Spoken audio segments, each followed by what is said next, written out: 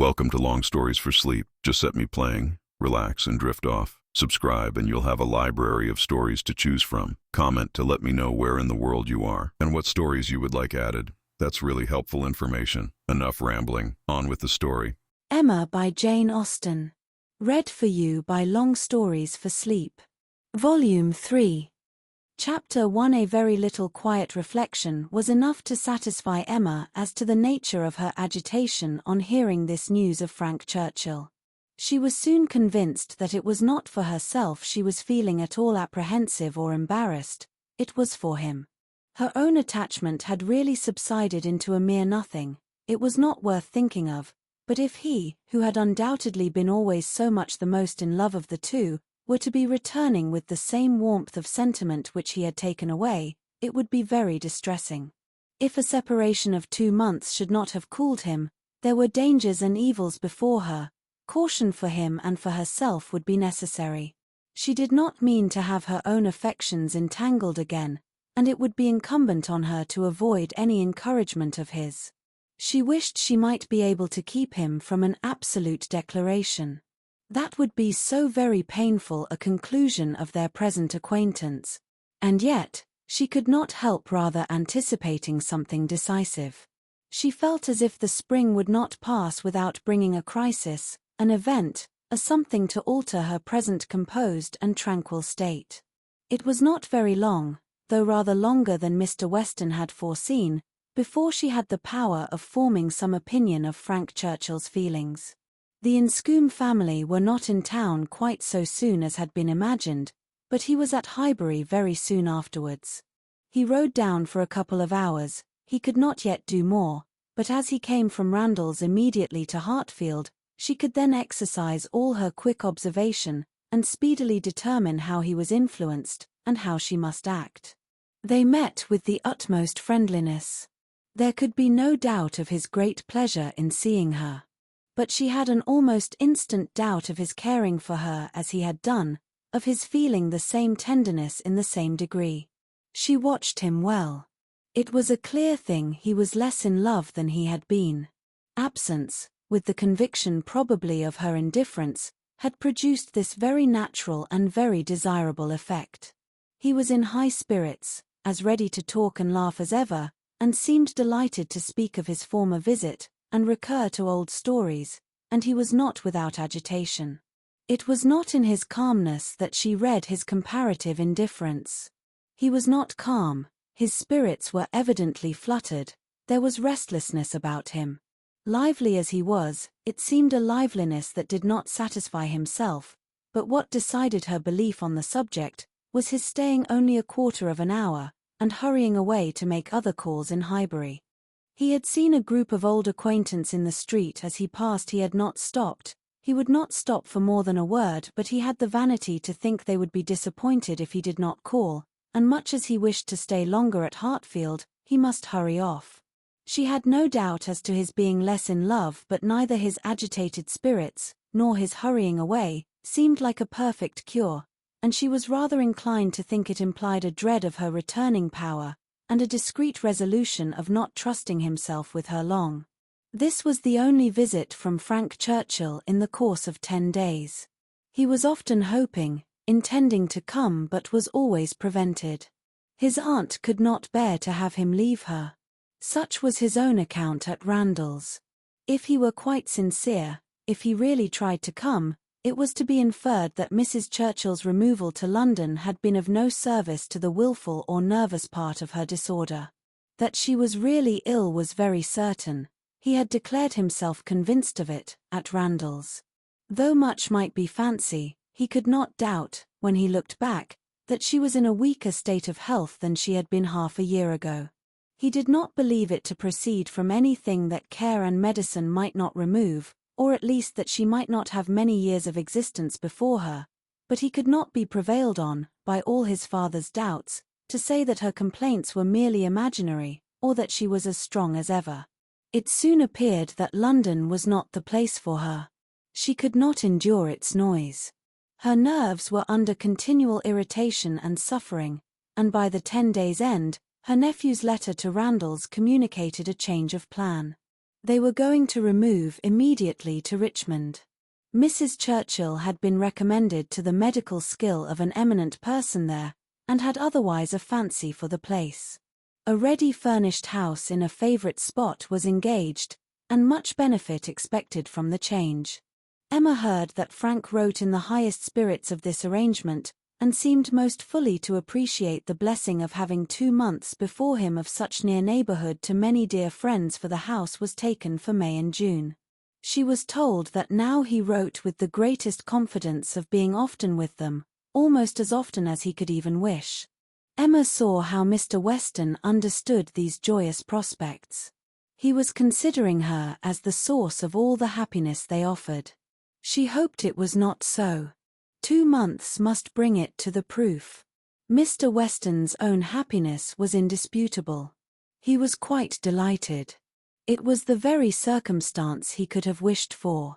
Now, it would be really having Frank in their neighbourhood. What were 9 miles to a young man? An hour's ride. He would be always coming over. The difference in that respect of Richmond and London was enough to make the whole difference of seeing him always and seeing him never. 16 miles, nay, 18, it must be full 18 to Manchester Street was a serious obstacle. Were he ever able to get away, the day would be spent in coming and returning. There was no comfort in having him in London, he might as well be at Inscombe, but Richmond was the very distance for easy intercourse. Better than nearer. One good thing was immediately brought to a certainty by this removal, the ball at the Crown. It had not been forgotten before, but it had been soon acknowledged vain to attempt to fix a day. Now, however, it was absolutely to be. Every preparation was resumed, and very soon after the Churchills had removed to Richmond, a few lines from Frank, to say that his aunt felt already much better for the change, and that he had no doubt of being able to join them for 24 hours at any given time, induced them to name as early a day as possible. Mr. Weston's ball was to be a real thing. A very few tomorrows stood between the young people of Highbury and happiness. Mr. Woodhouse was resigned. The time of year lightened the evil to him. May was better for everything than February.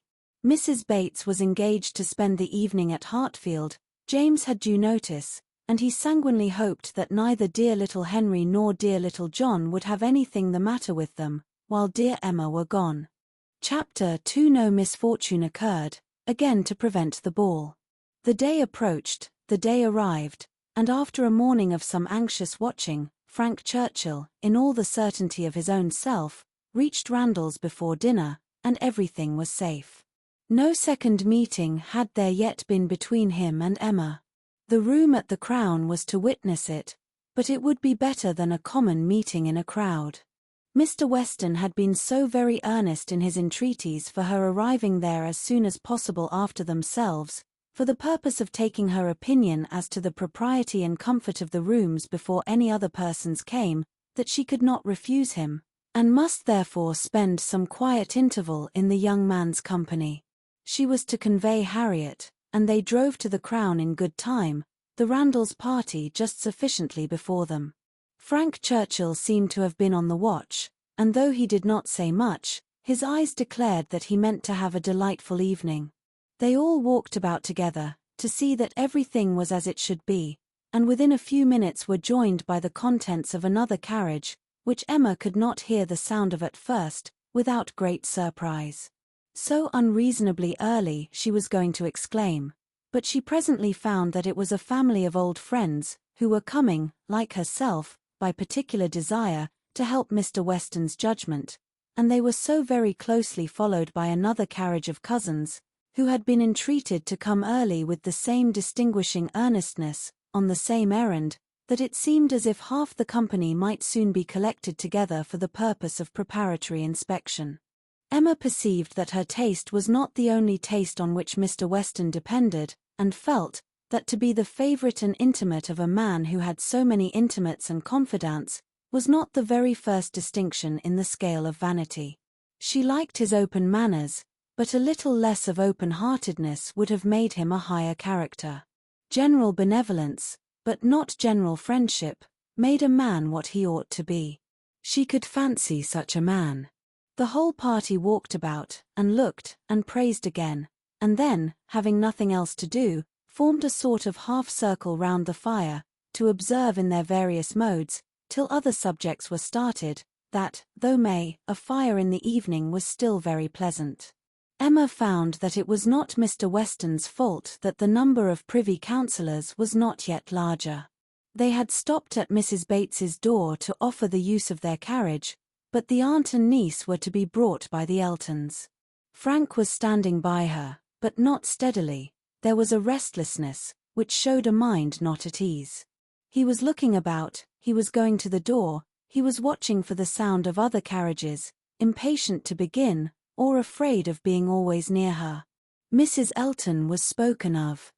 "I think she must be here soon," said he. "I have a great curiosity to see Mrs. Elton. I have heard so much of her. It cannot be long, I think, before she comes." A carriage was heard. He was on the move immediately, but coming back, said, "I am forgetting that I am not acquainted with her. I have never seen either Mr. or Mrs. Elton. I have no business to put myself forward." Mr. and Mrs. Elton appeared, and all the smiles and the proprieties passed. "But Miss Bates and Miss Fairfax," said Mr. Weston, looking about. "We thought you were to bring them." The mistake had been slight. The carriage was sent for them now. Emma longed to know what Frank's first opinion of Mrs. Elton might be, how he was affected by the studied elegance of her dress, and her smiles of graciousness. He was immediately qualifying himself to form an opinion, by giving her very proper attention, after the introduction had passed. In a few minutes the carriage returned. Somebody talked of rain. "I will see that there are umbrellas, sir," said Frank to his father. "Miss Bates must not be forgotten," and away he went. Mr. Weston was following, but Mrs. Elton detained him, to gratify him by her opinion of his son, and so briskly did she begin, that the young man himself, though by no means moving slowly, could hardly be out of hearing. "A very fine young man indeed, Mr. Weston. You know I candidly told you I should form my own opinion, and I am happy to say that I am extremely pleased with him. You may believe me. I never compliment. I think him a very handsome young man, and his manners are precisely what I like and approve, so truly the gentleman, without the least conceit or puppyism. You must know I have a vast dislike to puppies, quite a horror of them. They were never tolerated at Maple Grove. Neither Mr. Suckling nor me had ever any patience with them, and we used sometimes to say very cutting things. Selina, who is mild almost to a fault, bore with them much better. While she talked of his son, Mr. Weston's attention was chained, but when she got to Maple Grove, he could recollect that there were ladies just arriving to be attended to, and with happy smiles must hurry away. Mrs. Elton turned to Mrs. Weston. "I have no doubt of its being our carriage with Miss Bates and Jane. Our coachman and horses are so extremely expeditious. I believe we drive faster than anybody. What a pleasure it is to send one's carriage for a friend. I understand you were so kind as to offer, but another time it will be quite unnecessary. You may be very sure I shall always take care of them." Miss Bates and Miss Fairfax, escorted by the two gentlemen, walked into the room, and Mrs. Elton seemed to think it as much her duty as Mrs. Weston's to receive them. Her gestures and movements might be understood by anyone who looked on like Emma, but her words, everybody's words, were soon lost under the incessant flow of Miss Bates, who came in talking, and had not finished her speech under many minutes after her being admitted into the circle at the fire. As the door opened she was heard, "So very obliging of you. No rain at all. Nothing to signify. I do not care for myself. Quite thick shoes. And Jane declares well." As soon as she was within the door, "Well, this is brilliant indeed. This is admirable. Excellently contrived, upon my word. Nothing wanting. Could not have imagined it. So well lighted up. Jane, look. Did you ever see anything? Oh, Mr. Weston, you must really have had Aladdin's lamp. Good Mrs. Stokes would not know her own room again. I saw her as I came in. She was standing in the entrance. "Oh, Mrs. Stokes," said I, but I had not time for more. She was now met by Mrs. Weston. "Very well, I thank you, I hope you are quite well." "Very happy to hear it. So afraid you might have a headache. Seeing you pass by so often, and knowing how much trouble you must have. Delighted to hear it indeed. Ah, dear Mrs. Elton, so obliged to you for the carriage. Excellent time. Jane and I quite ready. Did not keep the horses a moment. Most comfortable carriage. Oh, and I am sure our thanks are due to you, Mrs. Weston, on that score. Mrs. Elton had most kindly sent Jane a note, or we should have been. But 2 such offers in one day. Never were such neighbors. I said to my mother, upon my word, thank you, my mother is remarkably well. Gone to Mr. Woodhouse's. I made her take her shawl, for the evenings are not warm, her large new shawl, Mrs. Dixon's wedding present.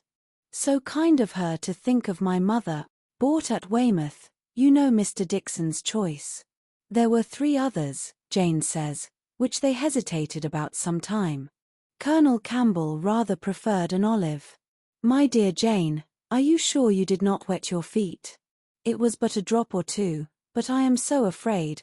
But Mr. Frank Churchill was so extremely, and there was a mat to step upon. I shall never forget his extreme politeness. Oh, Mr. Frank Churchill, I must tell you my mother's spectacles have never been in fault since. The rivet never came out again. My mother often talks of your good nature.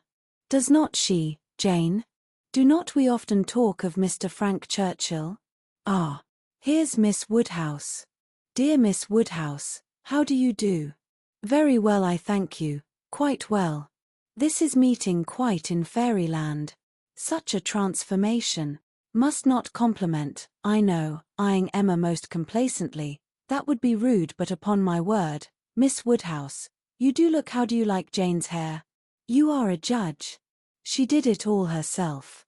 Quite wonderful how she does her hair. No hairdresser from London, I think, could. Ah, Dr. Hughes, I declare, and Mrs. Hughes. Must go and speak to Dr. and Mrs. Hughes for a moment. How do you do? How do you do? Very well, I thank you. This is delightful, is not it? Where's dear Mr. Richard? Oh, there he is. Don't disturb him. Much better employed talking to the young ladies. How do you do, Mr. Richard? I saw you the other day as you rode through the town, Mrs. Otway, I protest. And good Mr. Otway, and Miss Otway and Miss Caroline. Such a host of friend. And Mr. George and Mr. Arthur. How do you do? How do you all do? Quite well, I am much obliged to you. Never better. Don't I hear another carriage? Who can this be? Very likely the worthy Coles. Upon my word, this is charming to be standing about among such friends. And such a noble fire. I am quite roasted. No coffee, I thank you, for me never take coffee. A little tea if you please, sir, by and by, no hurry. Oh, here it comes. Everything so good. Frank Churchill returned to his station by Emma, and as soon as Miss Bates was quiet, she found herself necessarily overhearing the discourse of Mrs. Elton and Miss Fairfax, who were standing a little way behind her. He was thoughtful. Whether he were overhearing too, she could not determine. After a good many compliments to Jane on her dress and look, compliments very quietly and properly taken, Mrs. Elton was evidently wanting to be complimented herself, and it was, "How do you like my gown? How do you like my trimming? How has Wright done my hair?" with many other relative questions, all answered with patient politeness. Mrs. Elton then said, "Nobody can think less of dress in general than I do, but upon such an occasion as this, when everybody's eyes are so much upon me, and in compliment to the Westons, who I have no doubt are giving this ball chiefly to do me honor, I would not wish to be inferior to others. And I see very few pearls in the room except mine. So Frank Churchill is a capital dancer, I understand. We shall see if our styles suit. A fine young man certainly is Frank Churchill. I like him very well." At this moment Frank began talking so vigorously that Emma could not but imagine he had overheard his own praises, and did not want to hear more, and the voices of the ladies were drowned for a while, till another suspension brought Mrs. Elton's tones again distinctly forward. Mr. Elton had just joined them, and his wife was exclaiming, "Oh, you have found us out at last, have you, in our seclusion? I was this moment telling Jane, I thought you would begin to be impatient for tidings of us." "Jane," repeated Frank Churchill, with a look of surprise and displeasure. "That is easy, but Miss Fairfax does not disapprove it, I suppose." "How do you like Mrs. Elton?" said Emma in a whisper. "Not at all. You are ungrateful." "Ungrateful? What do you mean?" Then changing from a frown to a smile, "No, do not tell me, I do not want to know what you mean. Where is my father? When are we to begin dancing?" Emma could hardly understand him. He seemed in an odd humor. He walked off to find his father, but was quickly back again with both Mr. and Mrs. Weston. He had met with them in a little perplexity, which must be laid before Emma. It had just occurred to Mrs. Weston that Mrs. Elton must be asked to begin the ball, that she would expect it, which interfered with all their wishes of giving Emma that distinction. Emma heard the sad truth with fortitude. "And what are we to do for a proper partner for her?" said Mr. Weston. "She will think Frank ought to ask her." Frank turned instantly to Emma, to claim her former promise, and boasted himself an engaged man, which his father looked his most perfect approbation of, and it then appeared that Mrs. Weston was wanting him to dance with Mrs. Elton himself, and that their business was to help to persuade him into it, which was done pretty soon. Mr. Weston and Mrs. Elton led the way, Mr. Frank Churchill and Miss Woodhouse followed. Emma must submit to stand second to Mrs. Elton, though she had always considered the ball as peculiarly for her. It was almost enough to make her think of marrying. Mrs. Elton had undoubtedly the advantage, at this time, in vanity completely gratified, for though she had intended to begin with Frank Churchill, she could not lose by the change. Mr. Weston might be his son's superior. In spite of this little rub, however, Emma was smiling with enjoyment, delighted to see the respectable length of the set as it was forming, and to feel that she had so many hours of unusual festivity before her. She was more disturbed by Mr. Knightley's not dancing than by anything else. There he was, among the standers-by, where he ought not to be. He ought to be dancing, not classing himself with the husbands, and fathers, and whist players, who were pretending to feel an interest in the dance till their rubbers were made up, so young as he looked. He could not have appeared to greater advantage perhaps anywhere, than where he had placed himself.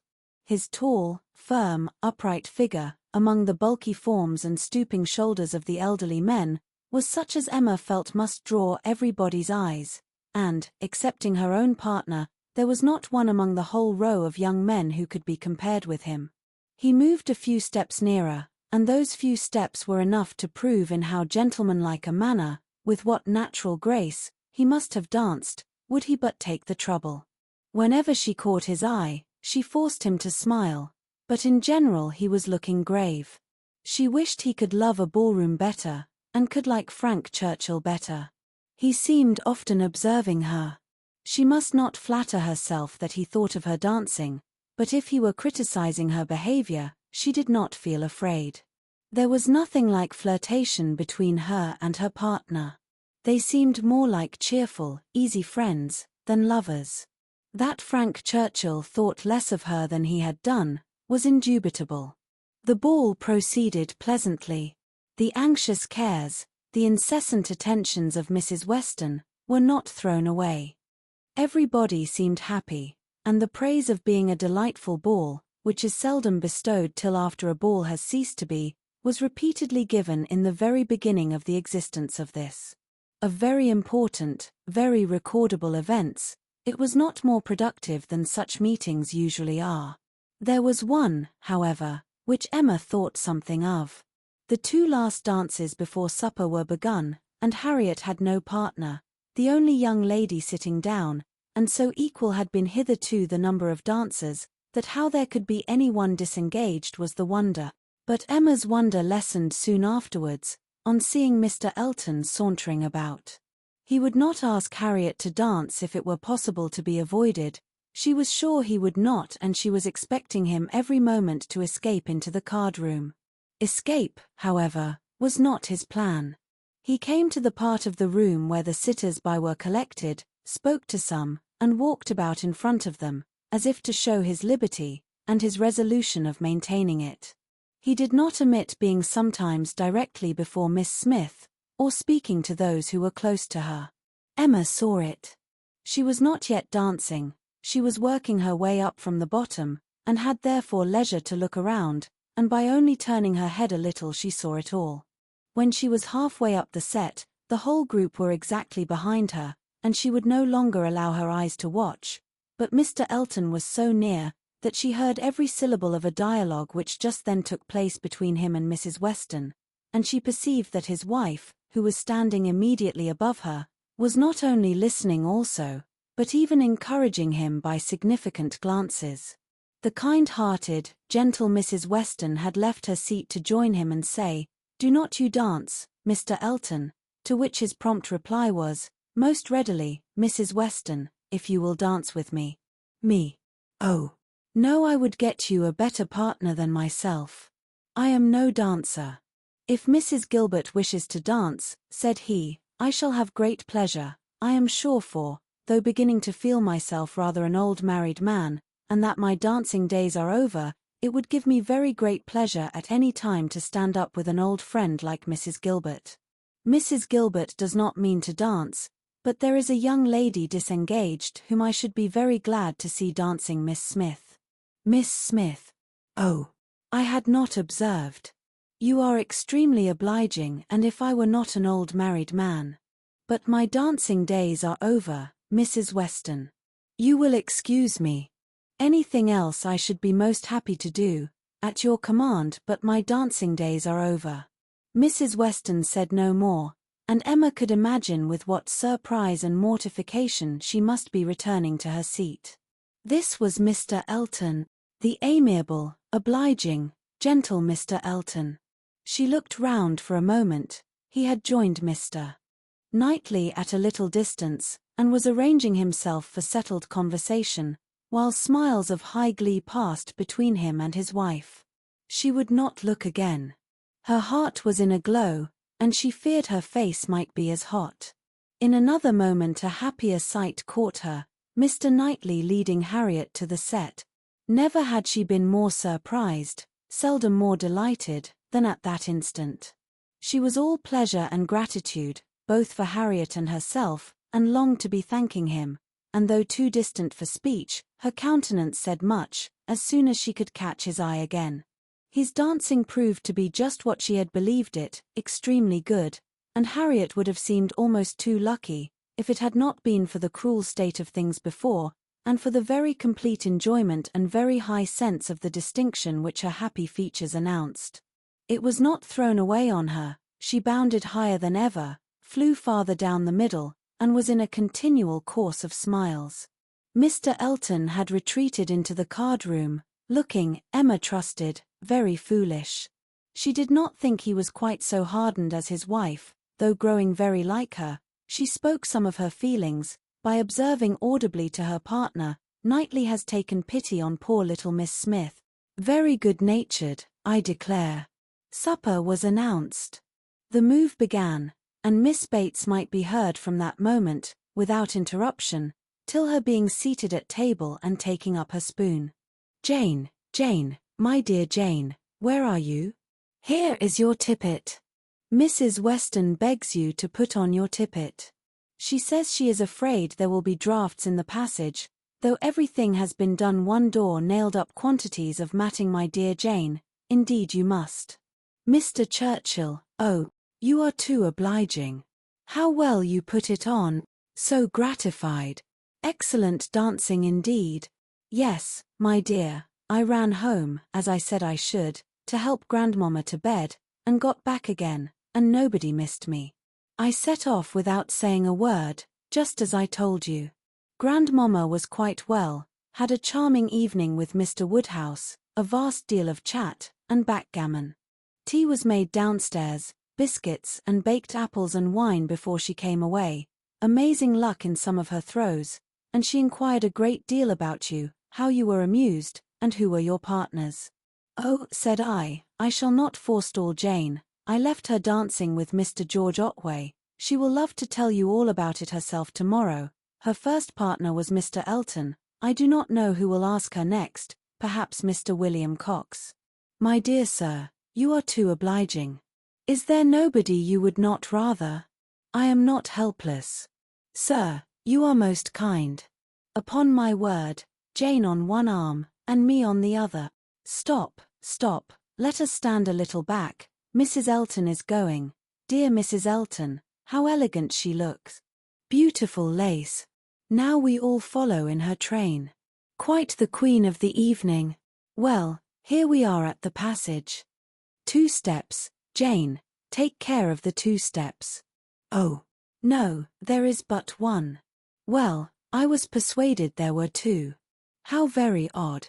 I was convinced there were 2, and there is but 1. I never saw anything equal to the comfort and style candles everywhere. I was telling you of your grandmamma, Jane. There was a little disappointment. The baked apples and biscuits, excellent in their way, you know, but there was a delicate fricassee of sweetbread and some asparagus brought in at first, and good Mr. Woodhouse, not thinking the asparagus quite boiled enough, sent it all out again.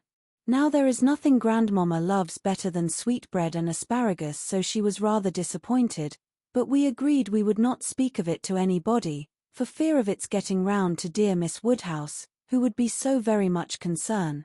Well, this is brilliant. I am all amazement. Could not have supposed anything. Such elegance and profusion. I have seen nothing like it since. Well, where shall we sit? Where shall we sit? Anywhere, so that Jane is not in a draught. Where I sit is of no consequence. Oh, do you recommend this side? Well, I am sure, Mr. Churchill, only it seems too good, but just as you please. What you direct in this house cannot be wrong. Dear Jane, how shall we ever recollect half the dishes for grandmamma? Soup too. Bless me. I should not be helped so soon, but it smells most excellent, and I cannot help beginning. Emma had no opportunity of speaking to Mr. Knightley till after supper, but, when they were all in the ballroom again, her eyes invited him irresistibly to come to her and be thanked. He was warm in his reprobation of Mr. Elton's conduct. It had been unpardonable rudeness, and Mrs. Elton's looks also received the due share of censure. They aimed at wounding more than Harriet, said he. Emma, why is it that they are your enemies? He looked with smiling penetration, and, on receiving no answer, added, she ought not to be angry with you, I suspect, whatever he may be. To that surmise, you say nothing, of course, but confess, Emma, that you did want him to marry Harriet. I did, replied Emma, and they cannot forgive me. He shook his head, but there was a smile of indulgence with it, and he only said, I shall not scold you. I leave you to your own reflections. Can you trust me with such flatterers? Does my vain spirit ever tell me I am wrong? Not your vain spirit, but your serious spirit. If one leads you wrong, I am sure the other tells you of it. I do own myself to have been completely mistaken in Mr. Elton. There is a littleness about him which you discovered, and which I did not, and I was fully convinced of his being in love with Harriet. It was through a series of strange blunders, and, in return for your acknowledging so much, I will do you the justice to say, that you would have chosen for him better than he has chosen for himself. Harriet Smith has some first-rate qualities, which Mrs. Elton is totally without. An unpretending, single-minded, artless girl infinitely to be preferred by any man of sense and taste to such a woman as Mrs. Elton. I found Harriet more conversable than I expected. Emma was extremely gratified. They were interrupted by the bustle of Mr. Weston calling on everybody to begin dancing again. Come, Miss Woodhouse, Miss Otway, Miss Fairfax, what are you all doing? Come, Emma, set your companions the example. Everybody is lazy. Everybody is asleep. I am ready, said Emma, whenever I am wanted. Whom are you going to dance with? Asked Mr. Knightley. She hesitated a moment, and then replied, with you, if you will ask me. Will you? Said he, offering his hand. Indeed I will. You have shown that you can dance, and you know we are not really so much brother and sister as to make it at all improper. Brother and sister. No, indeed. Chapter 3. This little explanation with Mr. Knightley gave Emma considerable pleasure. It was one of the agreeable recollections of the ball, which she walked about the lawn the next morning to enjoy. She was extremely glad that they had come to so good an understanding respecting the Eltons, and that their opinions of both husband and wife were so much alike, and his praise of Harriet, his concession in her favour, was peculiarly gratifying. The impertinence of the Eltons, which for a few minutes had threatened to ruin the rest of her evening, had been the occasion of some of its highest satisfactions, and she looked forward to another happy result, the cure of Harriet's infatuation. From Harriet's manner of speaking of the circumstance before they quitted the ballroom, she had strong hopes. It seemed as if her eyes were suddenly opened, and she were enabled to see that Mr. Elton was not the superior creature she had believed him. The fever was over, and Emma could harbour little fear of the pulse being quickened again by injurious courtesy. She depended on the evil feelings of the Eltons for supplying all the discipline of pointed neglect that could be farther requisite. Harriet rational, Frank Churchill not too much in love, and Mr. Knightley not wanting to quarrel with her, how very happy a summer must be before her. She was not to see Frank Churchill this morning. He had told her that he could not allow himself the pleasure of stopping at Hartfield, as he was to be at home by the middle of the day. She did not regret it. Having arranged all these matters, looked them through, and put them all to rights, she was just turning to the house with spirits freshened up for the demands of the two little boys, as well as of their grandpapa, when the great iron sweep gate opened, and two persons entered whom she had never less expected to see together. Frank Churchill, with Harriet leaning on his arm, actually Harriet. A moment sufficed to convince her that something extraordinary had happened. Harriet looked white and frightened, and he was trying to cheer her. The iron gates and the front door were not 20 yards asunder. They were all three soon in the hall, and Harriet immediately sinking into a chair fainted away. A young lady who faints must be recovered, questions must be answered, and surprises be explained. Such events are very interesting, but the suspense of them cannot last long. A few minutes made Emma acquainted with the whole.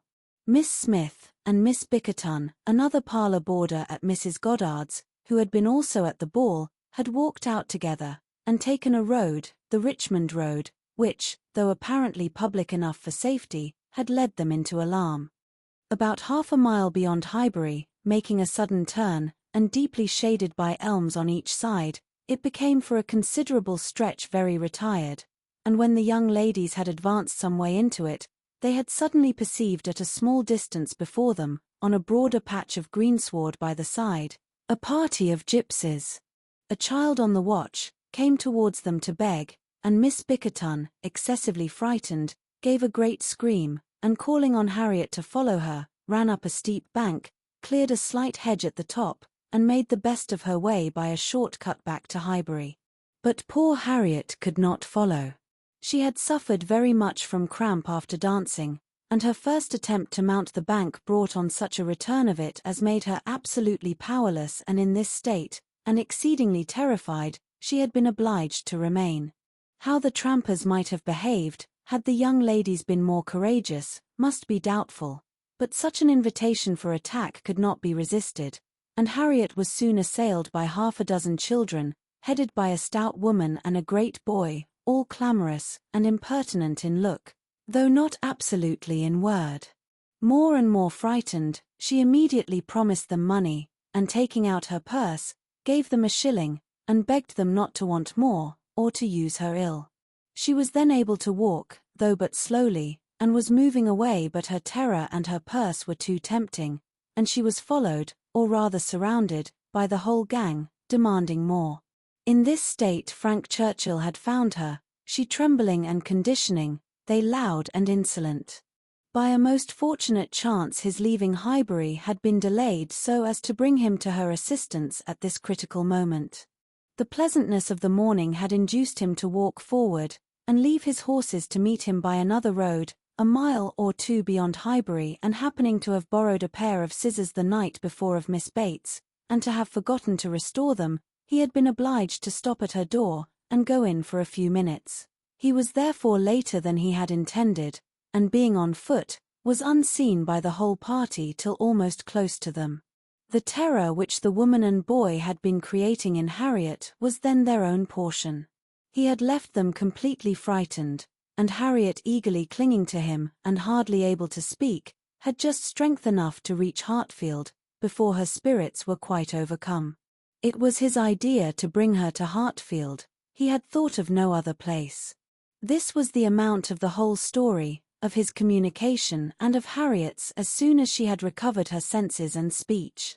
He dared not stay longer than to see her well, these several delays left him not another minute to lose, and Emma engaging to give assurance of her safety to Mrs. Goddard, and notice of there being such a set of people in the neighbourhood to Mr. Knightley, he set off, with all the grateful blessings that she could utter for her friend and herself.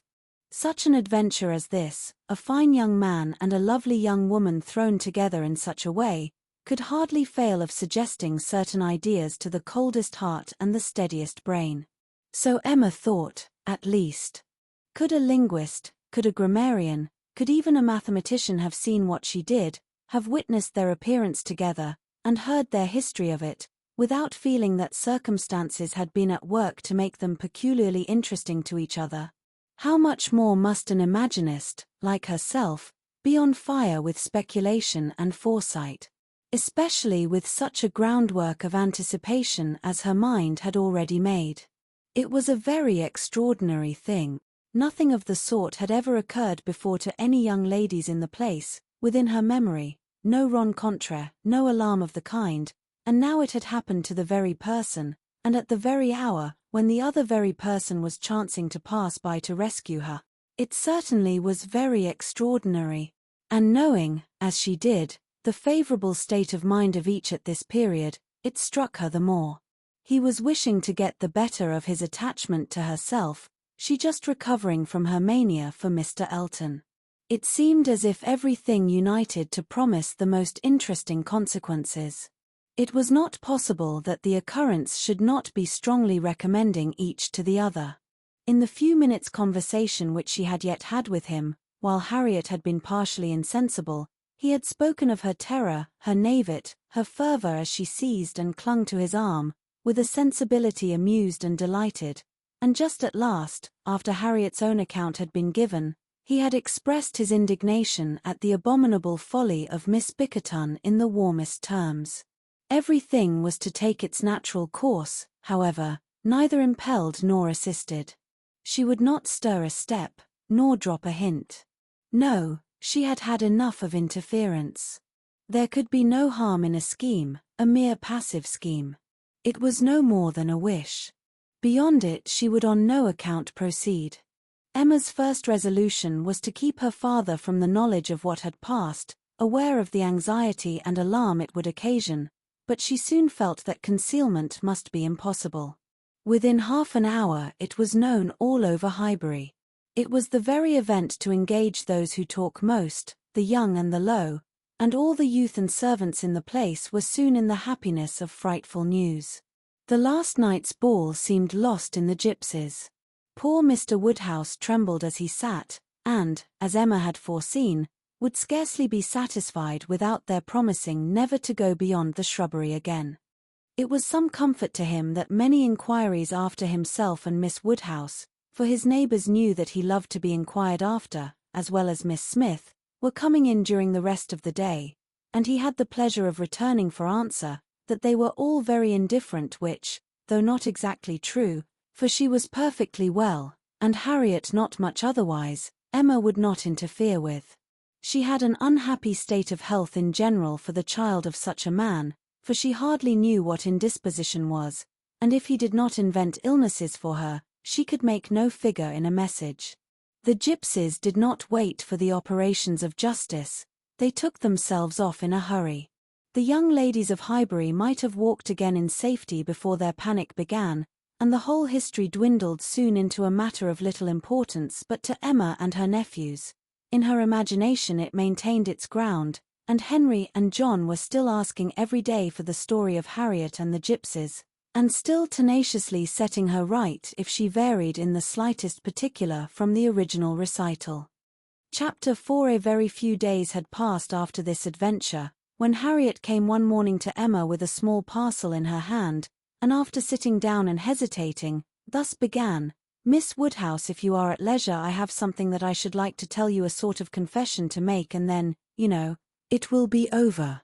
Emma was a good deal surprised, but begged her to speak.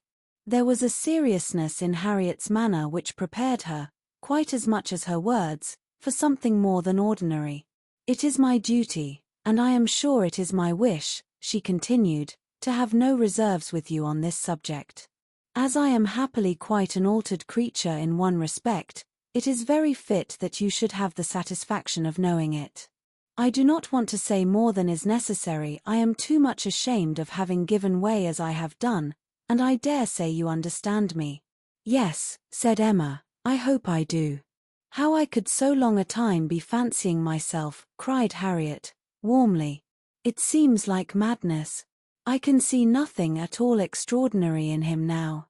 I do not care whether I meet him or not, except that of the two I had rather not see him, and indeed I would go any distance round to avoid him, but I do not envy his wife in the least. I neither admire her nor envy her, as I have done. She is very charming, I dare say, and all that, but I think her very ill-tempered and disagreeable. I shall never forget her look the other night. However, I assure you, Miss Woodhouse, I wish her no evil. No, let them be ever so happy together, it will not give me another moment's pang, and to convince you that I have been speaking truth, I am now going to destroy what I ought to have destroyed long ago, what I ought never to have kept. I know that very well," blushing as she spoke. "However, now I will destroy it all, and it is my particular wish to do it in your presence, that you may see how rational I am grown. Cannot you guess what this parcel holds?" said she, with a conscious look. "Not the least in the world. Did he ever give you anything?" "No, I cannot call them gifts, but they are things that I have valued very much." She held the parcel towards her, and Emma read the words "most precious treasures" on the top. Her curiosity was greatly excited. Harriet unfolded the parcel, and she looked on with impatience. Within abundance of silver paper was a pretty little Tunbridge ware box, which Harriet opened. It was well lined with the softest cotton, but, excepting the cotton, Emma saw only a small piece of court plaister. "Now," said Harriet, "you must recollect." "No, indeed I do not."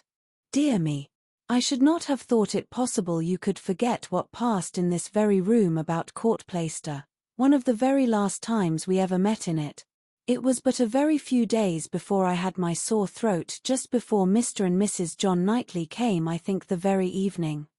Do not you remember his cutting his finger with your new penknife, and your recommending court plaister? But, as you had none about you, and knew I had, you desired me to supply him, and so I took mine out and cut him a piece, but it was a great deal too large, and he cut it smaller, and kept playing some time with what was left, before he gave it back to me. And so then, in my nonsense, I could not help making a treasure of it, so I put it by never to be used, and looked at it now and then as a great treat." "My dearest Harriet," cried Emma, putting her hand before her face, and jumping up, "you make me more ashamed of myself than I can bear. Remember it." I remember it all now, all, except your saving this relic. I knew nothing of that till this moment, but the cutting the finger, and my recommending court plaister, and saying I had none about me. Oh, my sins, my sins. And I had plenty all the while in my pocket. One of my senseless tricks. I deserve to be under a continual blush all the rest of my life. Well, Sitting down again. Go on, what else? And had you really some at hand yourself? I am sure I never suspected it, you did it so naturally. And so you actually put this piece of court plaister by for his sake, said Emma, recovering from her state of shame and feeling divided between wonder and amusement.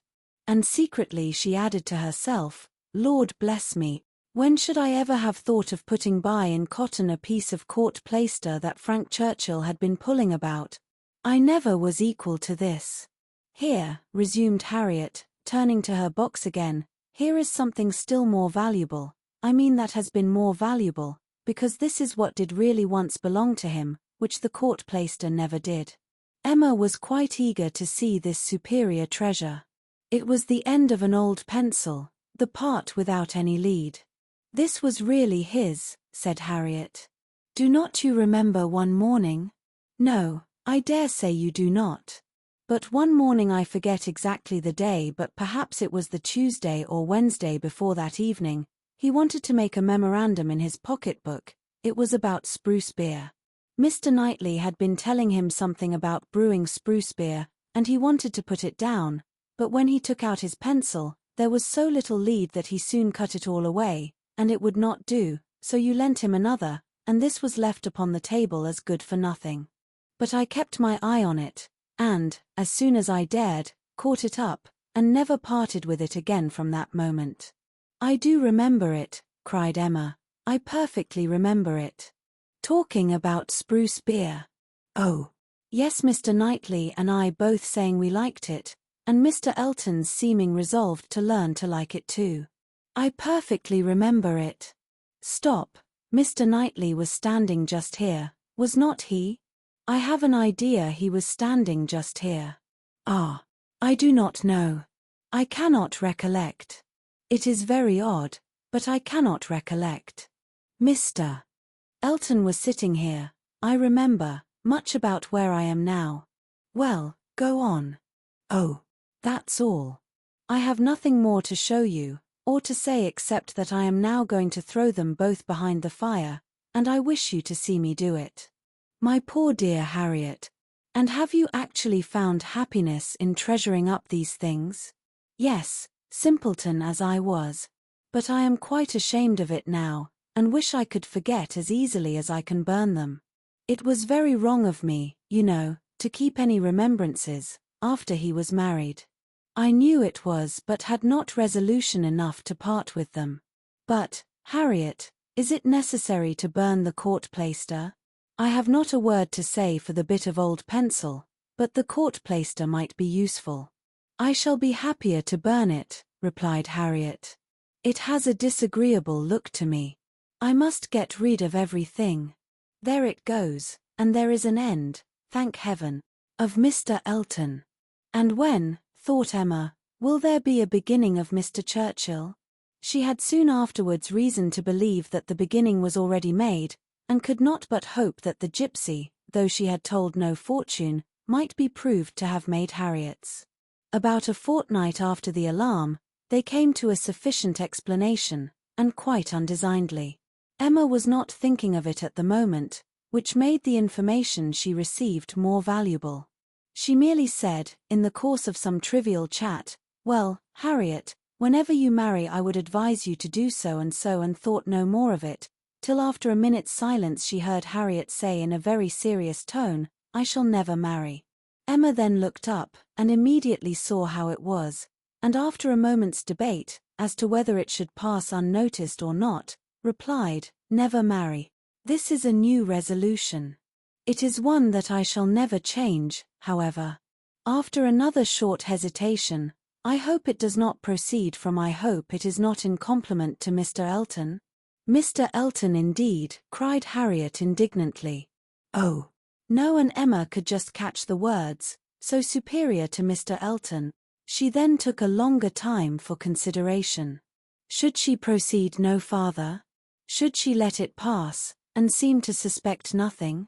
Perhaps Harriet might think her cold or angry if she did, or perhaps if she were totally silent, it might only drive Harriet into asking her to hear too much, and against anything like such an unreserve as had been, such an open and frequent discussion of hopes and chances, she was perfectly resolved.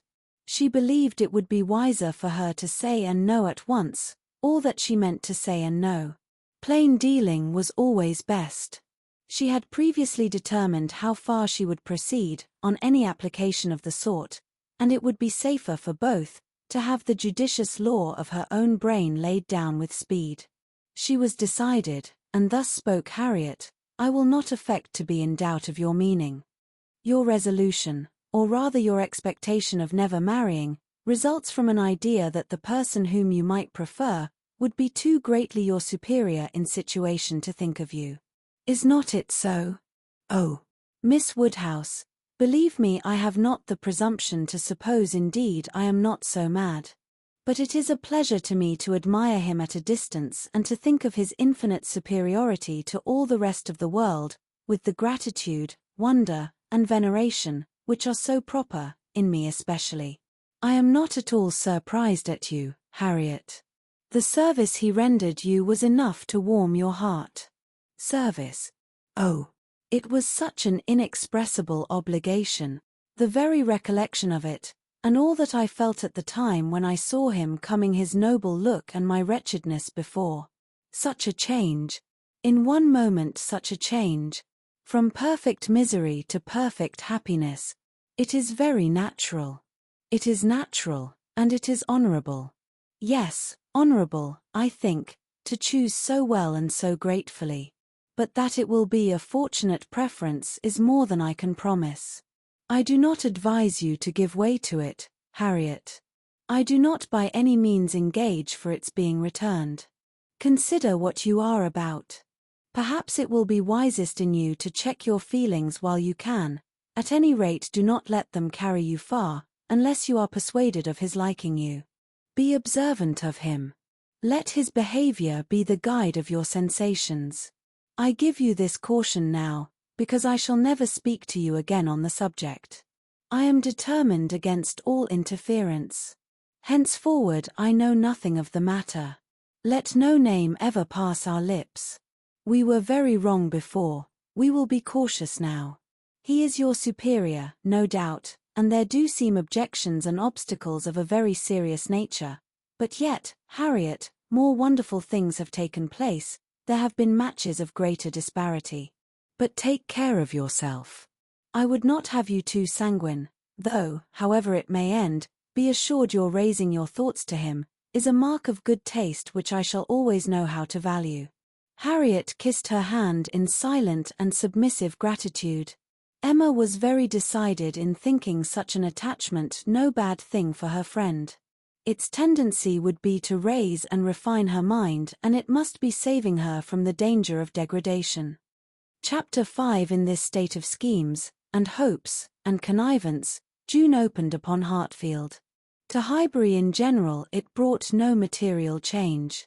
The Eltons were still talking of a visit from the Sucklings, and of the use to be made of their barouche landau, and Jane Fairfax was still at her grandmother's, and as the return of the Campbells from Ireland was again delayed, and August, instead of midsummer, fixed for it, she was likely to remain there full 2 months longer, provided at least she were able to defeat Mrs. Elton's activity in her service, and save herself from being hurried into a delightful situation against her will.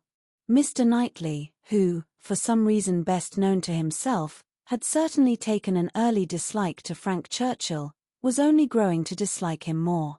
He began to suspect him of some double dealing in his pursuit of Emma. That Emma was his object appeared indisputable. Everything declared it, his own attentions, his father's hints, his mother-in-law's guarded silence, it was all in unison. Words, conduct, discretion, and indiscretion, told the same story. But while so many were devoting him to Emma, and Emma herself making him over to Harriet, Mr. Knightley began to suspect him of some inclination to trifle with Jane Fairfax.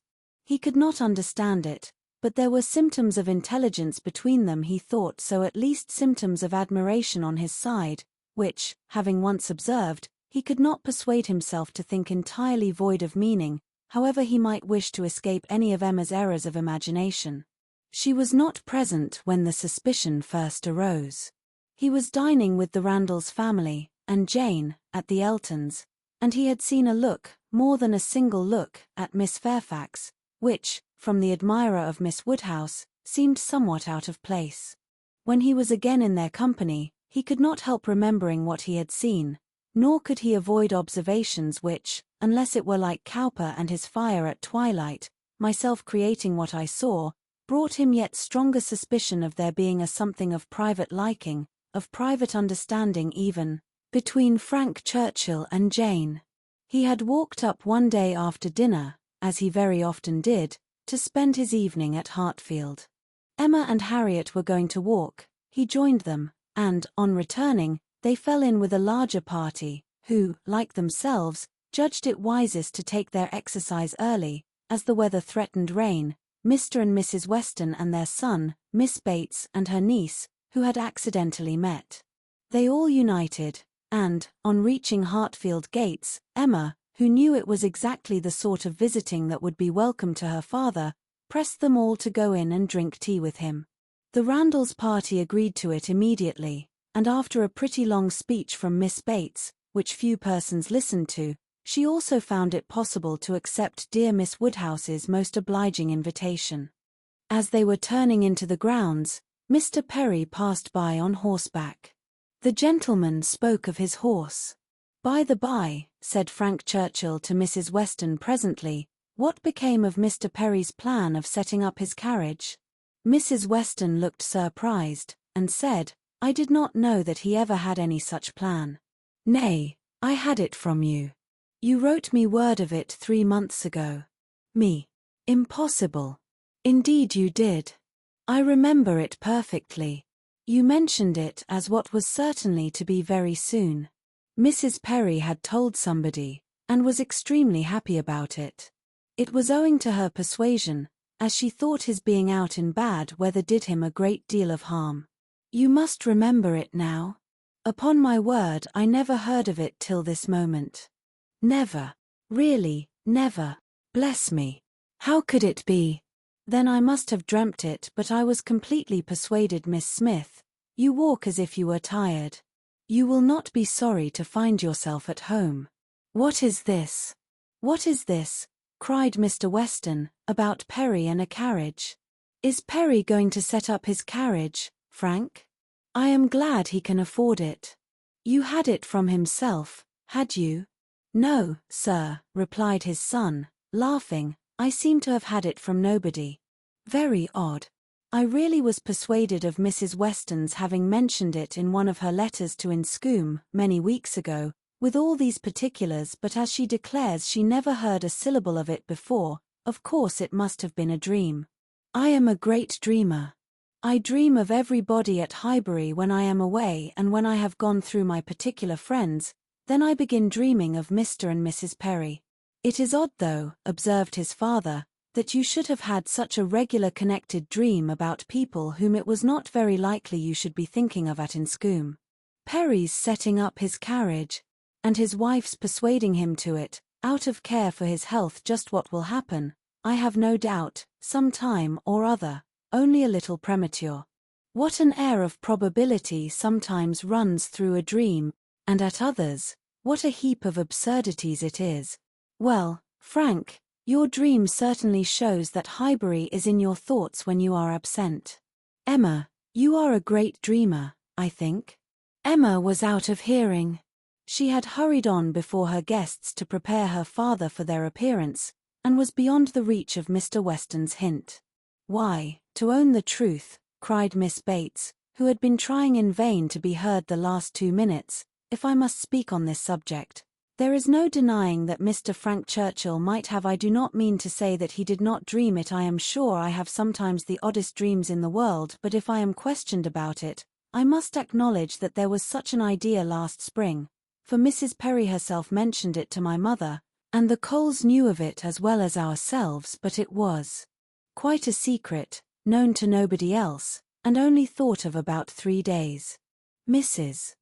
Perry was very anxious that he should have a carriage, and came to my mother in great spirits one morning because she thought she had prevailed. Jane, don't you remember grandmamma's telling us of it when we got home? I forget where we had been walking to, very likely to Randall's. Yes, I think it was to Randall's. Mrs. Perry was always particularly fond of my mother, indeed I do not know who is not, and she had mentioned it to her in confidence. She had no objection to her telling us, of course, but it was not to go beyond, and, from that day to this, I never mentioned it to a soul that I know of.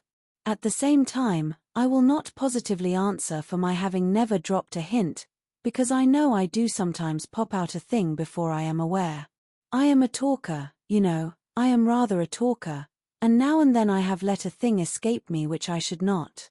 I am not like Jane, I wish I were. I will answer for it she never betrayed the least thing in the world. Where is she? Oh, just behind. Perfectly remember Mrs. Perry's coming. Extraordinary dream, indeed. They were entering the hall. Mr. Knightley's eyes had preceded Miss Bates's in a glance at Jane. From Frank Churchill's face, where he thought he saw confusion suppressed or laughed away, he had involuntarily turned to hers, but she was indeed behind, and too busy with her shawl. Mr. Weston had walked in. The two other gentlemen waited at the door to let her pass. Mr. Knightley suspected in Frank Churchill the determination of catching her eye. He seemed watching her intently in vain, however, if it were so. Jane passed between them into the hall, and looked at neither. There was no time for farther remark or explanation. The dream must be borne with, and Mr. Knightley must take his seat with the rest round the large modern circular table which Emma had introduced at Hartfield, and which none but Emma could have had power to place there and persuade her father to use, instead of the small-sized Pembroke, on which 2 of his daily meals had, for 40 years, been crowded. Tea passed pleasantly, and nobody seemed in a hurry to move.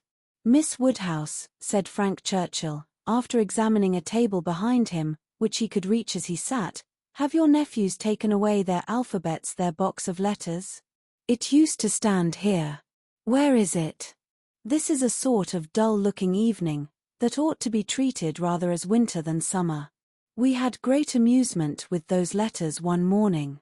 I want to puzzle you again.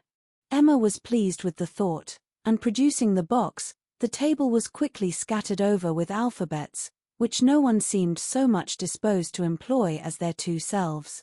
They were rapidly forming words for each other, or for anybody else who would be puzzled. The quietness of the game made it particularly eligible for Mr. Woodhouse, who had often been distressed by the more animated sort, which Mr.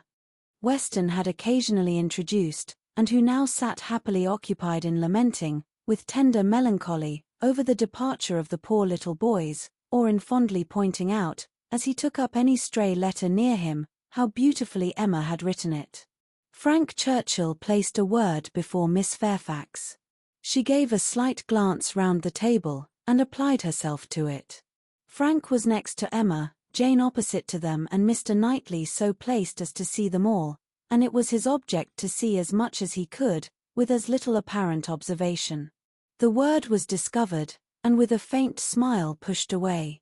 If meant to be immediately mixed with the others, and buried from sight, she should have looked on the table instead of looking just across, for it was not mixed, and Harriet, eager after every fresh word, and finding out none, directly took it up, and fell to work.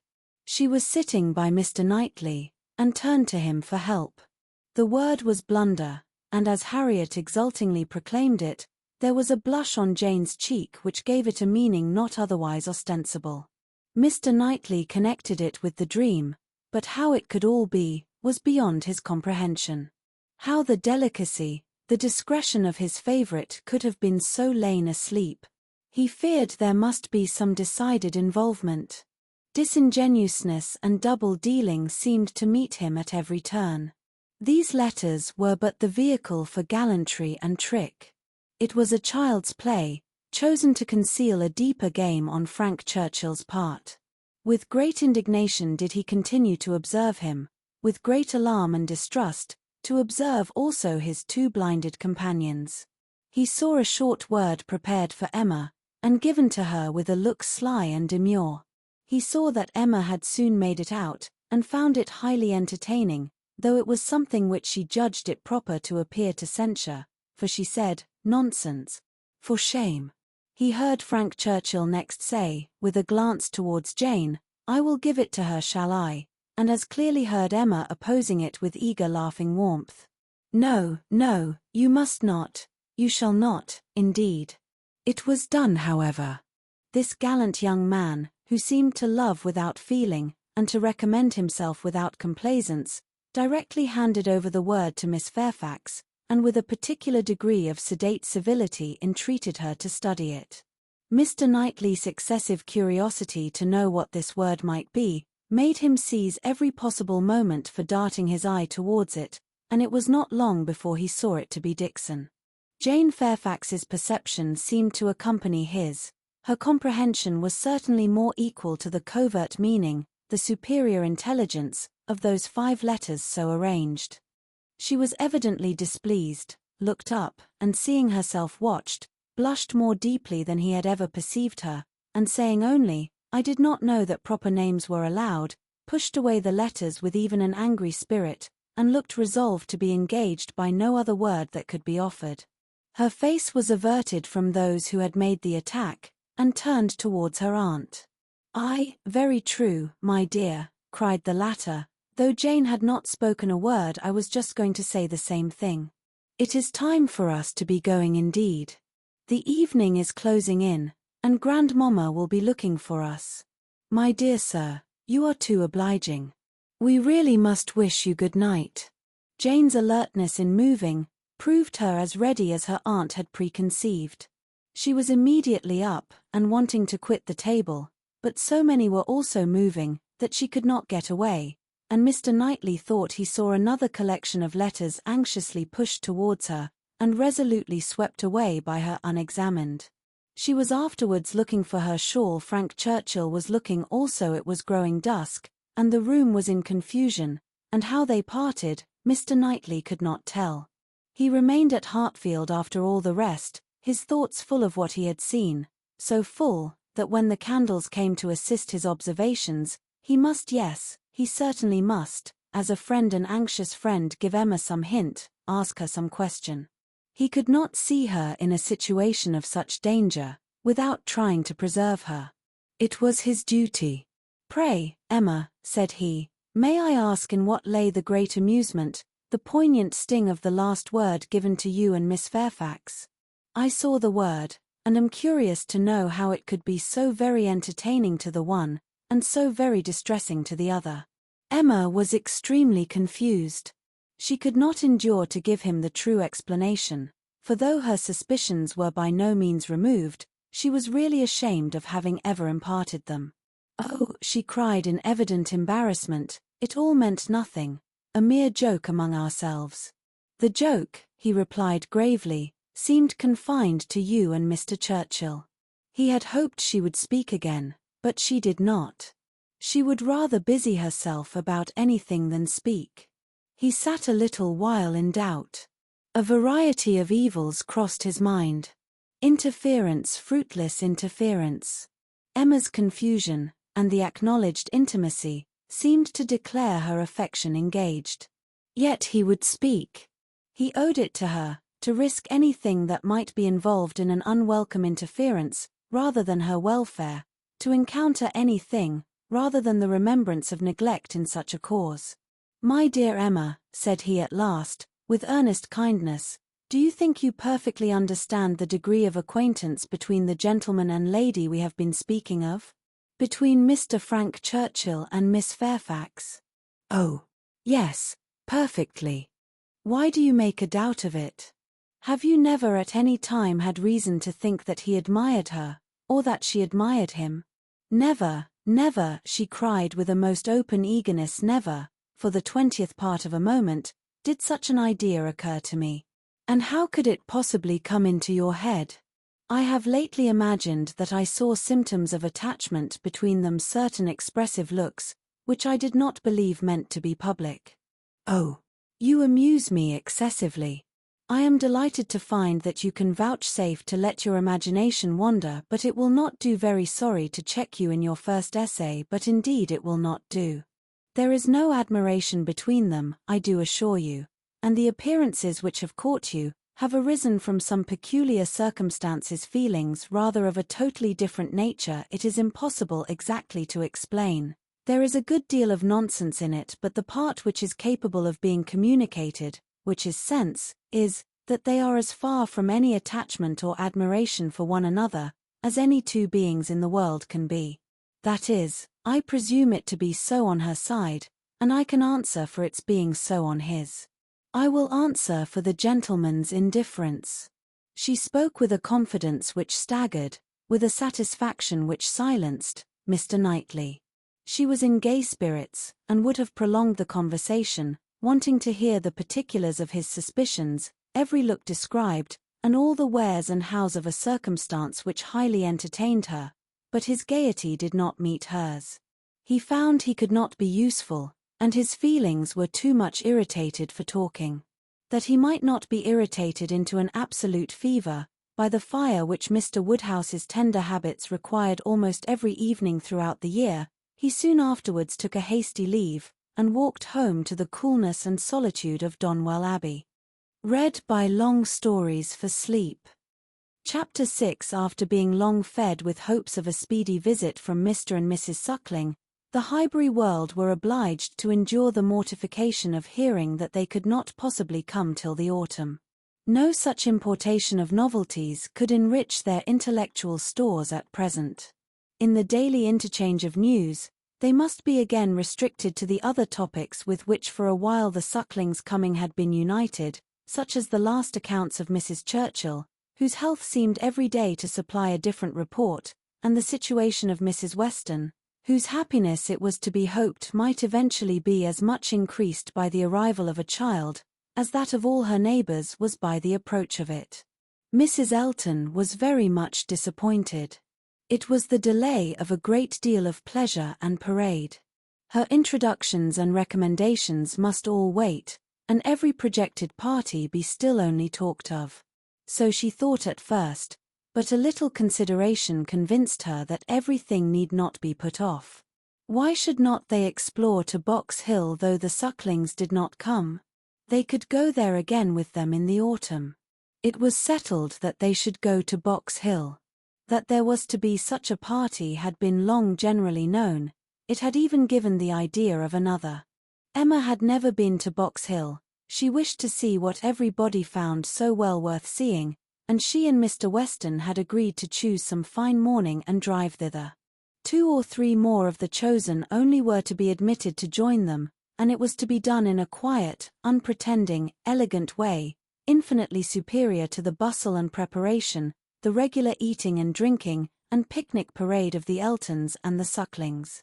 This was so very well understood between them, that Emma could not but feel some surprise, and a little displeasure, on hearing from Mr. Weston that he had been proposing to Mrs. Elton, as her brother and sister had failed her, that the 2 parties should unite, and go together, and that as Mrs. Elton had very readily acceded to it, so it was to be, if she had no objection.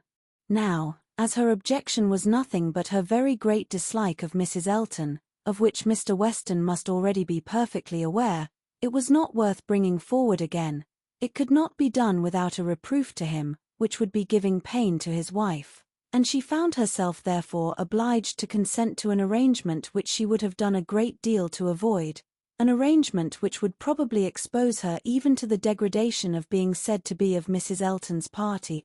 Every feeling was offended, and the forbearance of her outward submission left a heavy arrear due of secret severity in her reflections on the unmanageable goodwill of Mr. Weston's temper. "I am glad you approve of what I have done," said he very comfortably. "But I thought you would. Such schemes as these are nothing without numbers. One cannot have too large a party. A large party secures its own amusement. And she is a good-natured woman after all. One could not leave her out." Emma denied none of it aloud, and agreed to none of it in private.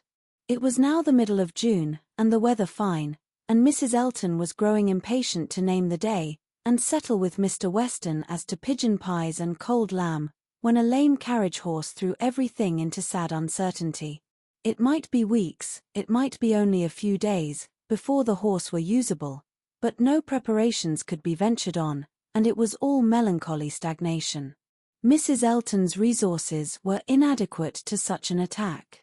"Is not this most vexatious, Knightley?" she cried. "And such weather for exploring.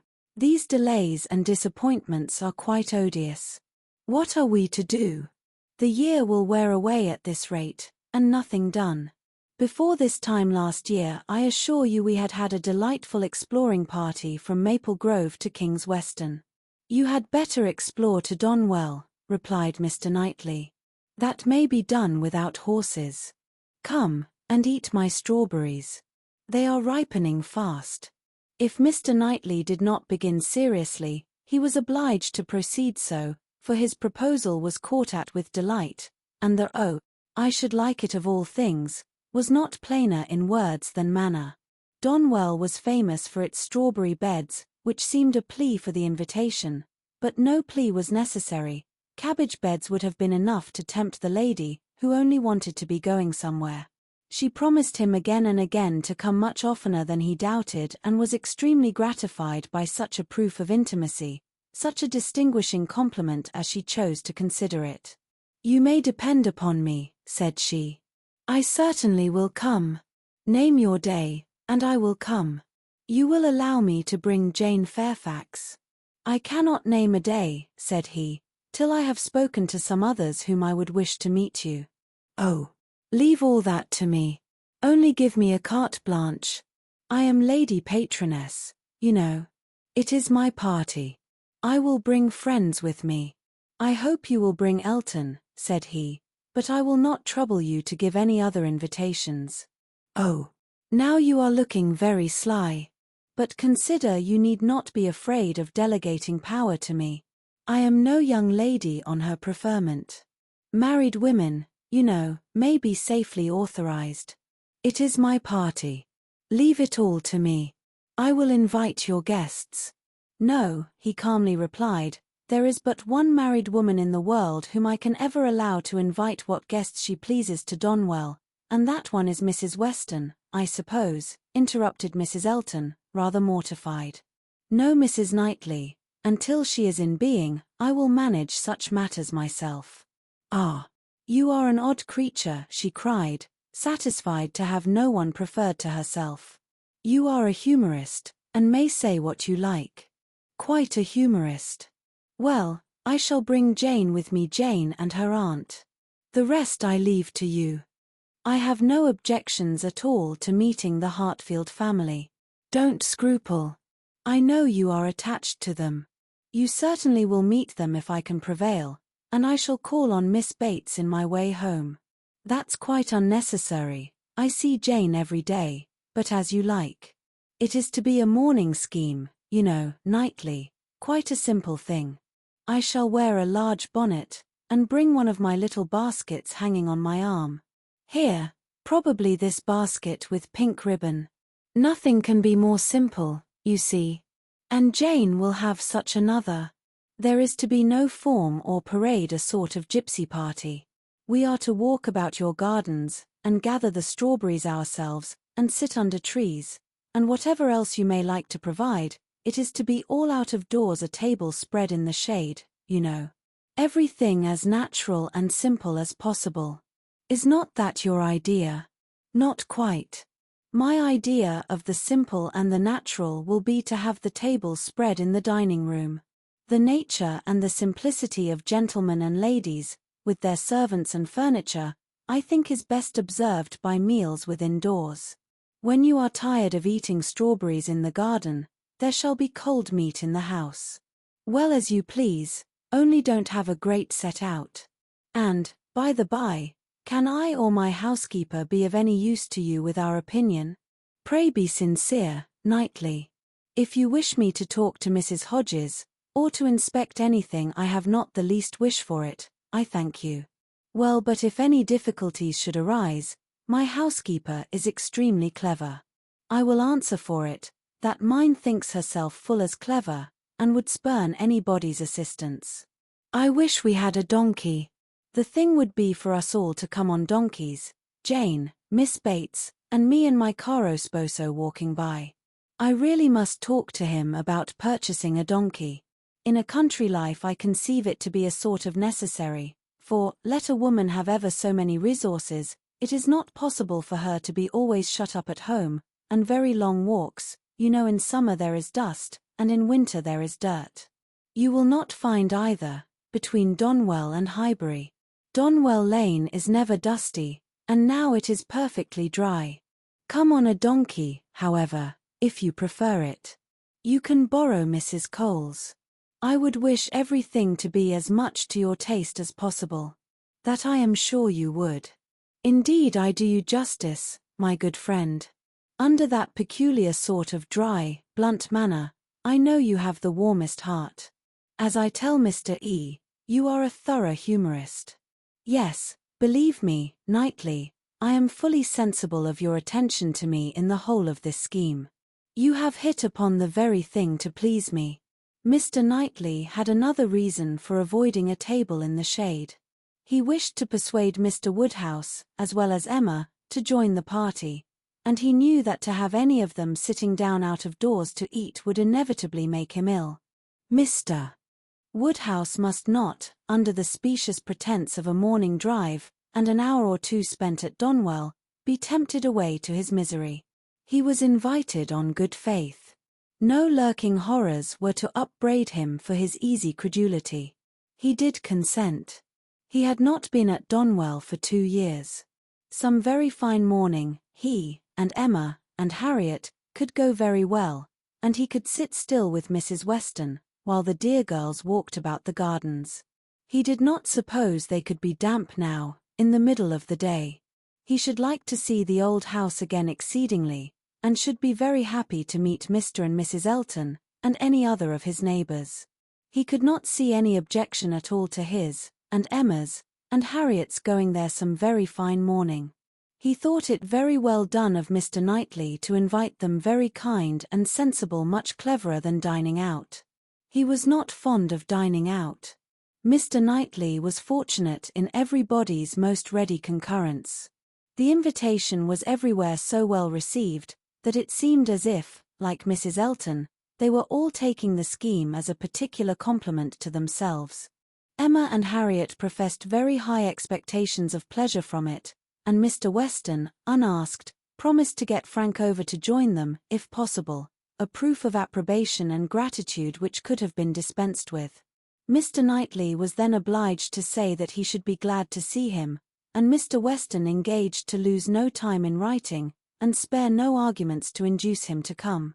In the meanwhile the lame horse recovered so fast, that the party to Box Hill was again under happy consideration, and at last Donwell was settled for one day, and Box Hill for the next, the weather appearing exactly right.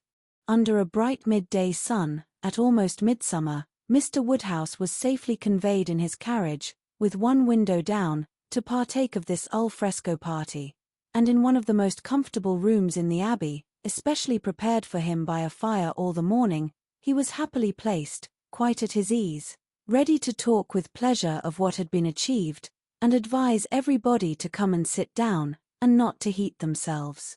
Mrs. Weston, who seemed to have walked there on purpose to be tired, and sit all the time with him, remained, when all the others were invited or persuaded out, his patient listener and sympathizer. It was so long since Emma had been at the Abbey, that as soon as she was satisfied of her father's comfort, she was glad to leave him, and look around her, eager to refresh and correct her memory with more particular observation, more exact understanding of a house and grounds which must ever be so interesting to her and all her family.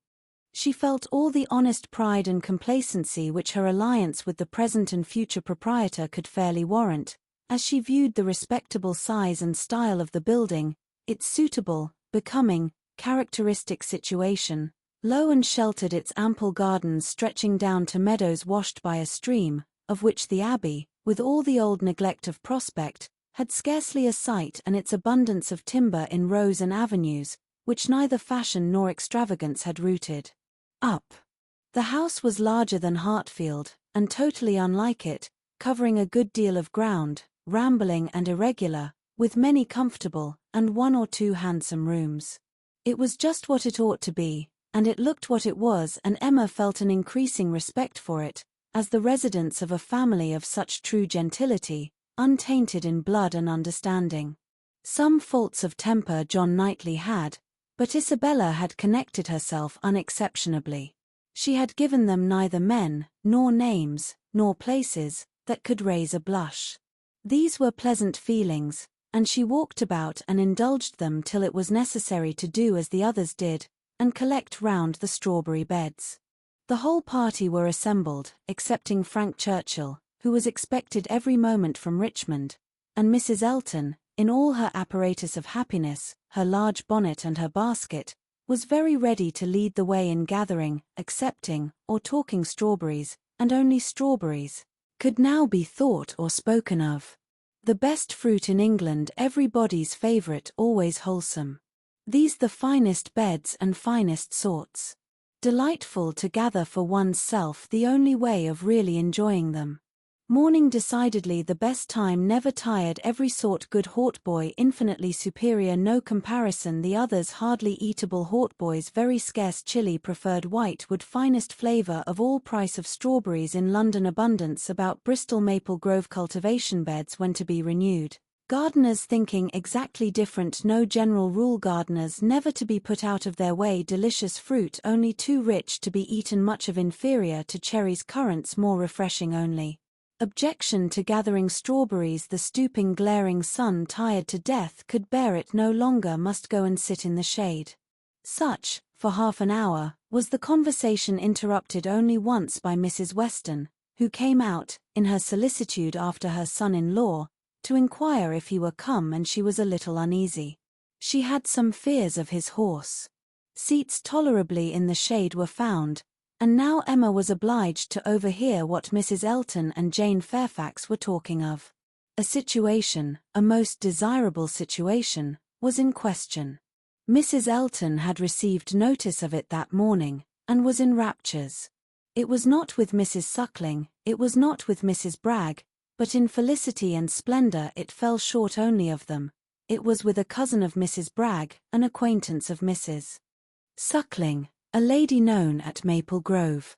Delightful, charming, superior, first circles, spheres, lines, ranks, everything, and Mrs. Elton was wild to have the offer closed with immediately. On her side, all was warmth, energy, and triumph, and she positively refused to take her friend's negative, though Miss Fairfax continued to assure her that she would not at present engage in anything, repeating the same motives which she had been heard to urge before. Still Mrs. Elton insisted on being authorized to write an acquiescence by the morrow's post. How Jane could bear it at all was astonishing to Emma. She did look vexed, she did speak pointedly, and at last, with a decision of action unusual to her, proposed a removal. Should not they walk? Would not Mr. Knightley show them the gardens, all the gardens? She wished to see the whole extent. The pertinacity of her friend seemed more than she could bear. It was hot, and after walking some time over the gardens in a scattered, dispersed way, scarcely any three together, they insensibly followed one another to the delicious shade of a broad short avenue of limes, which, stretching beyond the garden at an equal distance from the river, seemed the finish of the pleasure grounds. It led to nothing but a view at the end over a low stone wall with high pillars, which seemed intended, in their erection, to give the appearance of an approach to the house, which never had been there. Disputable, however, as might be the taste of such a termination, it was in itself a charming walk, and the view which closed it extremely pretty. The considerable slope, at nearly the foot of which the abbey stood, gradually acquired a steeper form beyond its grounds, and at half a mile distant was a bank of considerable abruptness and grandeur, well clothed with wood, and at the bottom of this bank, favourably placed and sheltered, rose the Abbey Mill Farm, with meadows in front, and the river making a close and handsome curve around it. It was a sweet view, sweet to the eye and the mind. English verdure, English culture, English comfort, seen under a sun bright, without being oppressive. In this walk Emma and Mr. Weston found all the others assembled, and towards this view she immediately perceived Mr. Knightley and Harriet distinct from the rest, quietly leading the way. Mr. Knightley and Harriet. It was an odd tete-a-tete, but she was glad to see it. There had been a time when he would have scorned her as a companion, and turned from her with little ceremony. Now they seemed in pleasant conversation. There had been a time also when Emma would have been sorry to see Harriet in a spot so favourable for the Abbey Mill farm, but now she feared it not. It might be safely viewed with all its appendages of prosperity and beauty, its rich pastures, spreading flocks, orchard in blossom, and light column of smoke ascending. She joined them at the wall, and found them more engaged in talking than in looking around. He was giving Harriet information as to modes of agriculture, etc., and Emma received a smile which seemed to say, "These are my own concerns. I have a right to talk on such subjects, without being suspected of introducing Robert Martin." She did not suspect him. It was too old a story. Robert Martin had probably ceased to think of Harriet. They took a few turns together along the walk. The shade was most refreshing, and Emma found it the pleasantest part of the day. The next remove was to the house. They must all go in and eat, and they were all seated and busy, and still Frank Churchill did not come. Mrs. Weston looked, and looked in vain. His father would not own himself uneasy, and laughed at her fears, but she could not be cured of wishing that he would part with his black mare.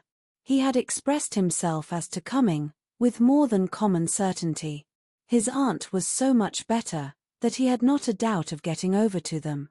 Mrs. Churchill's state, however, as many were ready to remind her, was liable to such sudden variation as might disappoint her nephew in the most reasonable dependence, and Mrs. Weston was at last persuaded to believe, or to say, that it must be by some attack of Mrs. Churchill that he was prevented coming.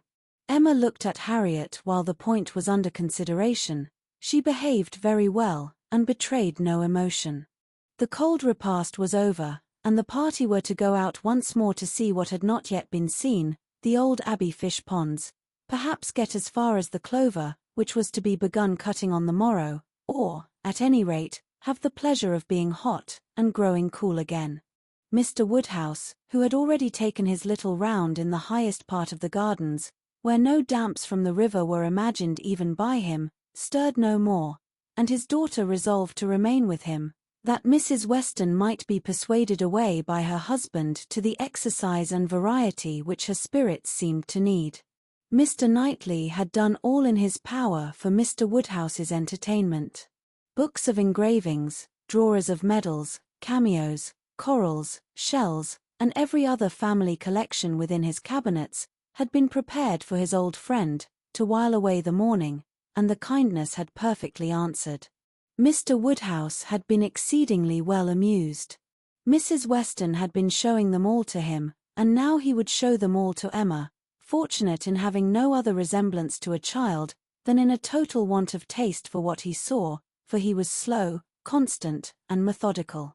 Before this second looking over was begun, however, Emma walked into the hall for the sake of a few moments' free observation of the entrance and ground plot of the house, and was hardly there, when Jane Fairfax appeared, coming quickly in from the garden, and with a look of escape.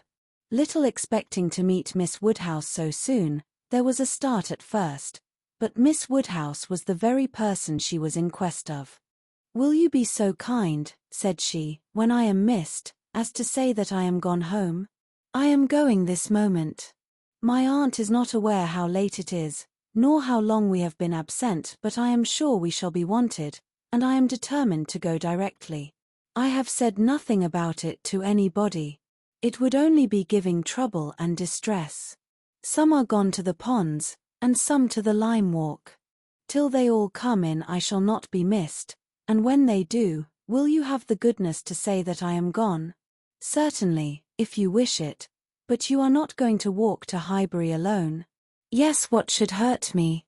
I walk fast. I shall be at home in 20 minutes. But it is too far, indeed it is, to be walking quite alone. Let my father's servant go with you. Let me order the carriage. It can be round in 5 minutes. Thank you, but on no account. I would rather walk.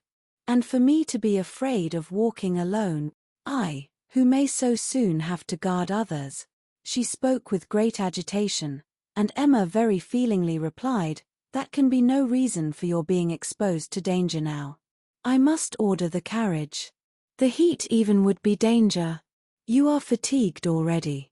"I am," she answered. "I am fatigued, but it is not the sort of fatigue quick walking will refresh me. Miss Woodhouse, we all know at times what it is to be wearied in spirits. Mine, I confess, are exhausted. The greatest kindness you can show me will be to let me have my own way, and only say that I am gone when it is necessary." Emma had not another word to oppose. She saw it all, and entering into her feelings, promoted her quitting the house immediately, and watched her safely off with the zeal of a friend. Her parting look was grateful, and her parting words, "Oh, Miss Woodhouse," the comfort of being sometimes alone seemed to burst from an overcharged heart, and to describe somewhat of the continual endurance to be practiced by her, even towards some of those who loved her best. "Such a home, indeed. Such an aunt," said Emma, as she turned back into the hall again. "I do pity you. And the more sensibility you betray of their just horrors, the more I shall like you." Jane had not been gone a quarter of an hour, and they had only accomplished some views of St. Mark's Place, Venice, when Frank Churchill entered the room. Emma had not been thinking of him, she had forgotten to think of him, but she was very glad to see him. Mrs. Weston would be at ease. The black mare was blameless. They were right who had named Mrs. Churchill as the cause. He had been detained by a temporary increase of illness in her, a nervous seizure, which had lasted some hours, and he had quite given up every thought of coming, till very late, and had he known how hot a ride he should have, and how late, with all his hurry, he must be, he believed he should not have come at all. The heat was excessive. He had never suffered anything like it, almost wished he had stayed at home. Nothing killed him like heat. He could bear any degree of cold, etc., but heat was intolerable, and he sat down, at the greatest possible distance from the slight remains of Mr. Woodhouse's fire, looking very deplorable. "You will soon be cooler, if you sit still," said Emma. "As soon as I am cooler I shall go back again. I could very ill be spared, but such a point had been made of my coming. You will all be going soon, I suppose, the whole party breaking up. I met one as I came. Madness in such weather, absolute madness." Emma listened, and looked, and soon perceived that Frank Churchill's state might be best defined by the expressive phrase of being out of humour. Some people were always cross when they were hot. Such might be his constitution, and as she knew that eating and drinking were often the cure of such incidental complaints, she recommended his taking some refreshment. He would find abundance of everything in the dining room, and she humanely pointed out the door. No, he should not eat. He was not hungry, it would only make him hotter. In 2 minutes, however, he relented in his own favour, and muttering something about spruce beer, walked off. Emma returned all her attention to her father, saying in secret, "I am glad I have done being in love with him. I should not like a man who is so soon discomposed by a hot morning. Harriet's sweet easy temper will not mind it."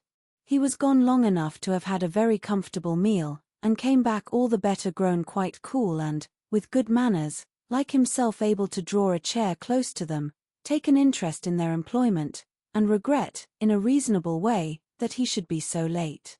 He was not in his best spirits, but seemed trying to improve them, and, at last, made himself talk nonsense very agreeably. They were looking over views in Switzerland. "As soon as my aunt gets well, I shall go abroad," said he. "I shall never be easy till I have seen some of these places. You will have my sketches, some time or other, to look at, or my tour to read, or my poem. I shall do something to expose myself.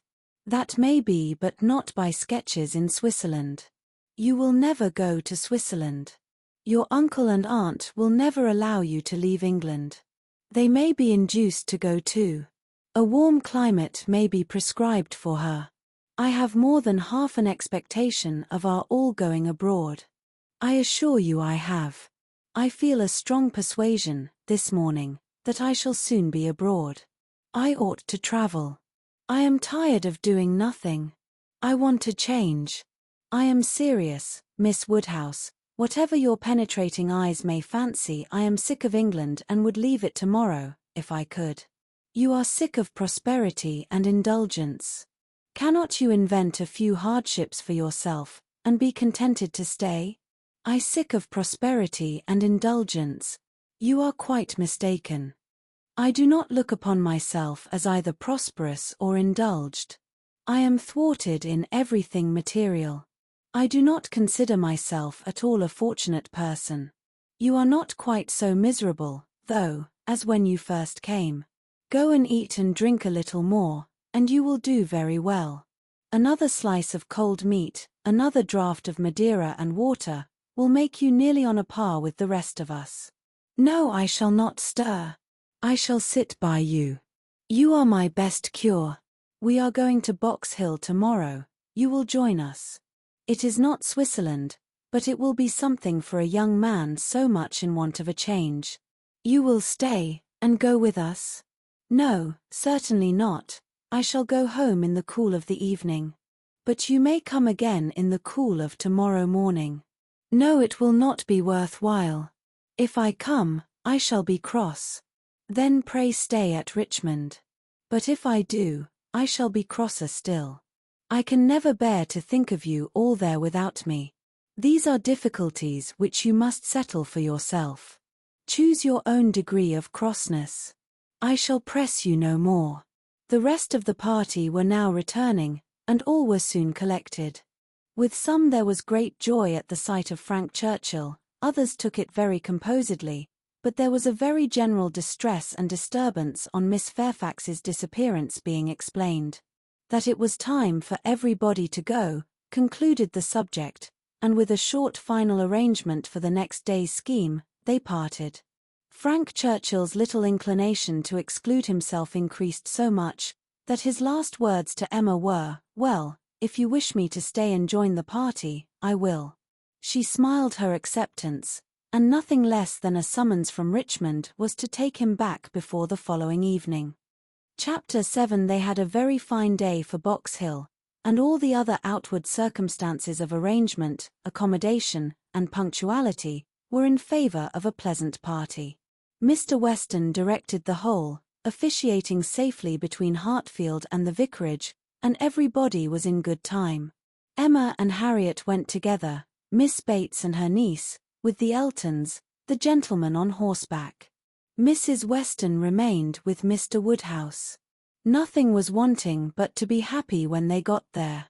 7 miles were travelled in expectation of enjoyment, and everybody had a burst of admiration on first arriving, but in the general amount of the day there was deficiency. There was a languor, a want of spirits, a want of union, which could not be got over. They separated too much into parties. The Eltons walked together, Mr. Knightley took charge of Miss Bates and Jane, and Emma and Harriet belonged to Frank Churchill. And Mr. Weston tried, in vain, to make them harmonize better. It seemed at first an accidental division, but it never materially varied. Mr. and Mrs. Elton, indeed, showed no unwillingness to mix and be as agreeable as they could, but during the 2 whole hours that were spent on the hill, there seemed a principle of separation, between the other parties, too strong for any fine prospects, or any cold collation, or any cheerful Mr. Weston, to remove. At first it was downright dullness to Emma. She had never seen Frank Churchill so silent and stupid. He said nothing worth hearing, looked without seeing, admired without intelligence, listened without knowing what she said. While he was so dull, it was no wonder that Harriet should be dull likewise, and they were both insufferable. When they all sat down it was better, to her taste a great deal better, for Frank Churchill grew talkative and gay, making her his first object. Every distinguishing attention that could be paid, was paid to her. To amuse her, and be agreeable in her eyes, seemed all that he cared for, and Emma, glad to be enlivened, not sorry to be flattered, was gay and easy too, and gave him all the friendly encouragement, the admission to be gallant, which she had ever given in the first and most animating period of their acquaintance, but which now, in her own estimation, meant nothing, though in the judgment of most people looking on it must have had such an appearance as no English word but flirtation could very well describe.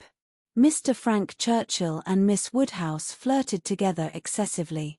They were laying themselves open to that very phrase and to having it sent off in a letter to Maple Grove by one lady, to Ireland by another.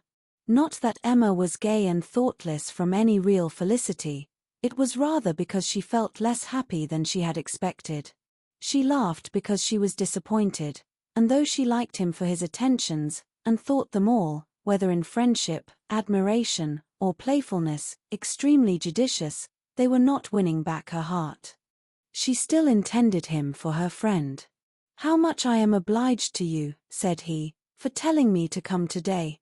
If it had not been for you, I should certainly have lost all the happiness of this party. I had quite determined to go away again. Yes, you were very cross, and I do not know what about, except that you were too late for the best strawberries. I was a kinder friend than you deserved. But you were humble. You begged hard to be commanded to come. Don't say I was cross. I was fatigued. The heat overcame me. It is hotter today. Not to my feelings. I am perfectly comfortable today. You are comfortable because you are under command. Your command? Yes. Perhaps I intended you to say so, but I meant self-command. You had, somehow or other, broken bounds yesterday, and run away from your own management, but today you are got back again, and as I cannot be always with you, it is best to believe your temper under your own command rather than mine. It comes to the same thing. I can have no self-command without a motive. You order me, whether you speak or not. And you can be always with me. You are always with me. Dating from 3 o'clock yesterday. My perpetual influence could not begin earlier, or you would not have been so much out of humor before. 3 o'clock yesterday. That is your date. I thought I had seen you first in February.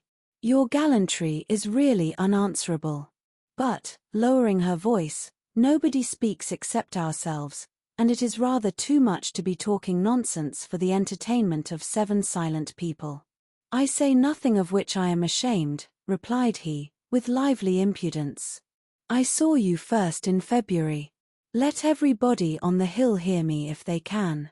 Let my accents swell to Mickleham on one side, and Dorking on the other. I saw you first in February. And then whispering our companions are excessively stupid. What shall we do to rouse them? Any nonsense will serve. They shall talk. Ladies and gentlemen, I am ordered by Miss Woodhouse, who, wherever she is, presides, to say, that she desires to know what you are all thinking of. Some laughed, and answered good-humouredly. Miss Bates said a great deal. Mrs. Elton swelled at the idea of Miss Woodhouse's presiding. Mr. Knightley's answer was the most distinct. Is Miss Woodhouse sure that she would like to hear what we are all thinking of? Oh, no, no, cried Emma, laughing as carelessly as she could upon no account in the world. It is the very last thing I would stand the brunt of just now. Let me hear anything rather than what you are all thinking of. I will not say quite all. There are 1 or 2, perhaps, glancing at Mr. Weston and Harriet, whose thoughts I might not be afraid of knowing. It is a sort of thing, cried Mrs. Elton emphatically, which I should not have thought myself privileged to inquire into. Though, perhaps, as the chaperone of the party I never was in any circle exploring parties young ladies married women her mutterings were chiefly to her husband, and he murmured, in reply, very true, my love, very true. Exactly so, indeed quite unheard of, but some ladies say anything. Better pass it off as a joke. Everybody knows what is due to you. It will not do, whispered Frank to Emma, they are most of them affronted. I will attack them with more address. Ladies and gentlemen, I am ordered by Miss Woodhouse to say, that she waives her right of knowing exactly what you may all be thinking of, and only requires something very entertaining from each of you, in a general way. Here are 7 of you, besides myself, who, she is pleased to say, am very entertaining already, and she only demands from each of you either one thing very clever, be it prose or verse, original or repeated, or 2 things moderately clever or 3 things very dull indeed, and she engages to laugh heartily at them all. Oh, very well, exclaimed Miss Bates, then I need not be uneasy. 3 things very dull indeed. That will just do for me, you know. I shall be sure to say 3 dull things as soon as ever I open my mouth, shan't I? Looking round with the most good-humoured dependence on everybody's assent, do not you all think I shall? Emma could not resist. Ah, but there may be a difficulty. Pardon me, but you will be limited as to number only 3 at once. Miss Bates, deceived by the mock ceremony of her manner, did not immediately catch her meaning, but, when it burst on her, it could not anger, though a slight blush showed that it could pain her. Ah, well, to be sure. Yes, I see what she means, turning to Mr. Knightley, and I will try to hold my tongue. I must make myself very disagreeable, or she would not have said such a thing to an old friend. I like your plan, cried Mr. Weston. Agreed, agreed. I will do my best. I am making a conundrum. How will a conundrum reckon? Low, I am afraid, sir, very low, answered his son, but we shall be indulgent especially to anyone who leads the way. No, no, said Emma, it will not reckon low. A conundrum of Mr. Weston's shall clear him and his next neighbour. Come, sir, pray let me hear it. I doubt its being very clever myself, said Mr. Weston. It is too much a matter of fact, but here it is. What 2 letters of the alphabet are there that express perfection? What 2 letters express perfection? I am sure I do not know. Ah, you will never guess. You, to Emma, I am certain, will never guess. I will tell you. M and A.M. Ma. Do you understand? Understanding and gratification came together. It might be a very indifferent piece of wit, but Emma found a great deal to laugh at and enjoy in it, and so did Frank and Harriet. It did not seem to touch the rest of the party equally. Some looked very stupid about it, and Mr. Knightley gravely said, "This explains the sort of clever thing that is wanted, and Mr. Weston has done very well for himself, but he must have knocked up everybody else. Perfection should not have come quite so soon." "Oh, for myself, I protest I must be excused," said Mrs. Elton. "I really cannot attempt. I am not at all fond of the sort of thing. I had an acrostic once sent to me upon my own name, which I was not at all pleased with. I knew who it came from. An abominable puppy. You know who I mean," nodding to her husband. "These kind of things are very well at Christmas, when one is sitting round the fire, but quite out of place, in my opinion, when one is exploring about the country in summer. Miss Woodhouse must excuse me. I am not one of those who have witty things at everybody's service. I do not pretend to be a wit. I have a great deal of vivacity in my own way, but I really must be allowed to judge when to speak and when to hold my tongue. Pass us, if you please, Mr. Churchill. Pass Mr. E. Knightley, Jane, and myself. We have nothing clever to say, not one of us." "Yes, yes, pray pass me," added her husband, with a sort of sneering consciousness. "I have nothing to say that can entertain Miss Woodhouse, or any other young lady. An old married man quite good for nothing. Shall we walk, Augusta?" "With all my heart. I am really tired of exploring so long on one spot. Come, Jane, take my other arm." Jane declined it, however, and the husband and wife walked off. "Happy couple," said Frank Churchill, as soon as they were out of hearing. "How well they suit one another. Very lucky marrying as they did, upon an acquaintance formed only in a public place. They only knew each other, I think, a few weeks in Bath. Peculiarly lucky, for as to any real knowledge of a person's disposition that Bath, or any public place, can give, it is all nothing. There can be no knowledge. It is only by seeing women in their own homes, among their own set, just as they always are, that you can form any just judgment. Short of that, it is all guess and luck, and will generally be ill luck. How many a man has committed himself on a short acquaintance, and rued it all the rest of his life? Miss Fairfax, who had seldom spoken before, except among her own confederates, spoke now. Such things do occur, undoubtedly. She was stopped by a cough. Frank Churchill turned towards her to listen. "You were speaking," said he, gravely. She recovered her voice. "I was only going to observe that though such unfortunate circumstances do sometimes occur both to men and women, I cannot imagine them to be very frequent. A hasty and imprudent attachment may arise, but there is generally time to recover from it afterwards. I would be understood to mean that it can be only weak, irresolute characters, whose happiness must be always at the mercy of chance, who will suffer an unfortunate acquaintance to be an inconvenience, an oppression forever." He made no answer, merely looked, and bowed in submission, and soon afterwards said, in a lively tone, "Well, I have so little confidence in my own judgment, that whenever I marry, I hope somebody will choose my wife for me. Will you?" Turning to Emma. "Will you choose a wife for me? I am sure I should like anybody fixed on by you. You provide for the family, you know," with a smile at his father. "Find somebody for me. I am in no hurry. Adopt her, educate her, and make her like myself. By all means, if you can. Very well. I undertake the commission. You shall have a charming wife. She must be very lively, and have hazel eyes. I care for nothing else. I shall go abroad for a couple of years, and when I return, I shall come to you for my wife. Remember." Emma was in no danger of forgetting. It was a commission to touch every favorite feeling. Would not Harriet be the very creature described? Hazel eyes excepted, 2 years more might make her all that he wished. He might even have Harriet in his thoughts at the moment, who could say? Referring the education to her seemed to imply it. "Now, said Jane to her aunt, "shall we join Mrs. Elton?" "If you please, my dear. With all my heart. I am quite ready. I was ready to have gone with her, but this will do just as well. We shall soon overtake her. There she is. No, that's somebody else. That's one of the ladies in the Irish car party, not at all like her."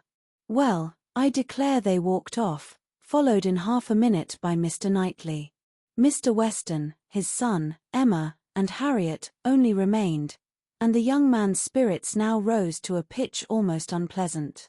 Even Emma grew tired at last of flattery and merriment, and wished herself rather walking quietly about with any of the others, or sitting almost alone, and quite unattended to, in tranquil observation of the beautiful views beneath her.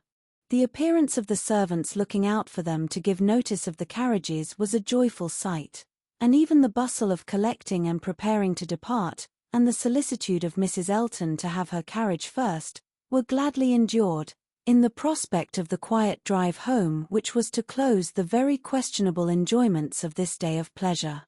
Such another scheme, composed of so many ill-assorted people, she hoped never to be betrayed into again.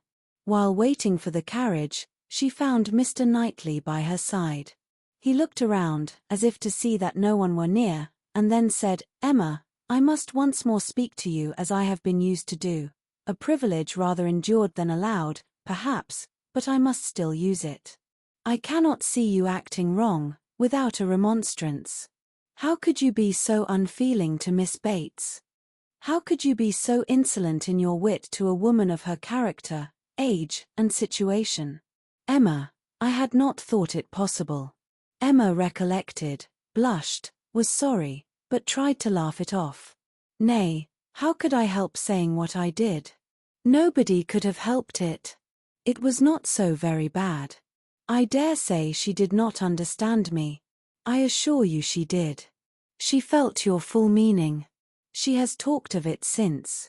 I wish you could have heard how she talked of it with what candor and generosity. I wish you could have heard her honoring your forbearance, in being able to pay her such attentions, as she was for ever receiving from yourself and your father, when her society must be so irksome."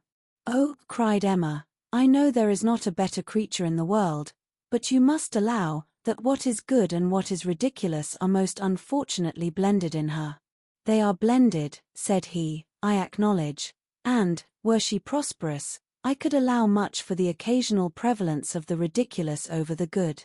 Were she a woman of fortune, I would leave every harmless absurdity to take its chance, I would not quarrel with you for any liberties of manner. Were she your equal in situation, but, Emma, consider how far this is from being the case.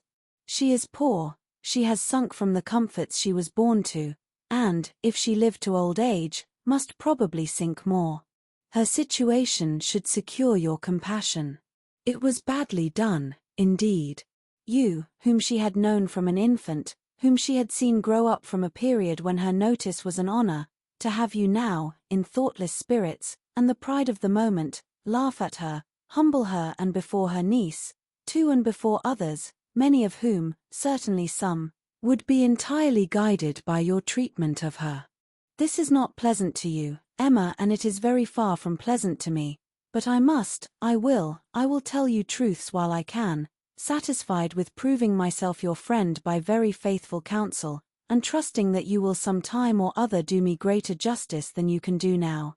While they talked, they were advancing towards the carriage, it was ready, and, before she could speak again, he had handed her in. He had misinterpreted the feelings which had kept her face averted, and her tongue motionless. They were combined only of anger against herself, mortification, and deep concern. She had not been able to speak, and, on entering the carriage, sunk back for a moment overcome, then reproaching herself for having taken no leave, making no acknowledgment, parting in apparent sullenness, she looked out with voice and hand eager to show a difference, but it was just too late. He had turned away, and the horses were in motion. She continued to look back, but in vain, and soon, with what appeared unusual speed, they were halfway down the hill, and everything left far behind. She was vexed beyond what could have been expressed, almost beyond what she could conceal. Never had she felt so agitated, mortified, grieved, at any circumstance in her life. She was most forcibly struck. The truth of this representation there was no denying. She felt it at her heart. How could she have been so brutal, so cruel to Miss Bates? How could she have exposed herself to such ill opinion in anyone she valued? And how suffer him to leave her without saying one word of gratitude, of concurrence, of common kindness? Time did not compose her. As she reflected more, she seemed but to feel it more. She never had been so depressed. Happily, it was not necessary to speak. There was only Harriet, who seemed not in spirits herself, fagged, and very willing to be silent, and Emma felt the tears running down her cheeks almost all the way home, without being at any trouble to check them, extraordinary as they were. Chapter 8. The wretchedness of a scheme to Box Hill was in Emma's thoughts all the evening. How it might be considered by the rest of the party, she could not tell. They, in their different homes, and their different ways, might be looking back on it with pleasure, but in her view it was a morning more completely misspent, more totally bare of rational satisfaction at the time, and more to be abhorred in recollection, than any she had ever passed. A whole evening of backgammon with her father was felicity to it. There, indeed, lay real pleasure, for there she was giving up the sweetest hours of the 24 to his comfort, and feeling that, unmerited as might be the degree of his fond affection and confiding esteem, she could not, in her general conduct, be open to any severe reproach. As a daughter, she hoped she was not without a heart. She hoped no one could have said to her, "How could you be so unfeeling to your father?" I will tell you truths while I can. Miss Bates should never again know, never. If attention, in future, could do away the past, she might hope to be forgiven. She had been often remiss, her conscience told her so, remiss, perhaps, more in thought than fact, scornful, ungracious. But it should be so no more. In the warmth of true contrition, she would call upon her the very next morning, and it should be the beginning, on her side, of a regular, equal, kindly intercourse. She was just as determined when the morrow came, and went early, that nothing might prevent her. It was not unlikely, she thought, that she might see Mr. Knightley in her way, or, perhaps, he might come in while she were paying her visit. She had no objection. She would not be ashamed of the appearance of the penitents, so justly and truly hers. Her eyes were towards Donwell as she walked, but she saw him not. The ladies were all at home. She had never rejoiced at the sound before, nor ever before entered the passage, nor walked up the stairs, with any wish of giving pleasure, but in conferring obligation, or of deriving it, except in subsequent ridicule.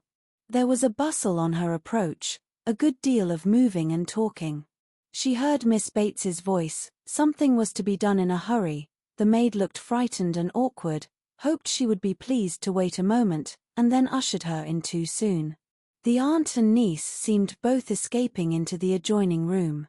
Jane she had a distinct glimpse of, looking extremely ill, and, before the door had shut them out, she heard Miss Bates saying, "Well, my dear, I shall say you are laid down upon the bed, and I am sure you are ill enough." Poor old Mrs. Bates, civil and humble as usual, looked as if she did not quite understand what was going on. "I am afraid Jane is not very well," said she, "but I do not know, they tell me she is well.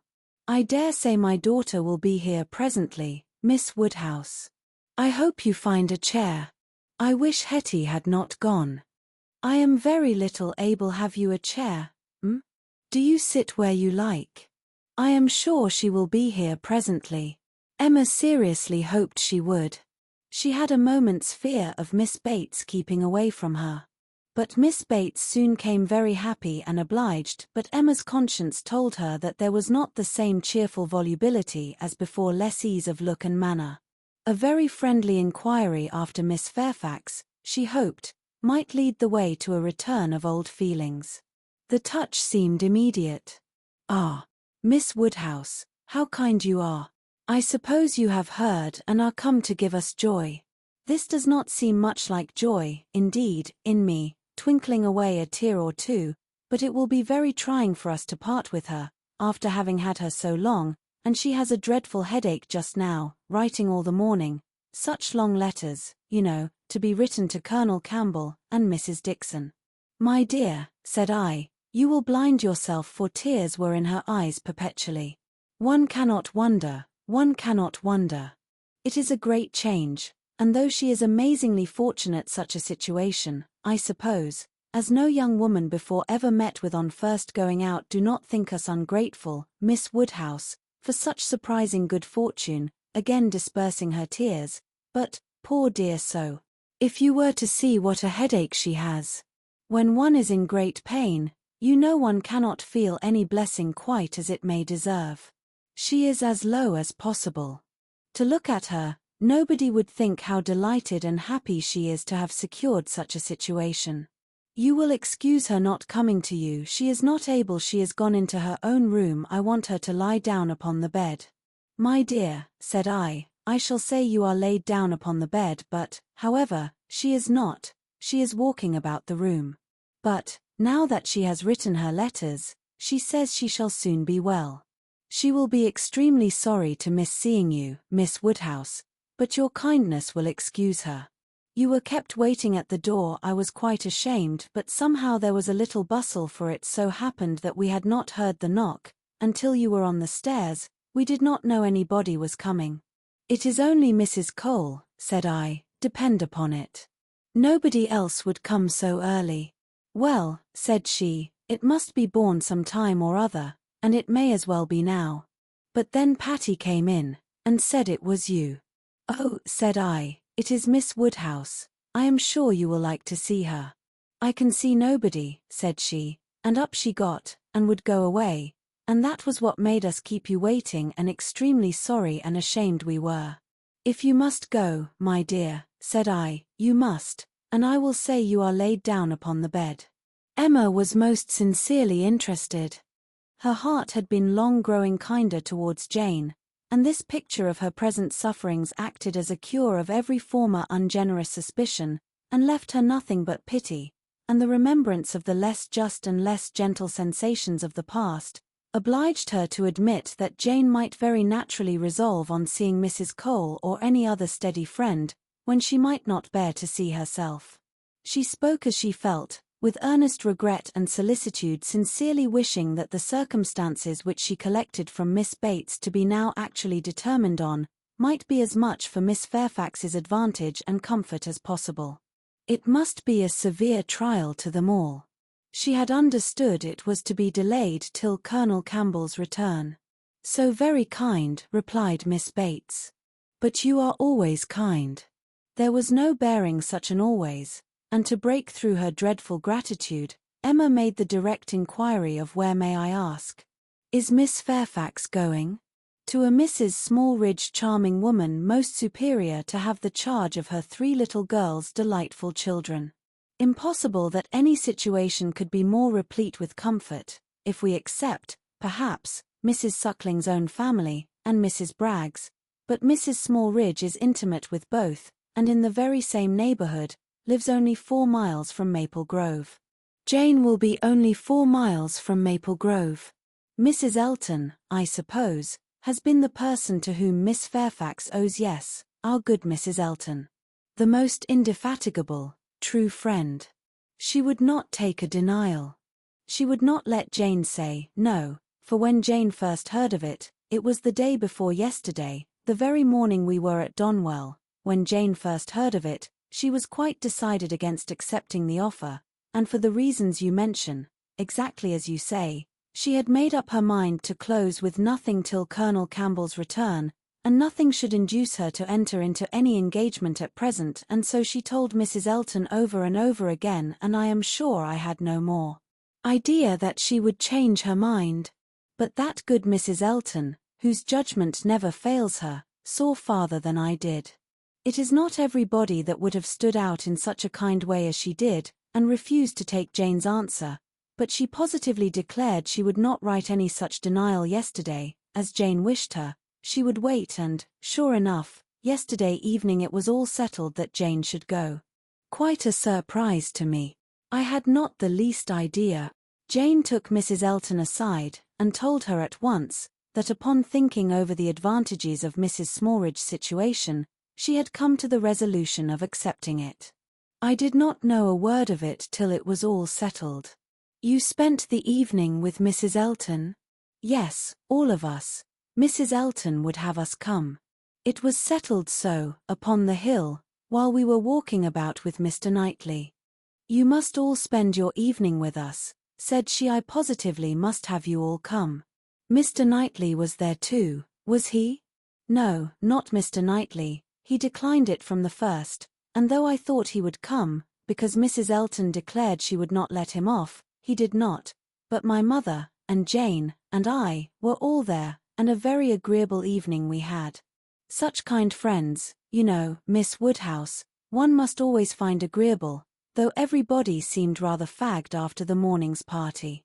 Even pleasure, you know, is fatiguing, and I cannot say that any of them seemed very much to have enjoyed it. However, I shall always think it a very pleasant party, and feel extremely obliged to the kind friends who included me in it. Miss Fairfax, I suppose, though you were not aware of it, had been making up her mind the whole day? I dare say she had. Whenever the time may come, it must be unwelcome to her and all her friends, but I hope her engagement will have every alleviation that is possible, I mean, as to the character and manners of the family. Thank you, dear Miss Woodhouse. Yes, indeed, there is everything in the world that can make her happy in it. Except the Sucklings and Braggs, there is not such another nursery establishment, so liberal and elegant, in all Mrs. Elton's acquaintance. Mrs. Smallridge, a most delightful woman, a style of living almost equal to Maple Grove, and as to the children, except the little Sucklings and little Braggs, there are not such elegant sweet children anywhere. Jane will be treated with such regard and kindness. It will be nothing but pleasure, a life of pleasure. And her salary. I really cannot venture to name her salary to you, Miss Woodhouse. Even you, used as you are to great sums, would hardly believe that so much could be given to a young person like Jane. "Ah, madam," cried Emma, "if other children are at all like what I remember to have been myself, I should think 5 times the amount of what I have ever yet heard named as a salary on such occasions, dearly earned. You are so noble in your ideas. And when is Miss Fairfax to leave you?" Very soon, indeed, that's the worst of it. Within a fortnight. Mrs. Smallridge is in a great hurry. My poor mother does not know how to bear it. So then, I try to put it out of her thoughts, and say, "Come, do not let us think about it any more. Her friends must all be sorry to lose her, and will not Colonel and Mrs. Campbell be sorry to find that she has engaged herself before their return?" Yes, Jane says she is sure they will, but yet, this is such a situation as she cannot feel herself justified in declining. I was so astonished when she first told me what she had been saying to Mrs. Elton, and when Mrs. Elton at the same moment came congratulating me upon it. It was before tea. No, it could not be before tea, because we were just going to cards, and yet it was before tea, because I remember thinking, oh, no, now I recollect, now I have it, something happened before tea, but not that. Mr. Elton was called out of the room before tea. Old John Abdis' son wanted to speak with him. Poor old John, I have a great regard for him. He was clerk to my poor father 27 years, and now, poor old man, he is bedridden, and very poorly with the rheumatic gout in his joints. I must go and see him today, and so will Jane, I am sure, if she gets out at all. And poor John's son came to talk to Mr. Elton about relief from the parish. He is very well to do himself, you know, being head man at the Crown, ostler, and everything of that sort, but still he cannot keep his father without some help, and so, when Mr. Elton came back, he told us what John Ostler had been telling him, and then it came out about the chaise having been sent to Randalls to take Mr. Frank Churchill to Richmond. That was what happened before tea. It was after tea that Jane spoke to Mrs. Elton. Miss Bates would hardly give Emma time to say how perfectly new this circumstance was to her, but as without supposing it possible that she could be ignorant of any of the particulars of Mr. Frank Churchill's going, she proceeded to give them all. It was of no consequence. What Mr. Elton had learned from the ostler on the subject, being the accumulation of the ostler's own knowledge, and the knowledge of the servants at Randalls, was, that a messenger had come over from Richmond soon after the return of the party from Box Hill, which messenger, however, had been no more than was expected, and that Mr. Churchill had sent his nephew a few lines, containing, upon the whole, a tolerable account of Mrs. Churchill, and only wishing him not to delay coming back beyond the next morning early, but that Mr. Frank Churchill having resolved to go home directly, without waiting at all, and his horse seeming to have got a cold, Tom had been sent off immediately for the Crown chaise, and the ostler had stood out and seen it pass by, the boy going a good pace, and driving very steady. There was nothing in all this either to astonish or interest, and it caught Emma's attention only as it united with the subject which already engaged her mind. The contrast between Mrs. Churchill's importance in the world, and Jane Fairfax's, struck her. One was everything, the other nothing, and she sat musing on the difference of woman's destiny, and quite unconscious on what her eyes were fixed, till roused by Miss Bates's saying, I see what you are thinking of, the pianoforte. What is to become of that? Very true. Poor dear Jane was talking of it just now. You must go, said she. You and I must part. You will have no business here. Let it stay, however, said she. Give it houseroom till Colonel Campbell comes back. I shall talk about it to him. He will settle for me. He will help me out of all my difficulties. And to this day, I do believe, she knows not whether it was his present or his daughter's. Now Emma was obliged to think of the pianoforte, and the remembrance of all her former fanciful and unfair conjectures was so little pleasing, that she soon allowed herself to believe her visit had been long enough, and, with a repetition of everything that she could venture to say of the good wishes which she really felt, took leave. Chapter 9. Emma's pensive meditations, as she walked home, were not interrupted, but on entering the parlour, she found those who must rouse her. Mr. Knightley and Harriet had arrived during her absence, and were sitting with her father. Mr. Knightley immediately got up, and in a manner decidedly graver than usual, said, "I would not go away without seeing you, but I have no time to spare, and therefore must now be gone directly. I am going to London, to spend a few days with John and Isabella. Have you anything to send or say, besides the love, which nobody carries?" "Nothing at all. But is not this a sudden scheme?" "Yes, rather. I have been thinking of it some little time." Emma was sure he had not forgiven her. He looked unlike himself. Time, however, she thought, would tell him that they ought to be friends again.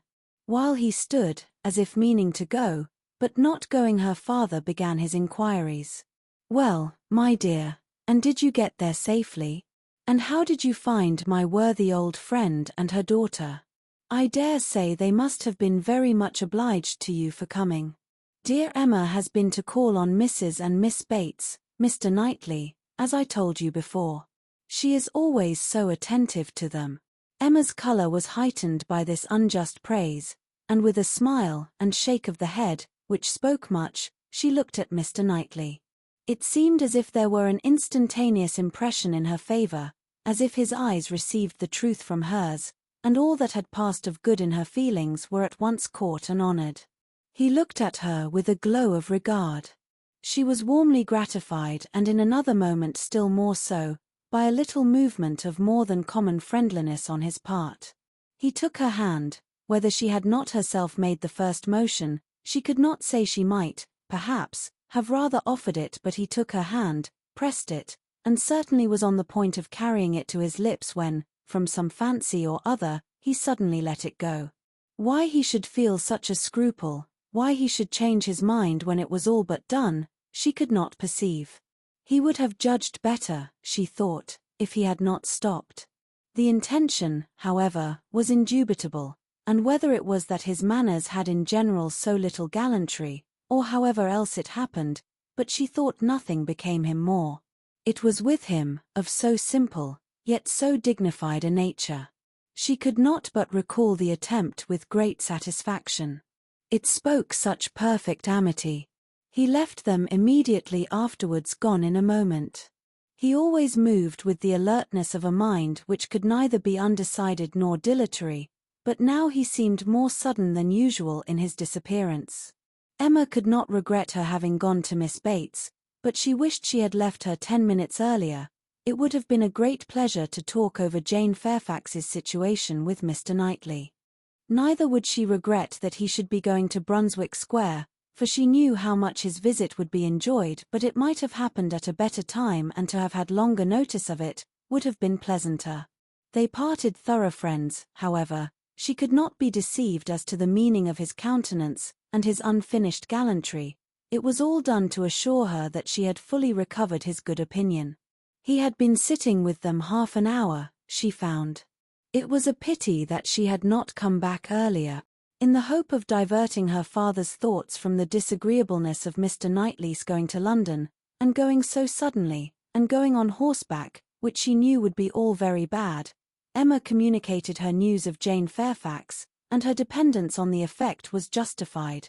It supplied a very useful check, interested, without disturbing him.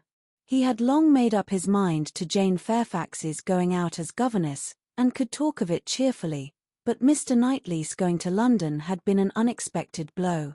"I am very glad, indeed, my dear, to hear she is to be so comfortably settled. Mrs. Elton is very good-natured and agreeable, and I dare say her acquaintance are just what they ought to be. I hope it is a dry situation, and that her health will be taken good care of. It ought to be a first object, as I am sure poor Miss Taylor's always was with me. You know, my dear, she is going to be to this new lady what Miss Taylor was to us. And I hope she will be better off in one respect, and not be induced to go away after it has been her home so long." The following day brought news from Richmond to throw everything else into the background. An express arrived at Randalls to announce the death of Mrs. Churchill. Though her nephew had had no particular reason to hasten back on her account, she had not lived above 36 hours after his return. A sudden seizure of a different nature from anything foreboded by her general state had carried her off after a short struggle. The great Mrs. Churchill was no more. It was felt as such things must be felt. Everybody had a degree of gravity and sorrow, tenderness towards the departed, solicitude for the surviving friends, and, in a reasonable time, curiosity to know where she would be buried. Goldsmith tells us that when lovely woman stoops to folly, she has nothing to do but to die, and when she stoops to be disagreeable, it is equally to be recommended as a clearer of ill fame. Mrs. Churchill, after being disliked at least 25 years, was now spoken of with compassionate allowances. In one point she was fully justified. She had never been admitted before to be seriously ill. The event acquitted her of all the fancifulness and all the selfishness of imaginary complaints. Poor Mrs. Churchill!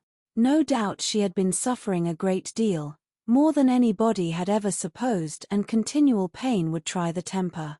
It was a sad event, a great shock with all her faults. What would Mr. Churchill do without her? Mr. Churchill's loss would be dreadful indeed. Mr. Churchill would never get over it.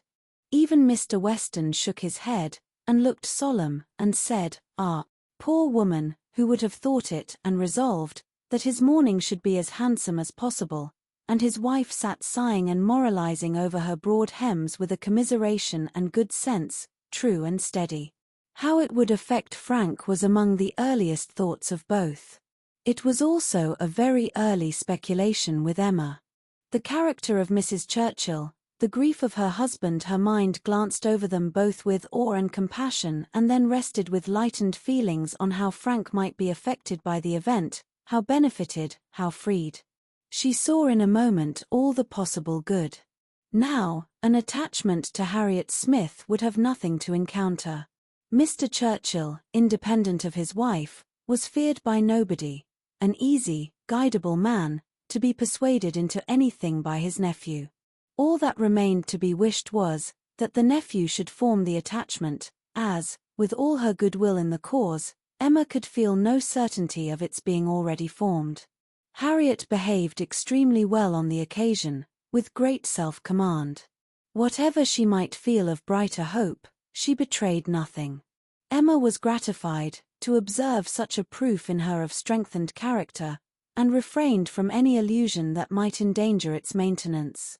They spoke, therefore, of Mrs. Churchill's death with mutual forbearance. Short letters from Frank were received at Randalls, communicating all that was immediately important of their state and plans. Mr. Churchill was better than could be expected, and their first removal, on the departure of the funeral for Yorkshire, was to be to the house of a very old friend in Windsor, to whom Mr. Churchill had been promising a visit the last 10 years. At present, there was nothing to be done for Harriet. Good wishes for the future were all that could yet be possible on Emma's side. It was a more pressing concern to show attention to Jane Fairfax, whose prospects were closing, while Harriet's opened, and whose engagements now allowed of no delay in anyone at Highbury, who wished to show her kindness, and with Emma it was grown into a first wish. She had scarcely a stronger regret than for her past coldness, and the person, whom she had been so many months neglecting, was now the very one on whom she would have lavished every distinction of regard or sympathy. She wanted to be of use to her, wanted to show a value for her society, and testify respect and consideration. She resolved to prevail on her to spend a day at Hartfield. A note was written to urge it. The invitation was refused, and by a verbal message. Miss Fairfax was not well enough to write, and when Mr. Perry called at Hartfield, the same morning, it appeared that she was so much indisposed as to have been visited, though against her own consent, by himself, and that she was suffering under severe headaches, and a nervous fever to a degree, which made him doubt the possibility of her going to Mrs. Smallridge's at the time proposed. Her health seemed for the moment completely deranged, appetite quite gone, and though there were no absolutely alarming symptoms, nothing touching the pulmonary complaint, which was the standing apprehension of the family, Mr. Perry was uneasy about her. He thought she had undertaken more than she was equal to, and that she felt it so herself, though she would not own it. Her spirits seemed overcome. Her present home, he could not but observe, was unfavorable to a nervous disorder. Confined always to one room, he could have wished it otherwise, and her good aunt, though his very old friend, he must acknowledge to be not the best companion for an invalid of that description. Her care and attention could not be questioned. They were, in fact, only too great. He very much feared that Miss Fairfax derived more evil than good from them. Emma listened with the warmest concern, grieved for her more and more, and looked around eager to discover some way of being useful. To take her be it only an hour or two from her aunt, to give her change of air and scene, and quiet rational conversation, even for an hour or two, might do her good, and the following morning she wrote again to say, in the most feeling language she could command, that she would call for her in the carriage at any hour that Jane would name, mentioning that she had Mr. Perry's decided opinion in favor of such exercise for his patient. The answer was only in this short note: Miss Fairfax's compliments and thanks, but is quite unequal to any exercise. Emma felt that her own note had deserved something better, but it was impossible to quarrel with words whose tremulous inequality showed indisposition so plainly, and she thought only of how she might best counteract this unwillingness to be seen or assisted. In spite of the answer, therefore, she ordered the carriage, and drove to Mrs. Bates's, in the hope that Jane would be induced to join her, but it would not do. Miss Bates came to the carriage door, all gratitude, and agreeing with her most earnestly in thinking an airing might be of the greatest service, and everything that message could do was tried, but all in vain. Miss Bates was obliged to return without success. Jane was quite unpersuadable. The mere proposal of going out seemed to make her worse. Emma wished she could have seen her, and tried her own powers, but, almost before she could hint the wish, Miss Bates made it appear that she had promised her niece on no account to let Miss Woodhouse in. Indeed, the truth was, that poor dear Jane could not bear to see anybody at all. Mrs. Elton, indeed, could not be denied, and Mrs. Cole had made such a point, and Mrs. Perry had said so much, but, except them, Jane would really see nobody. Emma did not want to be classed with the Mrs. Eltons, the Mrs. Perrys, and the Mrs. Coles, who would force themselves anywhere. Neither could she feel any right of preference herself. She submitted, therefore, and only questioned Miss Bates farther as to her niece's appetite and diet, which she longed to be able to assist. On that subject poor Miss Bates was very unhappy, and very communicative. Jane would hardly eat anything. Mr. Perry recommended nourishing food, but everything they could command, and never had anybody such good neighbors, was distasteful. Emma, on reaching home, called the housekeeper directly, to an examination of her stores, and some arrowroot of very superior quality was speedily dispatched to Miss Bates with a most friendly note. In half an hour the arrowroot was returned, with 1,000 thanks from Miss Bates, but dear Jane would not be satisfied without its being sent back. It was a thing she could not take, and, moreover, she insisted on her saying that she was not at all in want of anything.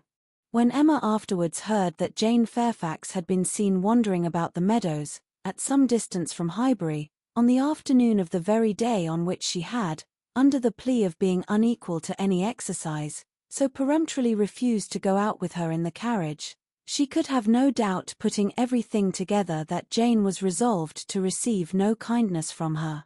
She was sorry, very sorry.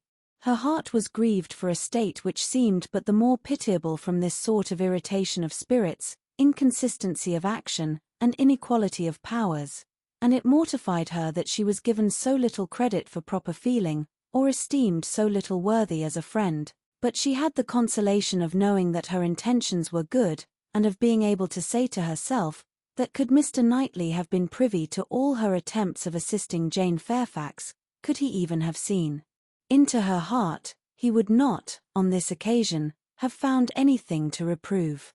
Chapter 10. One morning, about 10 days after Mrs. Churchill's decease, Emma was called downstairs to Mr. Weston, who could not stay 5 minutes, and wanted particularly to speak with her.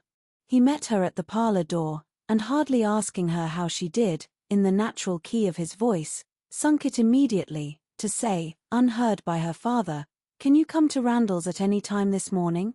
Do, if it be possible. Mrs. Weston wants to see you. She must see you. Is she unwell? No, no, not at all, only a little agitated. She would have ordered the carriage and come to you, but she must see you alone, and that you know, nodding towards her father, Humph. Can you come? Certainly. This moment, if you please. It is impossible to refuse what you ask in such a way. But what can be the matter? Is she really not ill? Depend upon me, but ask no more questions. You will know it all in time. The most unaccountable business.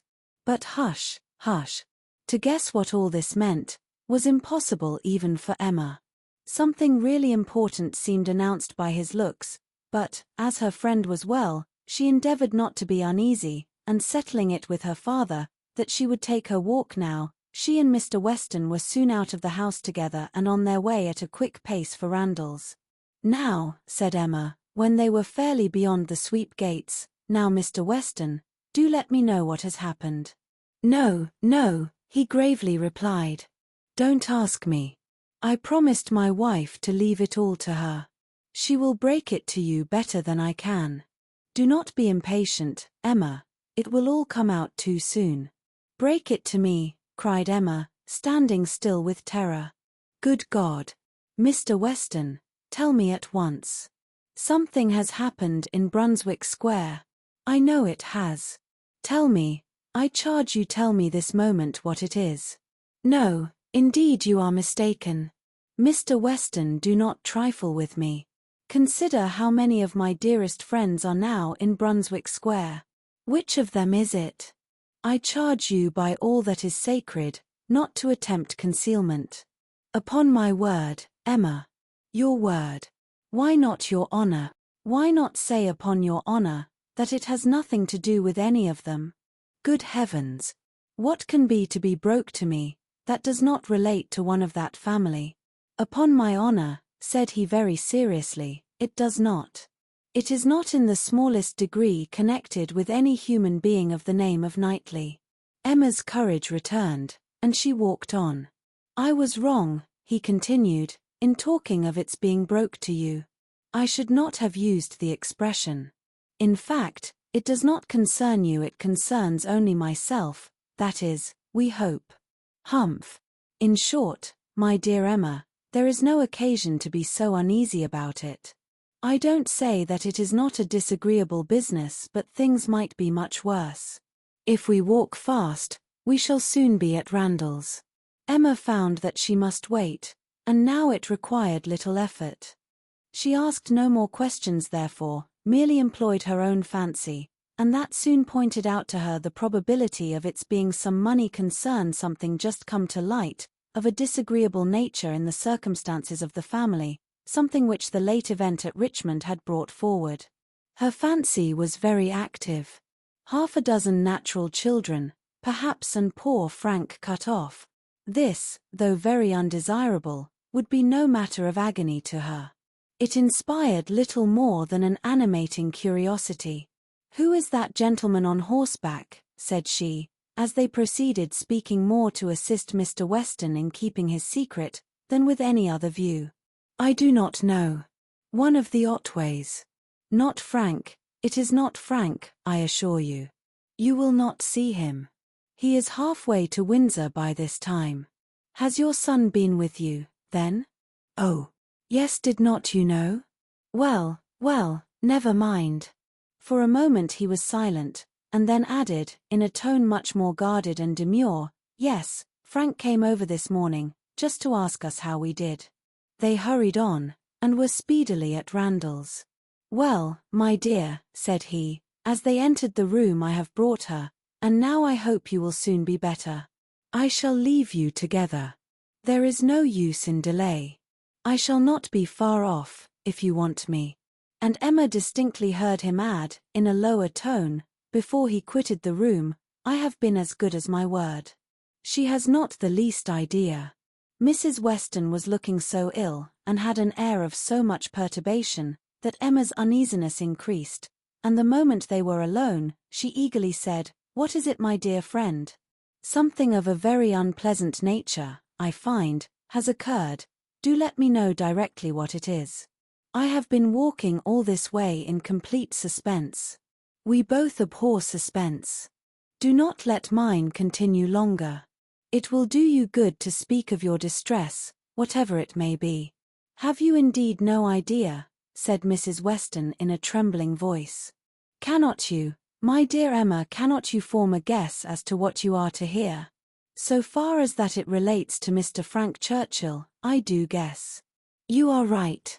It does relate to him, and I will tell you directly, resuming her work, and seeming resolved against looking up. He has been here this very morning, on a most extraordinary errand. It is impossible to express our surprise. He came to speak to his father on a subject, to announce an attachment. She stopped to breathe. Emma thought first of herself, and then of Harriet. More than an attachment, indeed, resumed Mrs. Weston, an engagement, a positive engagement. What will you say, Emma, what will anybody say, when it is known that Frank Churchill and Miss Fairfax are engaged, nay, that they have been long engaged? Emma even jumped with surprise, and, horror-struck, exclaimed, Jane Fairfax. Good God! You are not serious. You do not mean it. You may well be amazed, returned Mrs. Weston, still averting her eyes, and talking on with eagerness, that Emma might have time to recover. You may well be amazed. But it is even so. There has been a solemn engagement between them ever since October, formed at Weymouth, and kept a secret from everybody. Not a creature knowing it but themselves, neither the Campbells, nor her family, nor his. It is so wonderful, that though perfectly convinced of the fact, it is yet almost incredible to myself. I can hardly believe it. I thought I knew him. Emma scarcely heard what was said. Her mind was divided between two ideas: her own former conversations with him about Miss Fairfax, and poor Harriet, and for some time she could only exclaim, and require confirmation, repeated confirmation. Well, said she at last, trying to recover herself, this is a circumstance which I must think of at least half a day, before I can at all comprehend it. What? Engaged to her all the winter before either of them came to Highbury? Engaged since October, secretly engaged. It has hurt me, Emma, very much. It has hurt his father equally. Some part of his conduct we cannot excuse. Emma pondered a moment, and then replied, I will not pretend not to understand you, and to give you all the relief in my power. Be assured that no such effect has followed his attentions to me, as you are apprehensive of. Mrs. Weston looked up, afraid to believe, but Emma's countenance was as steady as her words. That you may have less difficulty in believing this boast, of my present perfect indifference, she continued, I will farther tell you, that there was a period in the early part of our acquaintance, when I did like him, when I was very much disposed to be attached to him, nay, was attached, and how it came to cease, is perhaps the wonder. Fortunately, however, it did cease. I have really for some time past, for at least these 3 months, cared nothing about him. You may believe me, Mrs. Weston. This is the simple truth. Mrs. Weston kissed her with tears of joy, and when she could find utterance, assured her that this protestation had done her more good than anything else in the world could do. Mr. Weston will be almost as much relieved as myself, said she. On this point we have been wretched. It was our darling wish that you might be attached to each other, and we were persuaded that it was so. Imagine what we have been feeling on your account. I have escaped, and that I should escape may be a matter of grateful wonder to you and myself. But this does not acquit him, Mrs. Weston, and I must say that I think him greatly to blame. What right had he to come among us with affection and faith engaged, and with manners so very disengaged? What right had he to endeavor to please, as he certainly did, to distinguish any one young woman with persevering attention, as he certainly did, while he really belonged to another? How could he tell what mischief he might be doing? How could he tell that he might not be making me in love with him? Very wrong indeed. From something that he said, my dear Emma. I rather imagine, and how could she bear such behavior? Composure with a witness. To look on, while repeated attentions were offering to another woman, before her face, and not resent it. That is a degree of placidity, which I can neither comprehend nor respect. There were misunderstandings between them, Emma, he said so expressly. He had not time to enter into much explanation. He was here only a quarter of an hour, and in a state of agitation which did not allow the full use even of the time he could stay, but that there had been misunderstandings, he decidedly said. The present crisis, indeed, seemed to be brought on by them, and those misunderstandings might very possibly arise from the impropriety of his conduct. Impropriety. Oh, Mrs. Weston, it is too calm a censure. Much, much beyond impropriety. It has sunk him. I cannot say how it has sunk him in my opinion. So unlike what a man should be, none of that upright integrity, that strict adherence to truth and principle, that disdain of trick and littleness, which a man should display in every transaction of his life. Nay, dear Emma, now I must take his part, for though he has been wrong in this instance, I have known him long enough to answer for his having many, very many, good qualities. And good God, cried Emma, not attending to her. Mrs. Smallridge, too. Jane actually on the point of going as governess. What could he mean by such horrible indelicacy? To suffer her to engage herself, to suffer her even to think of such a measure. He knew nothing about it, Emma. On this article I can fully acquit him.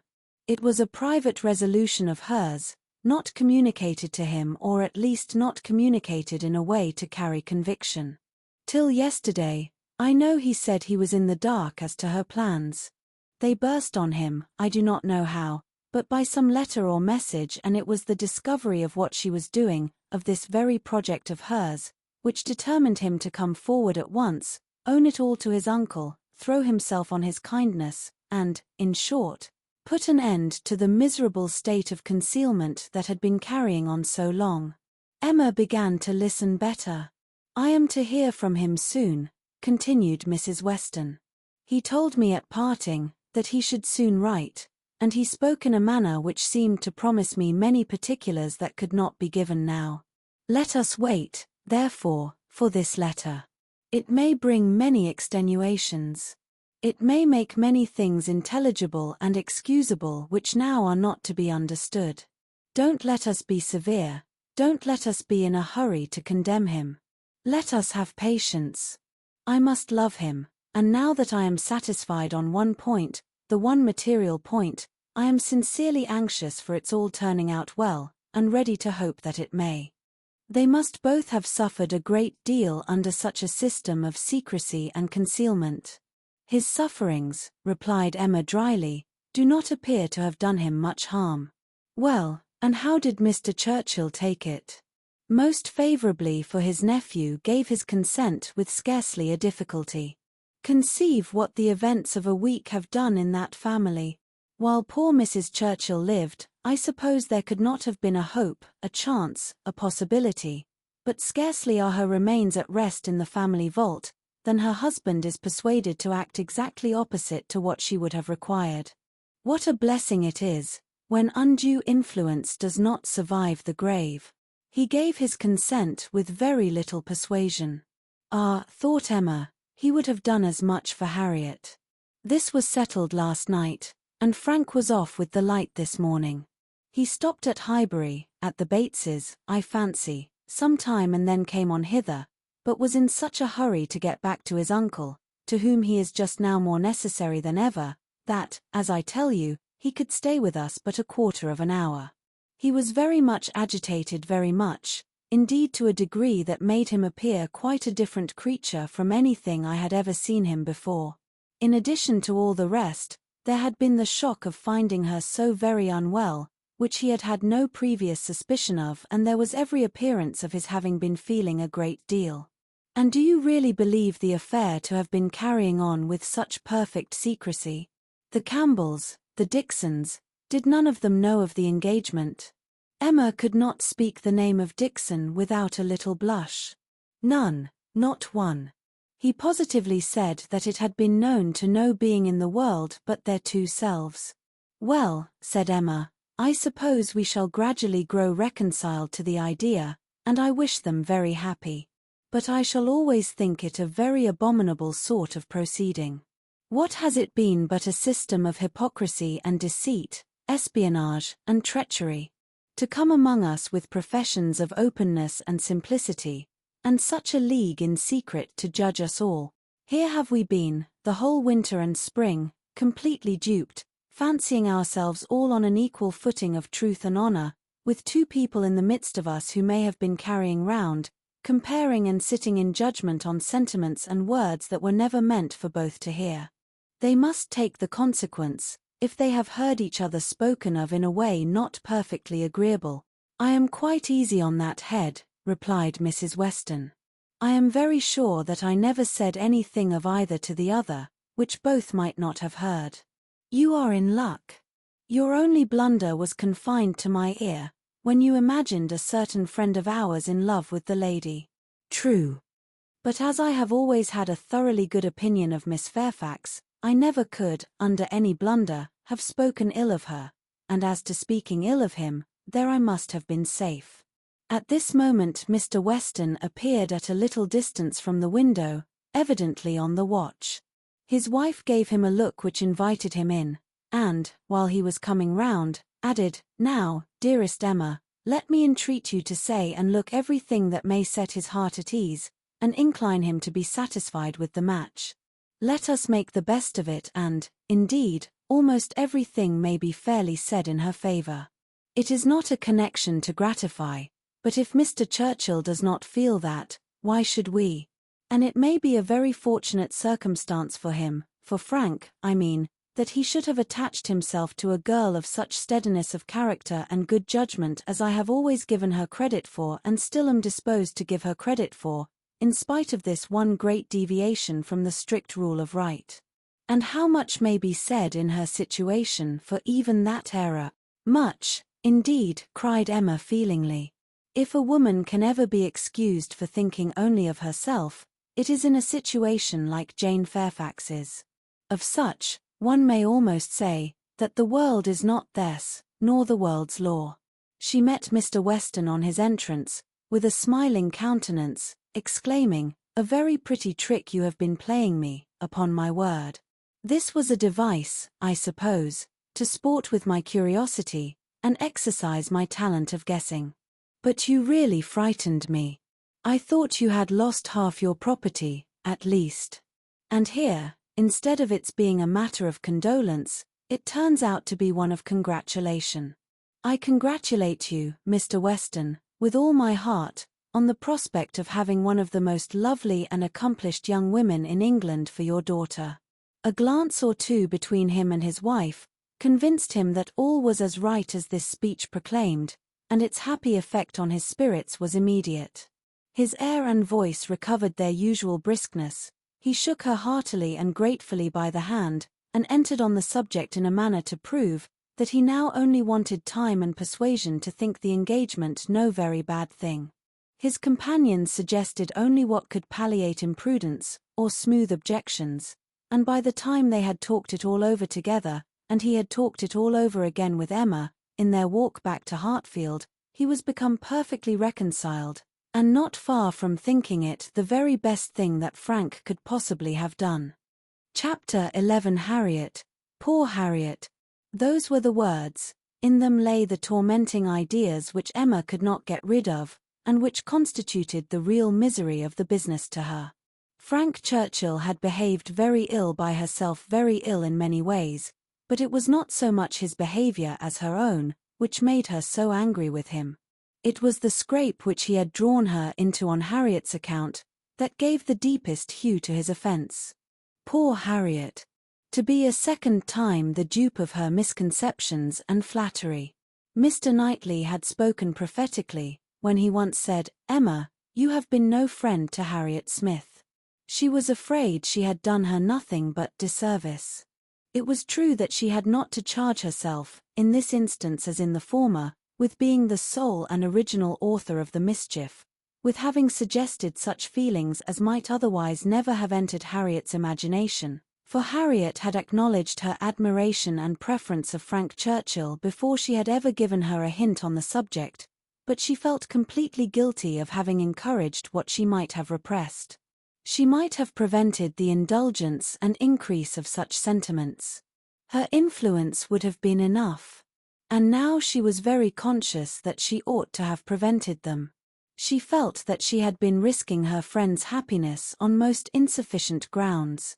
Common sense would have directed her to tell Harriet that she must not allow herself to think of him, and that there were 500 chances to 1 against his ever caring for her.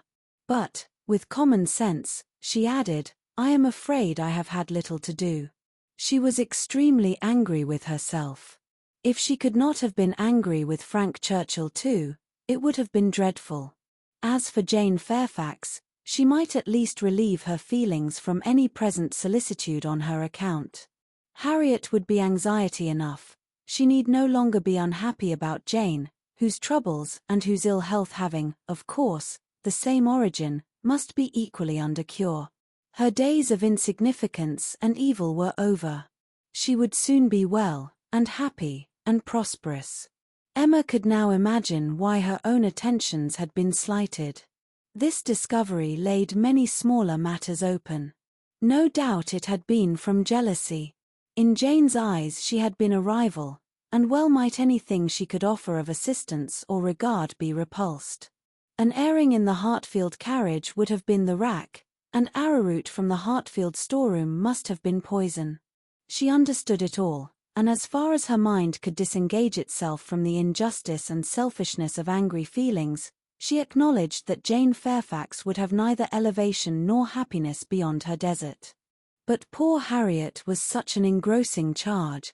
There was little sympathy to be spared for anybody else. Emma was sadly fearful that this second disappointment would be more severe than the first. Considering the very superior claims of the object, it ought, and judging by its apparently stronger effect on Harriet's mind, producing reserve and self-command, it would. She must communicate the painful truth, however, and as soon as possible. An injunction of secrecy had been among Mr. Weston's parting words. For the present, the whole affair was to be completely a secret. Mr. Churchill had made a point of it, as a token of respect to the wife he had so very recently lost, and everybody admitted it to be no more than due decorum. Emma had promised, but still Harriet must be accepted. It was her superior duty. In spite of her vexation, she could not help feeling it almost ridiculous that she should have the very same distressing and delicate office to perform by Harriet, which Mrs. Weston had just gone through by herself. The intelligence, which had been so anxiously announced to her, she was now to be anxiously announcing to another. Her heart beat quick on hearing Harriet's footstep and voice. So, she supposed, had poor Mrs. Weston felt when she was approaching Randalls. Could the event of the disclosure bear an equal resemblance? But of that, unfortunately, there could be no chance. "Well, Miss Woodhouse," cried Harriet, coming eagerly into the room, "is not this the oddest news that ever was?" "What news do you mean?" replied Emma, unable to guess, by look or voice, whether Harriet could indeed have received any hint. "About Jane Fairfax. Did you ever hear anything so strange?" "Oh, you need not be afraid of owning it to me, for Mr. Weston has told me himself. I met him just now. He told me it was to be a great secret, and, therefore, I should not think of mentioning it to anybody but you, but he said you knew it." "What did Mr. Weston tell you?" said Emma, still perplexed. "Oh, he told me all about it, that Jane Fairfax and Mr. Frank Churchill are to be married, and that they have been privately engaged to one another this long while." How very odd. It was, indeed, so odd, Harriet's behavior was so extremely odd, that Emma did not know how to understand it. Her character appeared absolutely changed.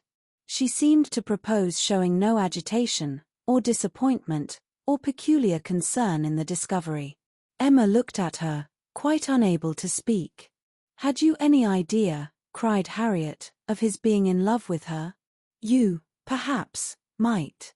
You, blushing as she spoke, who can see into everybody's heart. But nobody else, upon my word, said Emma. I begin to doubt my having any such talent. Can you seriously ask me, Harriet, whether I imagined him attached to another woman at the very time that I was tacitly, if not openly, encouraging you to give way to your own feelings? I never had the slightest suspicion, till within the last hour, of Mr. Frank Churchill's having the least regard for Jane Fairfax. You may be very sure that if I had, I should have cautioned you accordingly. Me, cried Harriet, colouring, and astonished. Why should you caution me? You do not think I care about Mr. Frank Churchill.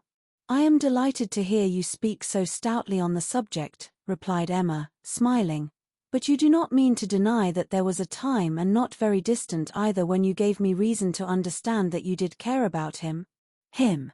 Never, never. Dear Miss Woodhouse, how could you so mistake me? Turning away distressed. Harriet, cried Emma, after a moment's pause, what do you mean? Good heaven! What do you mean? Mistake you? Am I to suppose, then? She could not speak another word. Her voice was lost, and she sat down, waiting in great terror till Harriet should answer. Harriet, who was standing at some distance, and with face turned from her, did not immediately say anything, and when she did speak, it was in a voice nearly as agitated as Emma's. I should not have thought it possible, she began, that you could have misunderstood me. I know we agreed never to name him, but considering how infinitely superior he is to everybody else, I should not have thought it possible that I could be supposed to mean any other person. Mr. Frank Churchill, indeed. I do not know who would ever look at him in the company of the other. I hope I have a better taste than to think of Mr. Frank Churchill, who is like nobody by his side. And that you should have been so mistaken is amazing, I am sure, but for believing that you entirely approved and meant to encourage me in my attachment, I should have considered it at first too great a presumption almost, to dare to think of him. At first, if you had not told me that more wonderful things had happened, that there had been matches of greater disparity, those were your very words, I should not have dared to give way to. I should not have thought it possible. But if you, who had been always acquainted with him, Harriet, cried Emma, collecting herself resolutely, let us understand each other now, without the possibility of farther mistake. Are you speaking of Mr. Knightley? To be sure I am. I never could have an idea of anybody else, and so I thought you knew. When we talked about him, it was as clear as possible. Not quite, returned Emma, with forced calmness, for all that you then said appeared to me to relate to a different person. I could almost assert that you had named Mr. Frank Churchill. I am sure the service Mr. Frank Churchill had rendered you, in protecting you from the gypsies, was spoken of. Oh, Miss Woodhouse, how you do forget. My dear Harriet, I perfectly remember the substance of what I said on the occasion. I told you that I did not wonder at your attachment, that considering the service he had rendered you, it was extremely natural, and you agreed to it, expressing yourself very warmly as to your sense of that service, and mentioning even what your sensations had been in seeing him come forward to your rescue. The impression of it is strong on my memory. Oh, dear, cried Harriet, now I recollect what you mean, but I was thinking of something very different at the time. It was not the gypsies, it was not Mr. Frank Churchill that I meant. No. With some elevation, I was thinking of a much more precious circumstance of Mr. Knightley's coming and asking me to dance, when Mr. Elton would not stand up with me, and when there was no other partner in the room.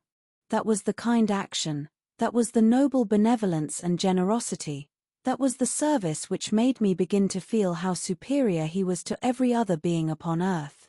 Good God, cried Emma, this has been a most unfortunate, most deplorable mistake. What is to be done? You would not have encouraged me, then, if you had understood me. At least, however, I cannot be worse off than I should have been, if the other had been the person, and now it is possible. She paused a few moments. Emma could not speak. I do not wonder, Miss Woodhouse, she resumed, that you should feel a great difference between the two, as to me or as to anybody. You must think 1/500,000,000 times more above me than the other. But I hope, Miss Woodhouse, that supposing that if strange as it may appear, but you know they were your own words, that more wonderful things had happened, matches of greater disparity had taken place than between Mr. Frank Churchill and me, and, therefore, it seems as if such a thing even as this may have occurred before, and if I should be so fortunate, beyond expression, as to if Mr. Knightley should really, if he does not mind the disparity, I hope, dear Miss Woodhouse, you will not set yourself against it, and try to put difficulties in the way. But you are too good for that, I am sure. Harriet was standing at one of the windows. Emma turned round to look at her in consternation, and hastily said, "Have you any idea of Mr. Knightley's returning your affection?" "Yes," replied Harriet modestly, "but not fearfully. I must say that I have." Emma's eyes were instantly withdrawn, and she sat silently meditating, in a fixed attitude, for a few minutes. A few minutes were sufficient for making her acquainted with her own heart. A mind like hers, once opening to suspicion, made rapid progress. She touched, she admitted, she acknowledged the whole truth. Why was it so much worse that Harriet should be in love with Mr. Knightley than with Frank Churchill? Why was the evil so dreadfully increased by Harriet's having some hope of a return? It darted through her, with the speed of an arrow, that Mr. Knightley must marry no one but herself. Her own conduct, as well as her own heart, was before her in the same few minutes. She saw it all with a clearness which had never blessed her before. How improperly had she been acting by Harriet! How inconsiderate, how indelicate, how irrational, how unfeeling had been her conduct! What blindness, what madness, had led her on! It struck her with dreadful force, and she was ready to give it every bad name in the world. Some portion of respect for herself, however, in spite of all these demerits, some concern for her own appearance, and a strong sense of justice by Harriet, there would be no need of compassion to the girl who believed herself loved by Mr. Knightley, but justice required that she should not be made unhappy by any coldness now, gave Emma the resolution to sit and endure farther with calmness, with even apparent kindness. For her own advantage indeed, it was fit that the utmost extent of Harriet's hopes should be inquired into, and Harriet had done nothing to forfeit the regard and interest which had been so voluntarily formed and maintained, or to deserve to be slighted by the person whose counsels had never led her right. Rousing from reflection, therefore, and subduing her emotion, she turned to Harriet again, and, in a more inviting accent, renewed the conversation. For as to the subject which had first introduced it, the wonderful story of Jane Fairfax, that was quite sunk and lost. Neither of them thought but of Mr. Knightley and themselves.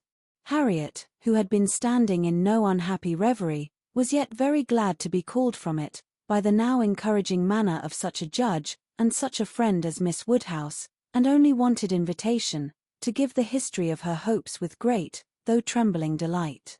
Emma's tremblings as she asked, and as she listened, were better concealed than Harriet's, but they were not less. Her voice was not unsteady, but her mind was in all the perturbation that such a development of self, such a burst of threatening evil, such a confusion of sudden and perplexing emotions, must create. She listened with much inward suffering, but with great outward patience, to Harriet's detail. Methodical, or well arranged, or very well delivered, it could not be expected to be, but it contained, when separated from all the feebleness and tautology of the narration, a substance to sink her spirit, especially with the corroborating circumstances, which her own memory brought in favor of Mr. Knightley's most improved opinion of Harriet. Harriet had been conscious of a difference in his behavior ever since those two decisive dances. Emma knew that he had, on that occasion, found her much superior to his expectation. From that evening, or at least from the time of Miss Woodhouse's encouraging her to think of him, Harriet had begun to be sensible of his talking to her much more than he had been used to do, and of his having indeed quite a different manner towards her, a manner of kindness and sweetness. Latterly she had been more and more aware of it. When they had been all walking together, he had so often come and walked by her, and talked so very delightfully. He seemed to want to be acquainted with her. Emma knew it to have been very much the case. She had often observed the change, to almost the same extent. Harriet repeated expressions of approbation and praise from him, and Emma felt them to be in the closest agreement with what she had known of his opinion of Harriet. He praised her for being without art or affectation, for having simple, honest, generous feelings. She knew that he saw such recommendations in Harriet. He had dwelt on them to her more than once. Much that lived in Harriet's memory, many little particulars of the notice she had received from him, a look, a speech, a removal from one chair to another, a compliment implied, a preference inferred, had been unnoticed, because unsuspected, by Emma.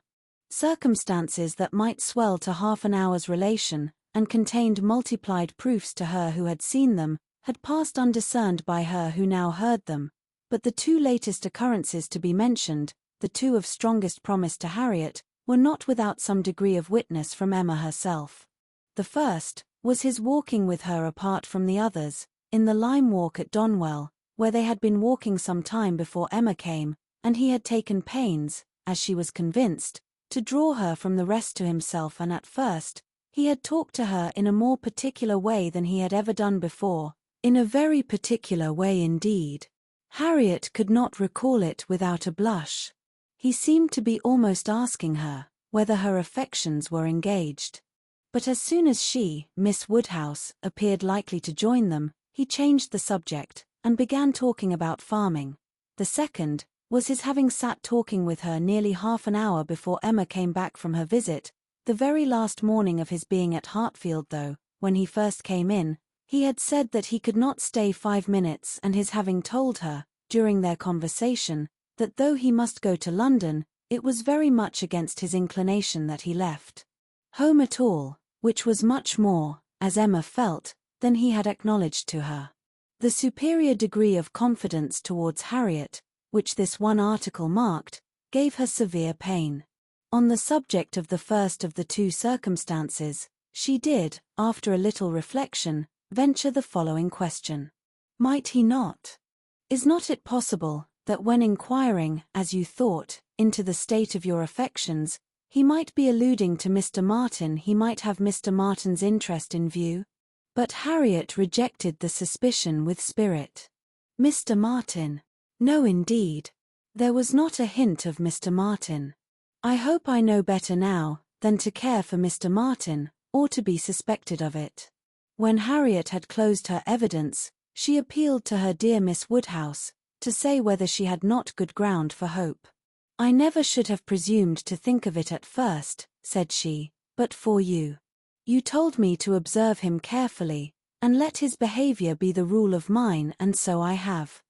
But now I seem to feel that I may deserve him, and that if he does choose me, it will not be anything so very wonderful.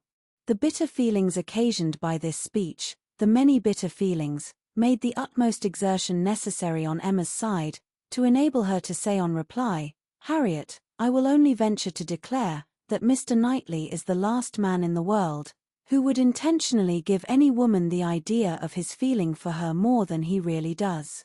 Harriet seemed ready to worship her friend for a sentence so satisfactory, and Emma was only saved from raptures and fondness, which at that moment would have been dreadful penance, by the sound of her father's footsteps. He was coming through the hall. Harriet was too much agitated to encounter him. She could not compose herself. Mr. Woodhouse would be alarmed. She had better go.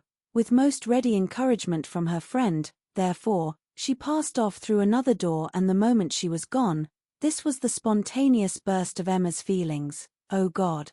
That I had never seen her. The rest of the day, the following night, were hardly enough for her thoughts.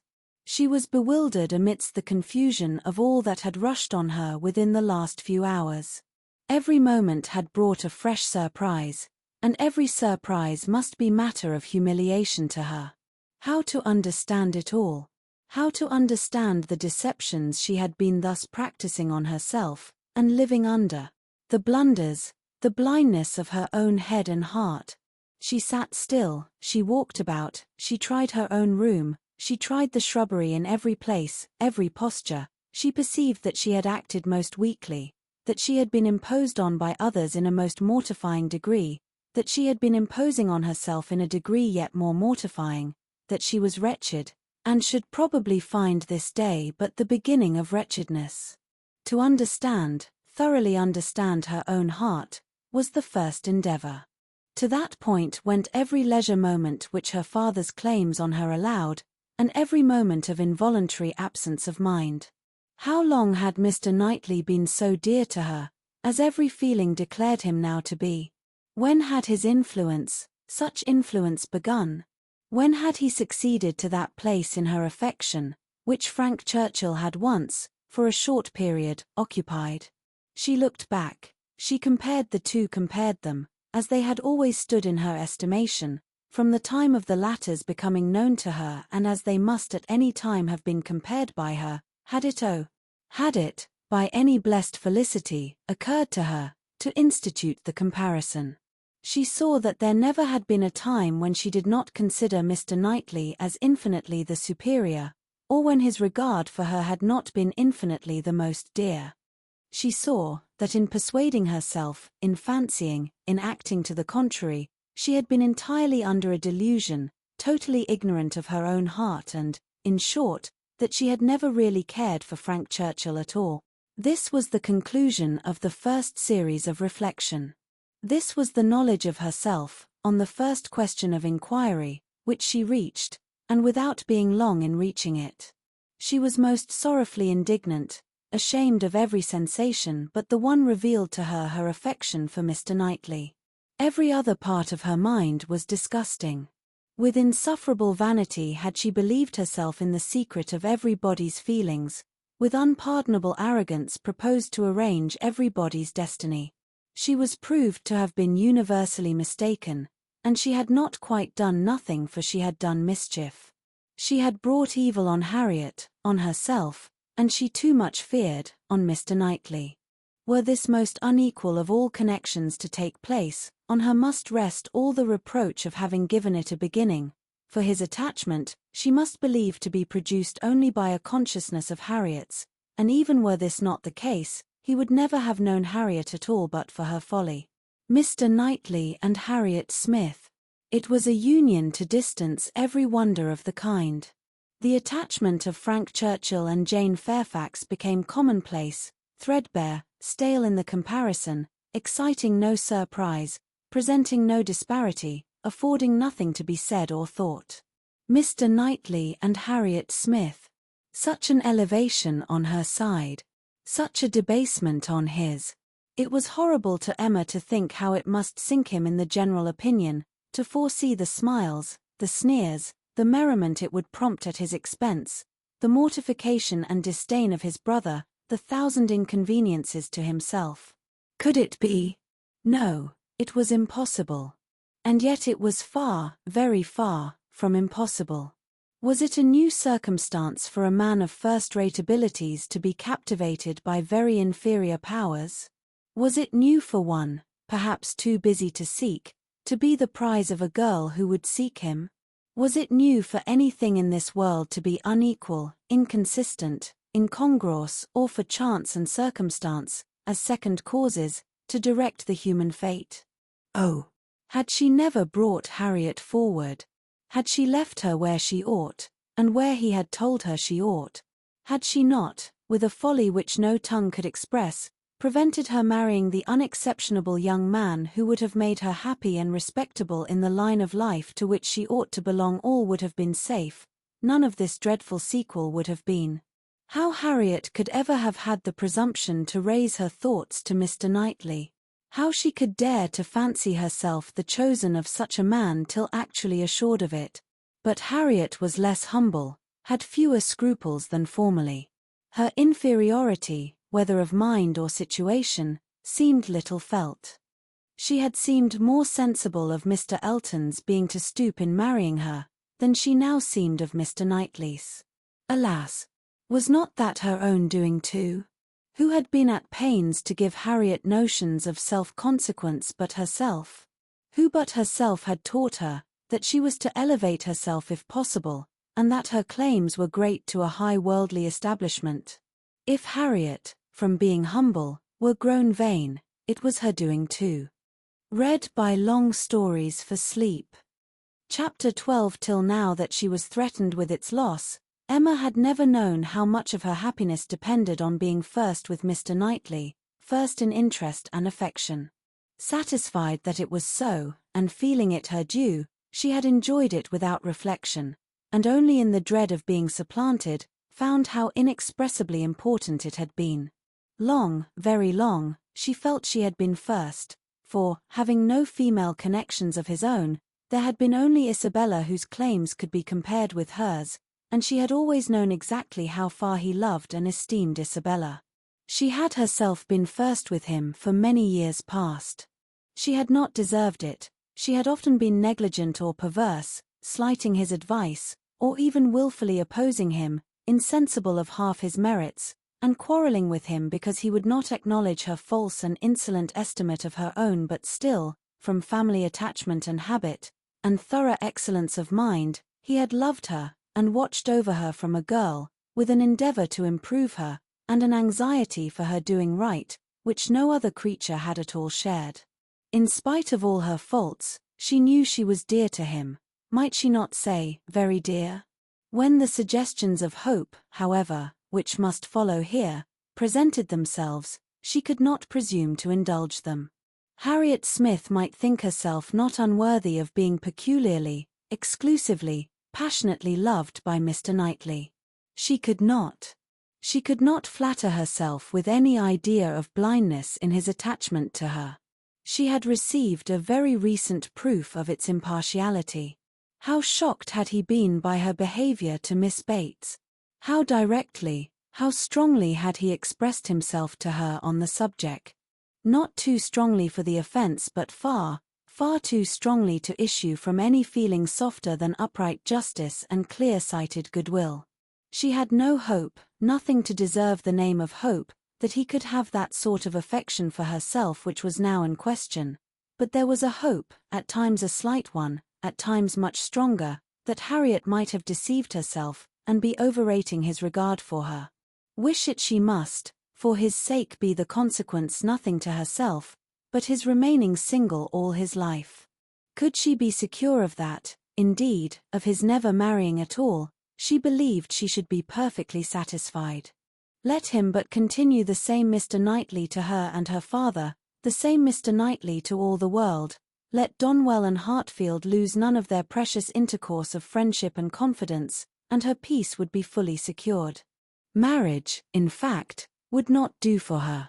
It would be incompatible with what she owed to her father, and with what she felt for him. Nothing should separate her from her father. She would not marry, even if she were asked by Mr. Knightley. It must be her ardent wish that Harriet might be disappointed, and she hoped that when able to see them together again, she might at least be able to ascertain what the chances for it were. She should see them henceforward with the closest observance, and wretchedly as she had hitherto misunderstood even those she was watching, she did not know how to admit that she could be blinded here. He was expected back every day. The power of observation would be soon given. Frightfully soon it appeared when her thoughts were in one course. In the meanwhile, she resolved against seeing Harriet. It would do neither of them good, it would do the subject no good, to be talking of it farther. She was resolved not to be convinced, as long as she could doubt, and yet had no authority for opposing Harriet's confidence. To talk would be only to irritate. She wrote to her, therefore, kindly, but decisively, to beg that she would not, at present, come to Hartfield, acknowledging it to be her conviction that all farther confidential discussion of one topic had better be avoided, and hoping that if a few days were allowed to pass before they met again, except in the company of others, she objected only to a tete-a-tete, they might be able to act as if they had forgotten the conversation of yesterday. Harriet submitted, and approved, and was grateful. This point was just arranged, when a visitor arrived to tear Emma's thoughts a little from the one subject which had engrossed them, sleeping or waking, the last 24 hours Mrs. Weston, who had been calling on her daughter-in-law-elect, and took Hartfield in her way home, almost as much in duty to Emma as in pleasure to herself, to relate all the particulars of so interesting an interview. Mr. Weston had accompanied her to Mrs. Bates's, and gone through his share of this essential attention most handsomely, but she having then induced Miss Fairfax to join her in an airing, was now returned with much more to say, and much more to say with satisfaction, than a quarter of an hour spent in Mrs. Bates's parlour, with all the encumbrance of awkward feelings, could have afforded. A little curiosity Emma had, and she made the most of it while her friend related. Mrs. Weston had set off to pay the visit in a good deal of agitation herself, and in the first place had wished not to go at all at present, to be allowed merely to write to Miss Fairfax instead, and to defer this ceremonious call till a little time had passed, and Mr. Churchill could be reconciled to the engagements becoming known, as, considering everything, she thought such a visit could not be paid without leading to reports. But Mr. Weston had thought differently. He was extremely anxious to show his approbation to Miss Fairfax and her family, and did not conceive that any suspicion could be excited by it, or if it were, that it would be of any consequence, for such things, he observed, always got about. Emma smiled, and felt that Mr. Weston had very good reason for saying so. They had gone. In short, and very great had been the evident distress and confusion of the lady. She had hardly been able to speak a word, and every look and action had shown how deeply she was suffering from consciousness. The quiet, heartfelt satisfaction of the old lady, and the rapturous delight of her daughter, who proved even too joyous to talk as usual, had been a gratifying, yet almost an affecting, scene. They were both so truly respectable in their happiness, so disinterested in every sensation, thought so much of Jane, so much of everybody, and so little of themselves, that every kindly feeling was at work for them. Miss Fairfax's recent illness had offered a fair plea for Mrs. Weston to invite her to an airing. She had drawn back and declined at first, but, on being pressed, had yielded, and, in the course of their drive, Mrs. Weston had, by gentle encouragement, overcome so much of her embarrassment, as to bring her to converse on the important subject. Apologies for her seemingly ungracious silence in their first reception, and the warmest expressions of the gratitude she was always feeling towards herself and Mr. Weston, must necessarily open the cause, but when these effusions were put by, they had talked a good deal of the present and of the future state of the engagement. Mrs. Weston was convinced that such conversation must be the greatest relief to her companion, pent up within her own mind as everything had so long been, and was very much pleased with all that she had said on the subject. On the misery of what she had suffered, during the concealment of so many months, continued Mrs. Weston, she was energetic. This was one of her expressions. I will not say that since I entered into the engagement I have not had some happy moments, but I can say that I have never known the blessing of one tranquil hour, and the quivering lip, Emma, which uttered it, was an attestation that I felt at my heart. Poor girl, said Emma. She thinks herself wrong, then, for having consented to a private engagement. Wrong. No one, I believe, can blame her more than she is disposed to blame herself. The consequence, said she, has been a state of perpetual suffering to me, and so it ought.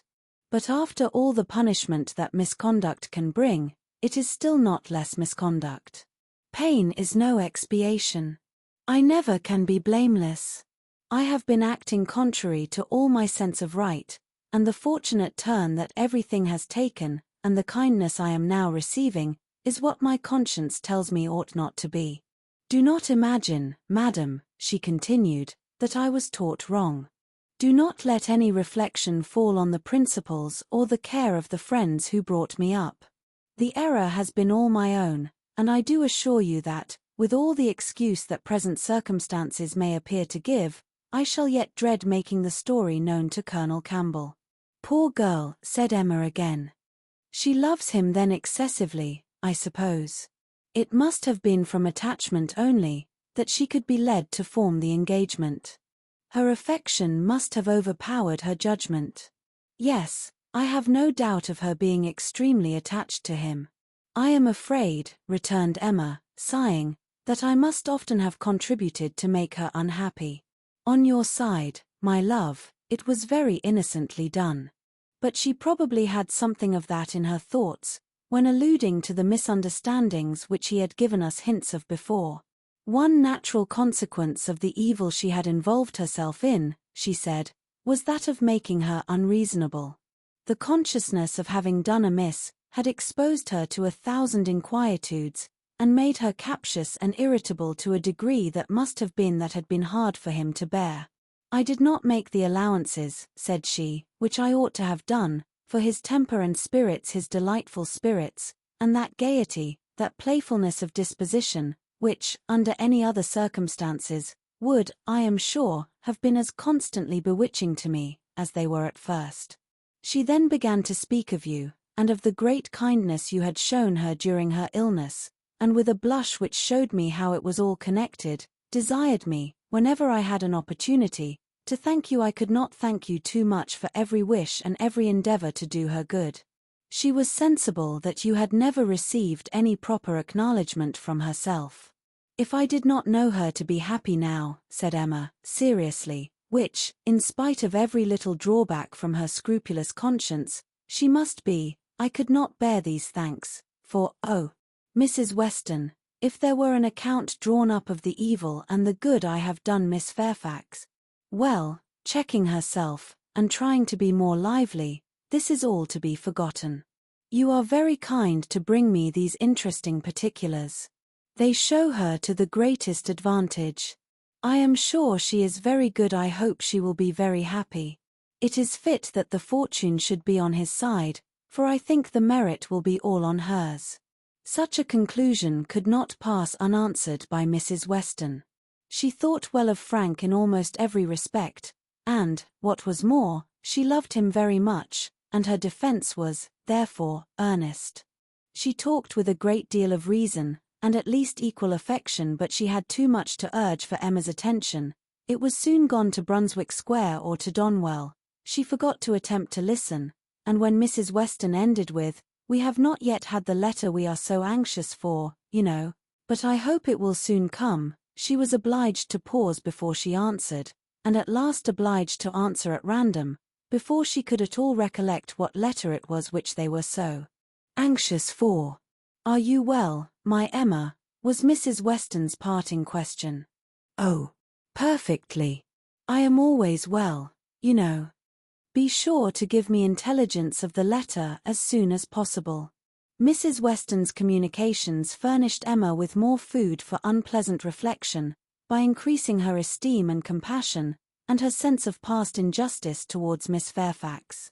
She bitterly regretted not having sought a closer acquaintance with her, and blushed for the envious feelings which had certainly been, in some measure, the cause. Had she followed Mr. Knightley's known wishes, in paying that attention to Miss Fairfax, which was every way her due, had she tried to know her better, had she done her part towards intimacy, had she endeavored to find a friend there instead of in Harriet Smith, she must, in all probability, have been spared from every pain which pressed on her now. Birth, abilities, and education had been equally marking one as an associate for her, to be received with gratitude, and the other what was she?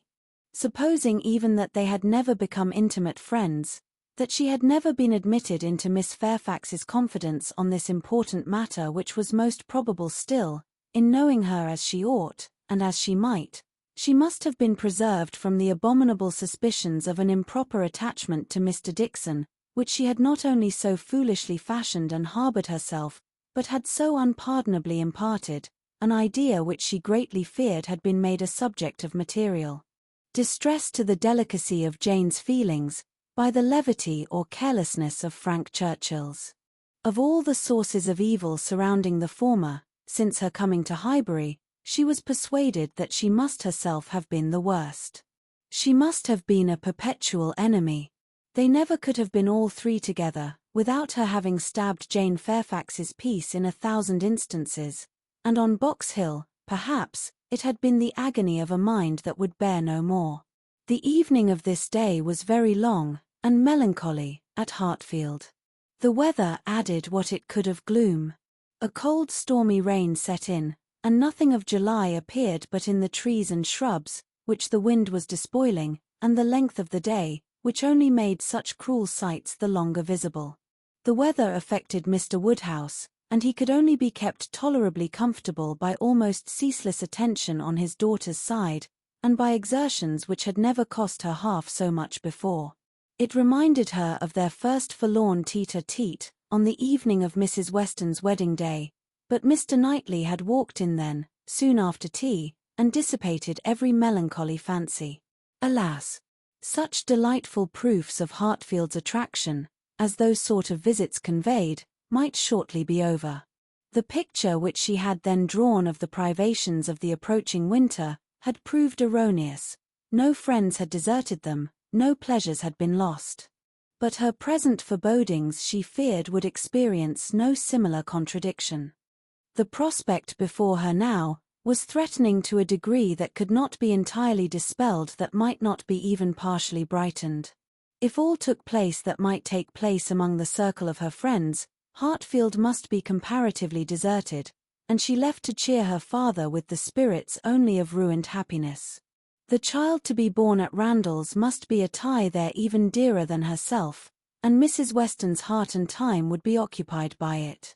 They should lose her, and, probably, in great measure, her husband also. Frank Churchill would return among them no more, and Miss Fairfax, it was reasonable to suppose, would soon cease to belong to Highbury. They would be married, and settled either at or near in Scombe. All that were good would be withdrawn, and if to these losses, the loss of Donwell were to be added, what would remain of cheerful or of rational society within their reach? Mr. Knightley to be no longer coming there for his evening comfort, no longer walking in at all hours, as if ever willing to change his own home for theirs. How was it to be endured? And if he were to be lost to them for Harriet's sake, if he were to be thought of hereafter as finding in Harriet's society all that he wanted, if Harriet were to be the chosen, the first, the dearest, the friend, the wife to whom he looked for all the best blessings of existence, what could be increasing Emma's wretchedness but the reflection, never far distant from her mind, that it had been all her own work? When it came to such a pitch as this, she was not able to refrain from a start, or a heavy sigh, or even from walking about the room for a few seconds, and the only source whence anything like consolation or composure could be drawn, was in the resolution of her own better conduct, and the hope that, however inferior in spirit and gaiety might be the following and every future winter of her life to the past, it would yet find her more rational, more acquainted with herself, and leave her less to regret when it were gone. Chapter 13. The weather continued much the same all the following morning, and the same loneliness, and the same melancholy, seemed to reign at Hartfield, but in the afternoon it cleared, the wind changed into a softer quarter, the clouds were carried off, the sun appeared, it was summer again. With all the eagerness which such a transition gives, Emma resolved to be out of doors as soon as possible. Never had the exquisite sight, smell, sensation of nature, tranquil, warm, and brilliant after a storm, been more attractive to her. She longed for the serenity they might gradually introduce, and on Mr. Perry's coming in soon after dinner, with a disengaged hour to give her father, she lost no time in hurrying into the shrubbery. There, with spirits freshened, and thoughts a little relieved, she had taken a few turns, when she saw Mr. Knightley passing through the garden door, and coming towards her. It was the first intimation of his being returned from London. She had been thinking of him the moment before, as unquestionably 16 miles distant. There was time only for the quickest arrangement of mind. She must be collected and calm. In half a minute they were together. The how-do-ye-dos were quiet and constrained on each side. She asked after their mutual friends. They were all well. When had he left them? Only that morning. He must have had a wet ride. Yes. He meant to walk with her, she found. He had just looked into the dining room, and as he was not wanted there, preferred being out of doors. She thought he neither looked nor spoke cheerfully, and the first possible cause for it, suggested by her fears, was that he had perhaps been communicating his plans to his brother, and was pained by the manner in which they had been received. They walked together. He was silent. She thought he was often looking at her, and trying for a fuller view of her face than it suited her to give. And this belief produced another dread.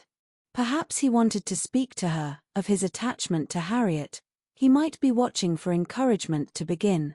She did not, could not, feel equal to lead the way to any such subject. He must do it all himself. Yet she could not bear this silence.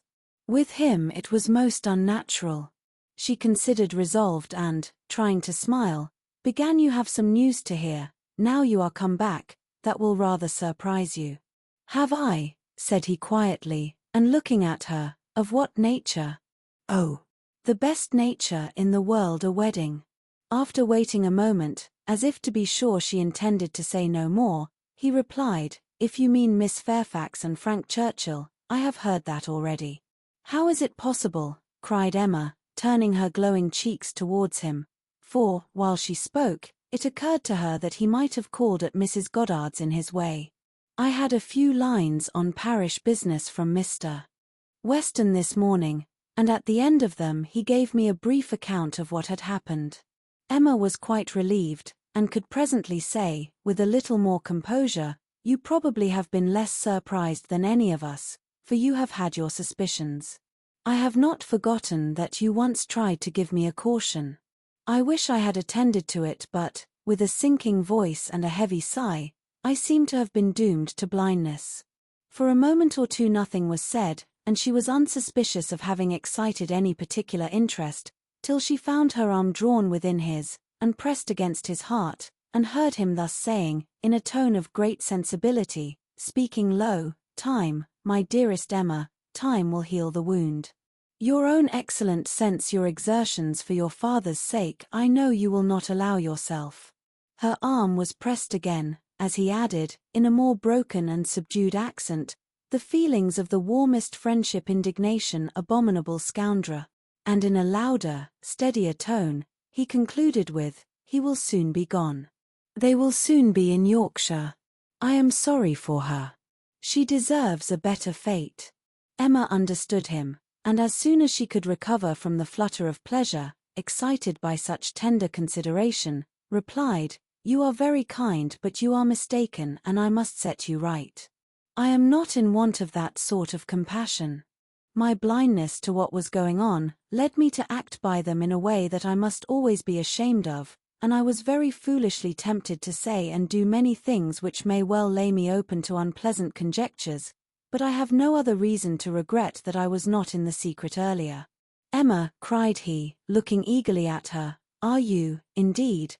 But checking himself, "No, no, I understand you, forgive me, I am pleased that you can say even so much. He is no object of regret, indeed. And it will not be very long, I hope, before that becomes the acknowledgment of more than your reason. Fortunate that your affections were not farther entangled. I could never, I confess, from your manners, assure myself as to the degree of what you felt. I could only be certain that there was a preference, and a preference which I never believed him to deserve. He is a disgrace to the name of man. And is he to be rewarded with that sweet young woman? Jane, Jane, you will be a miserable creature." "Mr. Knightley," said Emma, trying to be lively, "but really confused, I am in a very extraordinary situation. I cannot let you continue in your error, and yet, perhaps, since my manners gave such an impression, I have as much reason to be ashamed of confessing that I never have been at all attached to the person we are speaking of, as it might be natural for a woman to feel in confessing exactly the reverse. But I never have." He listened in perfect silence. She wished him to speak, but he would not. She supposed she must say more before she were entitled to his clemency, but it was a hard case to be obliged still to lower herself in his opinion. She went on, however, "I have very little to say for my own conduct. I was tempted by his attentions, and allowed myself to appear pleased. An old story, probably a common case and no more than has happened to hundreds of my sex before, and yet it may not be the more excusable in one who sets up as I do for understanding. Many circumstances assisted the temptation. He was the son of Mr. Weston, he was continually here, I always found him very pleasant and, in short, for, with a sigh, let me swell out the causes ever so ingeniously, they all centre in this. At last my vanity was flattered, and I allowed his attentions. Latterly, however, for some time, indeed I have had no idea of their meaning anything. I thought them a habit, a trick, nothing that called for seriousness on my side. He has imposed on me, but he has not injured me. I have never been attached to him. And now I can tolerably comprehend his behavior. He never wished to attach me. It was merely a blind to conceal his real situation with another. It was his object to blind all about him, and no one, I am sure, could be more effectually blinded than myself, except that I was not blinded, that it was my good fortune that, in short, I was somehow or other safe from him. She had hoped for an answer here, for a few words to say that her conduct was at least intelligible, but he was silent, and, as far as she could judge, deep in thought. At last, and tolerably in his usual tone, he said, I have never had a high opinion of Frank Churchill. I can suppose, however, that I may have underrated him. My acquaintance with him has been but trifling. And even if I have not underrated him hitherto, he may yet turn out well. With such a woman he has a chance. I have no motive for wishing him ill, and for her sake, whose happiness will be involved in his good character and conduct, I shall certainly wish him well. I have no doubt of their being happy together, said Emma. I believe them to be very mutually and very sincerely attached. He is a most fortunate man, returned Mr. Knightley, with energy. So early in life, at 23, a period when, if a man chooses a wife, he generally chooses ill. At 23 to have drawn such a prize. What years of felicity that man, in all human calculation, has before him, assured of the love of such a woman, the disinterested love, for Jane Fairfax's character vouches for her disinterestedness. Everything in his favour, equality of situation I mean, as far as regards society, and all the habits and manners that are important, equality in every point but one, and that one, since the purity of her heart is not to be doubted, such as must increase his felicity, for it will be his to bestow the only advantages she wants. A man would always wish to give a woman a better home than the one he takes her from, and he who can do it, where there is no doubt of her regard, must, I think, be the happiest of mortals. Frank Churchill is, indeed, the favourite of fortune. Everything turns out for his good. He meets with a young woman at a watering place, gains her affection, cannot even weary her by negligent treatment, and had he and all his family sought round the world for a perfect wife for him, they could not have found her superior. His aunt is in the way. His aunt dies. He has only to speak. His friends are eager to promote his happiness. He had used everybody ill, and they are all delighted to forgive him. He is a fortunate man indeed. You speak as if you envied him. And I do envy him, Emma. In one respect he is the object of my envy. Emma could say no more. They seemed to be within half a sentence of Harriet, and her immediate feeling was to avert the subject, if possible. She made her plan. She would speak of something totally different, the children in Brunswick Square, and she only waited for breath to begin, when Mr. Knightley startled her, by saying, You will not ask me what is the point of envy. You are determined, I see, to have no curiosity. You are wise, but I cannot be wise. Emma, I must tell you what you will not ask, though I may wish it unsaid the next moment. Oh, then, don't speak it, she eagerly cried. Take a little time, consider, do not commit yourself. Thank you, said he, in an accent of deep mortification, and not another syllable followed. Emma could not bear to give him pain. He was wishing to confide in her, perhaps to consult her. Cost her what it would, she would listen. She might assist his resolution, or reconcile him to it. She might give just praise to Harriet, or, by representing to him his own independence, relieve him from that state of indecision, which must be more intolerable than any alternative to such a mind as his. They had reached the house. "You are going in, I suppose," said he. "No," replied Emma, quite confirmed by the depressed manner in which he still spoke. "I should like to take another turn. Mr. Perry is not gone." And, after proceeding a few steps, she added, "I stopped you ungraciously, just now, Mr. Knightley, and, I am afraid, gave you pain. But if you have any wish to speak openly to me as a friend, or to ask my opinion of anything that you may have in contemplation as a friend, indeed, you may command me. I will hear whatever you like. I will tell you exactly what I think." "As a friend," repeated Mr. Knightley.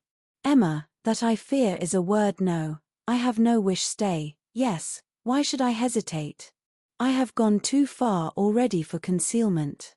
Emma, I accept your offer, extraordinary as it may seem. I accept it, and refer myself to you as a friend. Tell me, then, have I no chance of ever succeeding?" He stopped in his earnestness to look the question, and the expression of his eyes overpowered her. "My dearest Emma," said he, "for dearest you will always be, whatever the event of this hour's conversation, my dearest, most beloved Emma, tell me at once. Say no, if it is to be said." She could really say nothing. "You are silent," he cried, with great animation, "absolutely silent. At present I ask no more." Emma was almost ready to sink under the agitation of this moment. The dread of being awakened from the happiest dream was perhaps the most prominent feeling. "I cannot make speeches, Emma," he soon resumed, and in a tone of such sincere, decided, intelligible tenderness as was tolerably convincing. "If I loved you less, I might be able to talk about it more. But you know what I am. You hear nothing but truth from me. I have blamed you, and lectured you, and you have borne it as no other woman in England would have borne it. Bear with the truths I would tell you now, dearest Emma, as well as you have borne with them. The manner, perhaps, may have as little to recommend them. God knows, I have been a very indifferent lover. But you understand me. Yes, you see, you understand my feelings and will return them if you can. At present, I ask only to hear, once to hear your voice." While he spoke, Emma's mind was most busy, and, with all the wonderful velocity of thought, had been able and yet without losing a word to catch and comprehend the exact truth of the whole, to see that Harriet's hopes had been entirely groundless, a mistake, a delusion, as complete a delusion as any of her own, that Harriet was nothing, that she was everything herself, that what she had been saying relative to Harriet had been all taken as the language of her own feelings, and that her agitation, her doubts, her reluctance, her discouragement, had been all received as discouragement from herself. And not only was there time for these convictions, with all their glow of attendant happiness, there was time also to rejoice that Harriet's secret had not escaped her, and to resolve that it need not, and should not. It was all the service she could now render her poor friend, for as to any of that heroism of sentiment which might have prompted her to entreat him to transfer his affection from herself to Harriet, as infinitely the most worthy of the two, or even the more simple sublimity of resolving to refuse him at once and for ever, without vouchsafing any motive, because he could not marry them both, Emma had it not. She felt for Harriet, with pain and with contrition, but no flight of generosity run mad, opposing all that could be probable or reasonable, entered her brain. She had led her friend astray, and it would be a reproach to her for ever, but her judgment was as strong as her feelings, and as strong as it had ever been before, in reprobating any such alliance for him, as most unequal and degrading. Her way was clear, though not quite smooth. She spoke then, on being so entreated. What did she say? Just what she ought, of course. A lady always does. She said enough to show there need not be despair and to invite him to say more himself. He had despaired at one period, he had received such an injunction to caution and silence, as for the time crushed every hope. She had begun by refusing to hear him. The change had perhaps been somewhat sudden. Her proposal of taking another turn Her renewing the conversation which she had just put an end to might be a little extraordinary. She felt its inconsistency, but Mr. Knightley was so obliging as to put up with it, and seek no farther explanation. Seldom, very seldom, does complete truth belong to any human disclosure. Seldom can it happen that something is not a little disguised, or a little mistaken.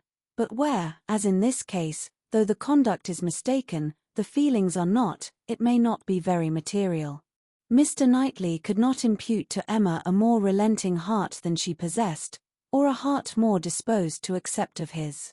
He had, in fact, been wholly unsuspicious of his own influence. He had followed her into the shrubbery with no idea of trying it. He had come, in his anxiety to see how she bore Frank Churchill's engagement, with no selfish view, no view at all, but of endeavouring, if she allowed him an opening, to soothe or to counsel her.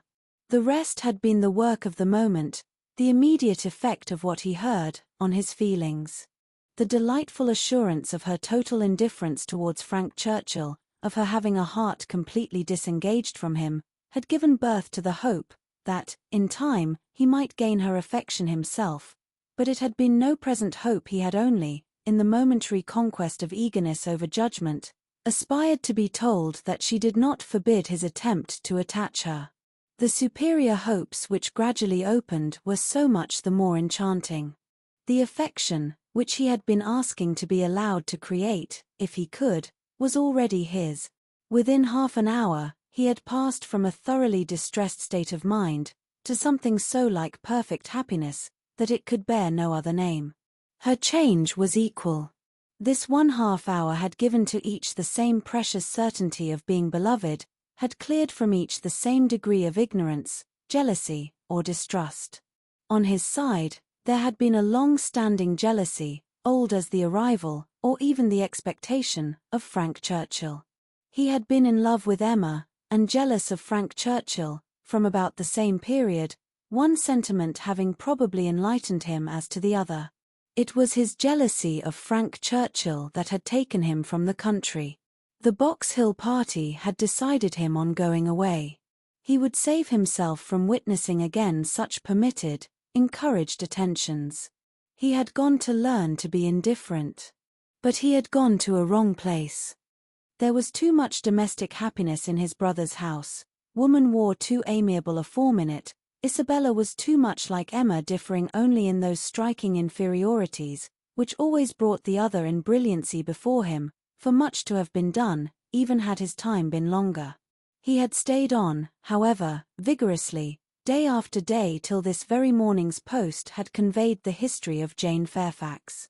Then, with the gladness which must be felt, nay, which he did not scruple to feel, having never believed Frank Churchill to be at all deserving Emma, was there so much fond solicitude, so much keen anxiety for her, that he could stay no longer. He had ridden home through the rain, and had walked up directly after dinner, to see how this sweetest and best of all creatures, faultless in spite of all her faults, bore the discovery. He had found her agitated and low. Frank Churchill was a villain. He heard her declare that she had never loved him. Frank Churchill's character was not desperate. She was his own Emma, by hand and word, when they returned into the house, and if he could have thought of Frank Churchill then, he might have deemed him a very good sort of fellow. Chapter 14. What totally different feelings did Emma take back into the house from what she had brought out? She had then been only daring to hope for a little respite of suffering. She was now in an exquisite flutter of happiness, and such happiness moreover as she believed must still be greater when the flutter should have passed away. They sat down to tea, the same party round the same table. How often it had been collected! And how often had her eyes fallen on the same shrubs in the lawn, and observed the same beautiful effect of the western sun, but never in such a state of spirits, never in anything like it, and it was with difficulty that she could summon enough of her usual self to be the attentive lady of the house, or even the attentive daughter. Poor Mr. Woodhouse little suspected what was plotting against him in the breast of that man whom he was so cordially welcoming, and so anxiously hoping might not have taken cold from his ride. Could he have seen the heart, he would have cared very little for the lungs. but without the most distant imagination of the impending evil, without the slightest perception of anything extraordinary in the looks or ways of either. He repeated to them very comfortably all the articles of news he had received from Mr. Perry, and talked on with much self-contentment, totally unsuspicious of what they could have told him in return. As long as Mr. Knightley remained with them, Emma's fever continued, but when he was gone, she began to be a little tranquilized and subdued, and in the course of the sleepless night, which was the tax for such an evening, she found one or two such very serious points to consider, as made her feel that even her happiness must have some alloy. Her father and Harriet. She could not be alone without feeling the full weight of their separate claims, and how to guard the comfort of both to the utmost, was the question. With respect to her father, it was a question soon answered. She hardly knew yet what Mr. Knightley would ask, but a very short parley with her own heart produced the most solemn resolution of never quitting her father. She even wept over the idea of it, as a sin of thought. While he lived, it must be only an engagement, but she flattered herself that if divested of the danger of drawing her away, it might become an increase of comfort to him. How to do her best by Harriet was of more difficult decision, how to spare her from any unnecessary pain, how to make her any possible atonement, how to appear least her enemy. On these subjects, her perplexity and distress were very great, and her mind had to pass again and again through every bitter reproach and sorrowful regret that had ever surrounded it. She could only resolve at last that she would still avoid a meeting with her, and communicate all that need be told by letter, that it would be inexpressibly desirable to have her removed just now for a time from Highbury, and indulging in one scheme more nearly resolve, that it might be practicable to get an invitation for her to Brunswick Square. Isabella had been pleased with Harriet, and a few weeks spent in London must give her some amusement. She did not think it in Harriet's nature to escape being benefited by novelty and variety, by the streets, the shops, and the children. At any rate, it would be a proof of attention and kindness in herself, from whom everything was due, a separation for the present, an averting of the evil day, when they must all be together again. She rose early, and wrote her letter to Harriet, an employment which left her so very serious, so nearly sad, that Mr. Knightley, in walking up to Hartfield to breakfast, did not arrive at all too soon, and half an hour stolen afterwards to go over the same ground again with him, literally and figuratively, was quite necessary to reinstate her in a proper share of the happiness of the evening before. He had not left her long, by no means long enough for her to have the slightest inclination for thinking of anybody else, when a letter was brought her from Randalls, a very thick letter. She guessed what it must contain, and deprecated the necessity of reading it. She was now in perfect charity with Frank Churchill. She wanted no explanations, she wanted only to have her thoughts to herself, and as for understanding anything he wrote, she was sure she was incapable of it. It must be waded through, however.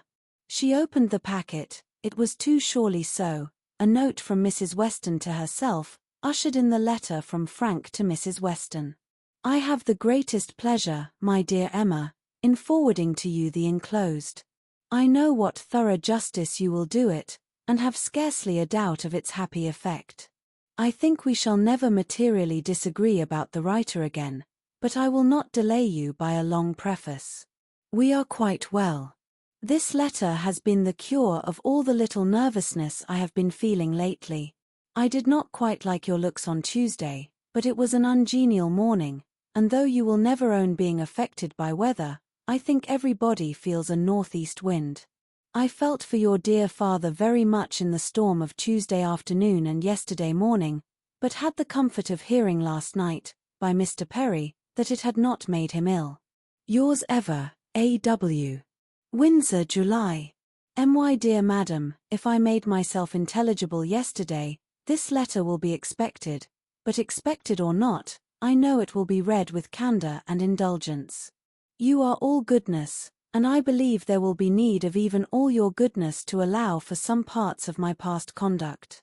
But I have been forgiven by one who had still more to resent. My courage rises while I write.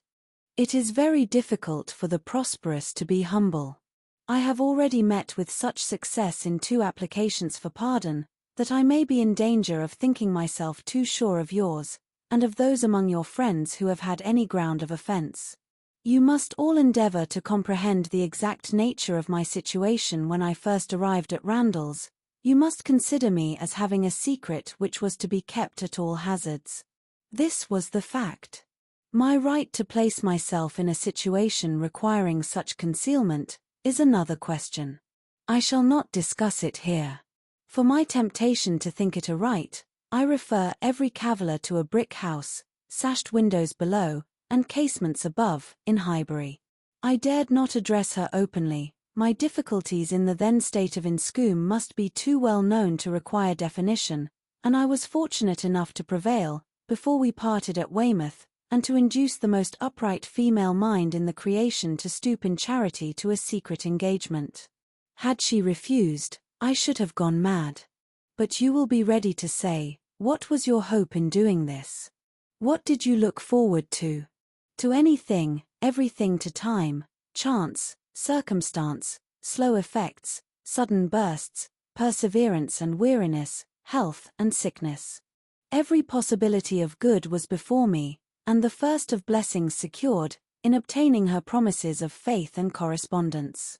If you need farther explanation, I have the honour, my dear madam, of being your husband's son, and the advantage of inheriting a disposition to hope for good, which no inheritance of houses or lands can ever equal the value of. See me, then, under these circumstances, arriving on my first visit to Randalls, and here I am conscious of wrong, for that visit might have been sooner paid. You will look back and see that I did not come till Miss Fairfax was in Highbury, and as you were the person slighted, you will forgive me instantly, but I must work on my father's compassion, by reminding him, that so long as I absented myself from his house, so long I lost the blessing of knowing you. My behaviour, during the very happy fortnight which I spent with you, did not, I hope, lay me open to reprehension, excepting on one point. And now I come to the principal, the only important part of my conduct while belonging to you, which excites my own anxiety, or requires very solicitous explanation. With the greatest respect, and the warmest friendship, do I mention Miss Woodhouse. My father perhaps will think I ought to add, with the deepest humiliation. A few words which dropped from him yesterday spoke his opinion, and some censure I acknowledge myself liable to. My behaviour to Miss Woodhouse indicated, I believe, more than it ought. In order to assist a concealment so essential to me, I was led on to make more than an allowable use of the sort of intimacy into which we were immediately thrown. I cannot deny that Miss Woodhouse was my ostensible object, but I am sure you will believe the declaration, that had I not been convinced of her indifference, I would not have been induced by any selfish views to go on. Amiable and delightful as Miss Woodhouse is, she never gave me the idea of a young woman likely to be attached, and that she was perfectly free from any tendency to being attached to me, was as much my conviction as my wish. She received my attentions with an easy, friendly, good-humoured playfulness, which exactly suited me. We seemed to understand each other. From our relative situation, those attentions were her due, and were felt to be so. Whether Miss Woodhouse began really to understand me before the expiration of that fortnight, I cannot say. When I called to take leave of her, I remember that I was within a moment of confessing the truth, and I then fancied she was not without suspicion, but I have no doubt of her having since detected me, at least in some degree. She may not have surmised the whole, but her quickness must have penetrated a part. I cannot doubt it. You will find, whenever the subject becomes freed from its present restraints, that it did not take her wholly by surprise. She frequently gave me hints of it. I remember her telling me at the ball, that I owed Mrs. Elton gratitude for her attentions to Miss Fairfax. I hope this history of my conduct towards her will be admitted by you and my father as great extenuation of what you saw amiss. While you considered me as having sinned against Emma Woodhouse, I could deserve nothing from either. Acquit me here, and procure for me, when it is allowable, the acquittal and good wishes of that said Emma Woodhouse, whom I regard with so much brotherly affection, as to long to have her as deeply and as happily in love as myself. Whatever strange things I said or did during that fortnight, you have now a key to. My heart was in Highbury, and my business was to get my body thither as often as might be, and with the least suspicion. If you remember any Quinnesses, set them all to the right account. Of the pianoforte so much talked of, I feel it only necessary to say that its being ordered was absolutely unknown to Miss F., who would never have allowed me to send it, had any choice been given her. The delicacy of her mind throughout the whole engagement, my dear madam, is much beyond my power of doing justice to. You will soon, I earnestly hope, know her thoroughly yourself. No description can describe her. She must tell you herself what she is, yet not by word, for never was there a human creature who would so designedly suppress her own merit. Since I began this letter, which will be longer than I foresaw, I have heard from her. She gives a good account of her own health, but as she never complains, I dare not depend. I want to have your opinion of her looks. I know you will soon call on her, she is living in dread of the visit. Perhaps it is paid already. Let me hear from you without delay. I am impatient for 1,000 particulars. Remember how few minutes I was at Randall's, and in how bewildered, how mad a state, and I am not much better yet, still insane either from happiness or misery.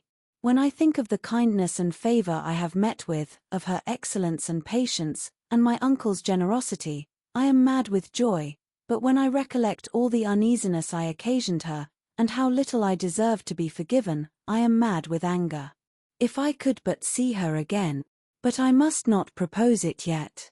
My uncle has been too good for me to encroach. I must still add to this long letter. You have not heard all that you ought to hear. I could not give any connected detail yesterday, but the suddenness, and, in one light, the unseasonableness with which the affair burst out, needs explanation, for though the event of the 26th ultimate, as you will conclude, immediately opened to me the happiest prospects, I should not have presumed on such early measures, but from the very particular circumstances, which left me not an hour to lose. I should myself have shrunk from anything so hasty, and she would have felt every scruple of mine with multiplied strength and refinement. But I had no choice.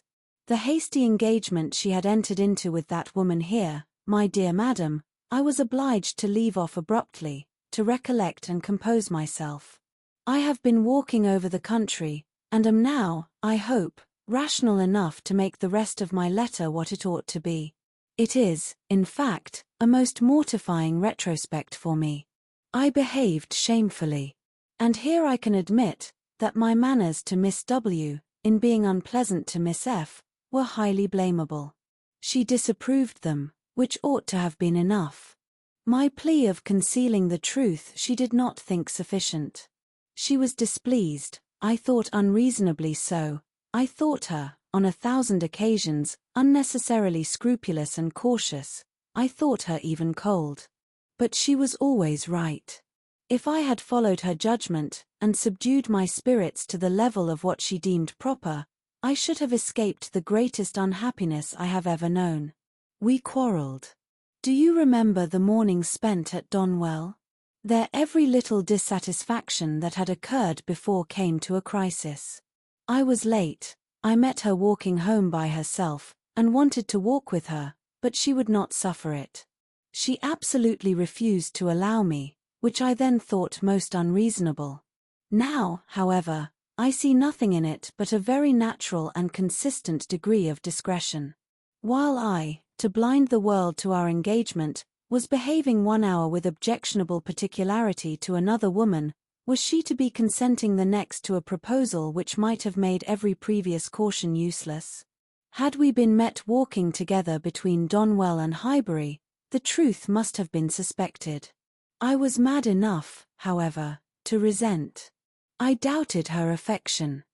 I doubted it more the next day on Box Hill, when, provoked by such conduct on my side, such shameful, insolent neglect of her, and such apparent devotion to Miss W., as it would have been impossible for any woman of sense to endure, She spoke her resentment in a form of words perfectly intelligible to me.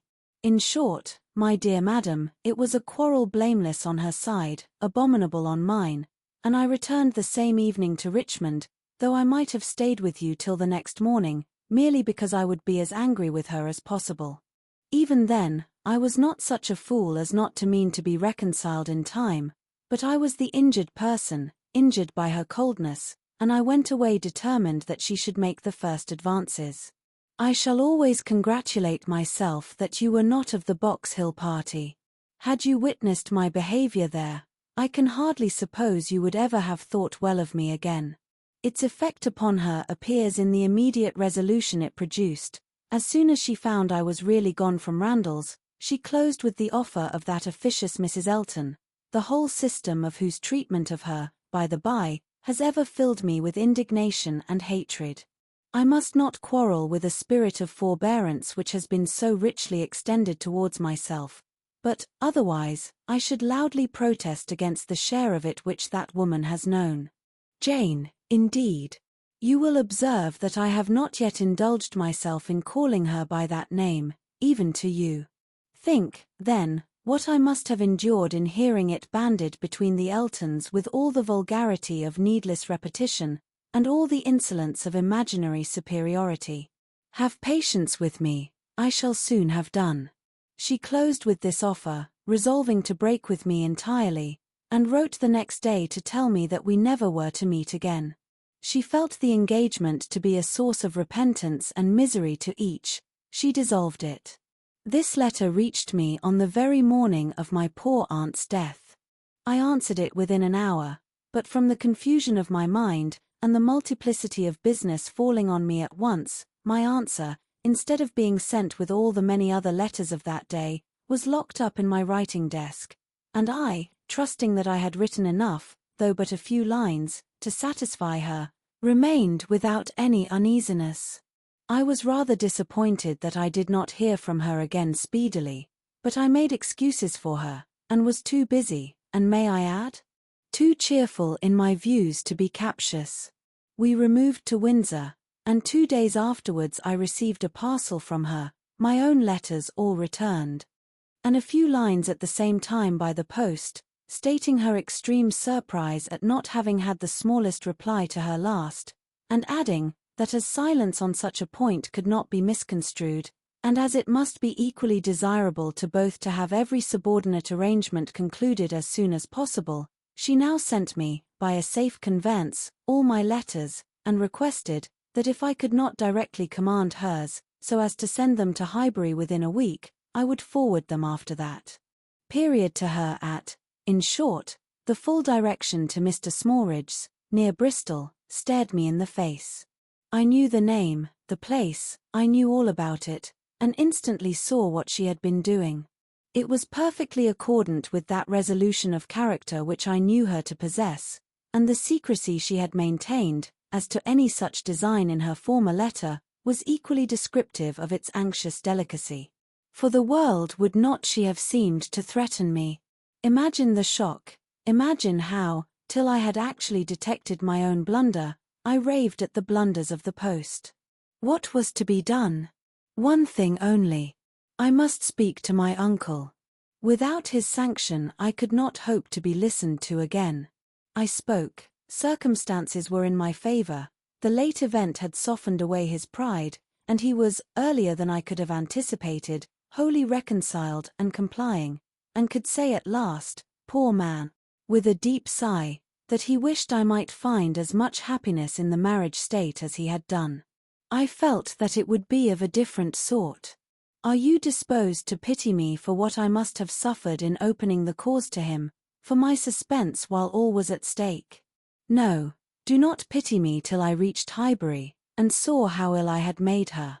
Do not pity me till I saw her sick looks. I reached Highbury at the time of day when, from my knowledge of their late breakfast hour, I was certain of a good chance of finding her alone.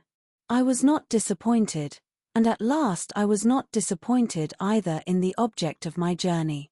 A great deal of very reasonable, very just displeasure I had to persuade away. But it is done, We are reconciled, dearer, much dearer, than ever, and no moment's uneasiness can ever occur between us again.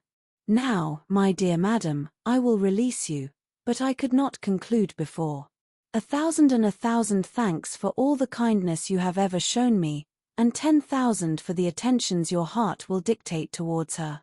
If you think me in a way to be happier than I deserve, I am quite of your opinion. Miss W. calls me the child of good fortune. I hope she is right. In one respect, my good fortune is undoubted, that of being able to subscribe myself, your obliged and affectionate son, F.C. Weston Churchill. Chapter 15. This letter must make its way to Emma's feelings. She was obliged, in spite of her previous determination to the contrary, to do it all the justice that Mrs. Weston foretold. As soon as she came to her own name, it was irresistible. Every line relating to herself was interesting, and almost every line agreeable, and when this charm ceased, the subject could still maintain itself, by the natural return of her former regard for the writer, and the very strong attraction which any picture of love must have for her at that moment. She never stopped till she had gone through the whole, and though it was impossible not to feel that he had been wrong, yet he had been less wrong than she had supposed, and he had suffered, and was very sorry, and he was so grateful to Mrs. Weston, and so much in love with Miss Fairfax, and she was so happy herself, that there was no being severe, and could he have entered the room, she must have shaken hands with him as heartily as ever. She thought so well of the letter, that when Mr. Knightley came again, she desired him to read it. She was sure of Mrs. Weston's wishing it to be communicated, especially to one, who, like Mr. Knightley, had seen so much to blame in his conduct. "I shall be very glad to look it over," said he, "but it seems long. I will take it home with me at night." But that would not do. Mr. Weston was to call in the evening, and she must return it by him. "I would rather be talking to you," he replied, "but as it seems a matter of justice, it shall be done." He began, stopping, however, almost directly to say, "Had I been offered the sight of one of this gentleman's letters to his mother-in-law a few months ago, Emma, it would not have been taken with such indifference." He proceeded a little farther, reading to himself, and then, with a smile, observed, "Humph! A fine complimentary opening, but it is his way. One man's style must not be the rule of another's. We will not be severe. It will be natural for me," he added shortly afterwards, "to speak my opinion aloud as I read. By doing it, I shall feel that I am near you. It will not be so great a loss of time, but if you dislike it not at all, I should wish it." Mr. Knightley returned to his reading with greater alacrity. "He trifles here," said he, "as to the temptation. He knows he is wrong, and has nothing rational to urge. Bad. He ought not to have formed the engagement. His father's disposition, he is unjust, however, to his father." Mr. Weston's sanguine temper was a blessing on all his upright and honourable exertions, but Mr. Weston earned every present comfort before he endeavoured to gain it. "Very true, he did not come till Miss Fairfax was here." "And I have not forgotten," said Emma, "how sure you were that he might have come sooner if he would. You pass it over very handsomely, but you were perfectly right. I was not quite impartial in my judgment, Emma, but yet, I think had you not been in the case I should still have distrusted him. When he came to Miss Woodhouse, he was obliged to read the whole of it aloud, all that related to her, with a smile, a look, a shake of the head, a word or two of assent, or disapprobation, or merely of love, as the subject required, concluding, however, seriously, and, after steady reflection, "Thus very bad though it might have been worse. Playing a most dangerous game. Too much indebted to the event for his acquittal. No judge of his own manners by you. Always deceived in fact by his own wishes, and regardless of little besides his own convenience. Fancying you to have fathomed his secret. Natural enough. His own mind full of intrigue, that he should suspect it in others. Mystery, finesse how they pervert the understanding. My Emma, Does not everything serve to prove more and more the beauty of truth and sincerity in all our dealings with each other? Emma agreed to it, and with a blush of sensibility on Harriet's account, which she could not give any sincere explanation of. "You had better go on," said she. He did so, but very soon stopped again to say, "The pianoforte. Ah, that was the act of a very, very young man, one too young to consider whether the inconvenience of it might not very much exceed the pleasure. A boyish scheme, indeed. I cannot comprehend a man's wishing to give a woman any proof of affection which he knows she would rather dispense with, and he did know that she would have prevented the instruments coming if she could." After this, he made some progress without any pause. Frank Churchill's confession of having behaved shamefully was the first thing to call for more than a word in passing. "I perfectly agree with you, sir," was then his remark. "You did behave very shamefully. You never wrote a truer line." And having gone through what immediately followed of the basis of their disagreement, and his persisting to act in direct opposition to Jane Fairfax's sense of right, he made a fuller pause to say, "This is very bad." He had induced her to place herself, for his sake, in a situation of extreme difficulty and uneasiness, and it should have been his first object to prevent her from suffering unnecessarily. She must have had much more to contend with, in carrying on the correspondence, than he could. He should have respected even unreasonable scruples, had there been such, but hers were all reasonable. We must look to her one fault, and remember that she had done a wrong thing in consenting to the engagement, to bear that she should have been in such a state of punishment. Emma knew that he was now getting to the Box Hill party, and grew uncomfortable. Her own behavior had been so very improper. She was deeply ashamed, and a little afraid of his next look. It was all read, however, steadily, attentively, and without the smallest remark, and, excepting one momentary glance at her, instantly withdrawn, in the fear of giving pain. No remembrance of Box Hill seemed to exist. "There is no saying much for the delicacy of our good friends, the Eltons," was his next observation. "His feelings are natural." What? Actually resolved to break with him entirely. She felt the engagement to be a source of repentance and misery to each. She dissolved it. What a view this gives of her sense of his behavior. Well, he must be a most extraordinary nay, read on. You will find how very much he suffers. I hope he does, replied Mr. Knightley coolly, and resuming the letter. Smallridge. What does this mean? What is all this? She had engaged to go as governess to Mrs. Smallridge's children, a dear friend of Mrs. Elton's, a neighbour of Maple Grove, and, by the by, I wonder how Mrs. Elton bears the disappointment. Say nothing, my dear Emma, while you oblige me to read not even of Mrs. Elton. Only 1 page more. I shall soon have done. What a letter the man writes. I wish you would read it with a kinder spirit towards him. Well, there is feeling here. He does seem to have suffered in finding her ill. Certainly, I can have no doubt of his being fond of her. Dearer, much dearer than ever. I hope he may long continue to feel all the value of such a reconciliation. He is a very liberal thanker, with his thousands and tens of thousands. Happier than I deserve. Come, he knows himself there. Miss Woodhouse calls me the child of good fortune. Those were Miss Woodhouse's words, were they? And a fine ending, and there is the letter.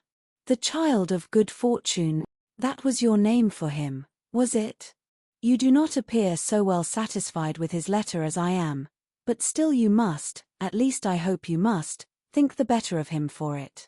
I hope it does him some service with you. Yes, certainly it does. He has had great faults of inconsideration and thoughtlessness, and I am very much of his opinion in thinking him likely to be happier than he deserves, but still as he is, beyond a doubt, really attached to Miss Fairfax, and will soon, it may be hoped, have the advantage of being constantly with her, I am very ready to believe his character will improve, and acquire from hers the steadiness and delicacy of principle that it wants. And now, let me talk to you of something else. I have another person's interest at present so much at heart, that I cannot think any longer about Frank Churchill. Ever since I left you this morning, Emma, my mind has been hard at work on one subject. The subject followed. It was in plain, unaffected, gentlemanlike English, such as Mr. Knightley used even to the woman he was in love with, how to be able to ask her to marry him, without attacking the happiness of her father. Emma's answer was ready at the first word. While her dear father lived, any change of condition must be impossible for her. She could never quit him. Part only of this answer, however, was admitted. The impossibility of her quitting her father, Mr. Knightley felt as strongly as herself, but the inadmissibility of any other change, he could not agree to. He had been thinking it over most deeply, most intently. He had at first hoped to induce Mr. Woodhouse to remove with her to Donwell. He had wanted to believe it feasible, but his knowledge of Mr. Woodhouse would not suffer him to deceive himself long, and now he confessed his persuasion that such a transplantation would be a risk of her father's comfort, perhaps even of his life, which must not be hazarded. Mr. Woodhouse taken from Hartfield. No, he felt that it ought not to be attempted. But the plan which had arisen on the sacrifice of this, he trusted his dearest Emma would not find in any respect objectionable. It was, that he should be received at Hartfield, that so long as her father's happiness, in other words, his life required Hartfield to continue her home, it should be his likewise. Of their all removing to Donwell, Emma had already had her own passing thoughts. Like him, she had tried the scheme and rejected it, but such an alternative as this had not occurred to her. She was sensible of all the affection it evinced. She felt that, in quitting Donwell, he must be sacrificing a great deal of independence of hours and habits, that in living constantly with her father, and in no house of his own, there would be much, very much, to be borne with.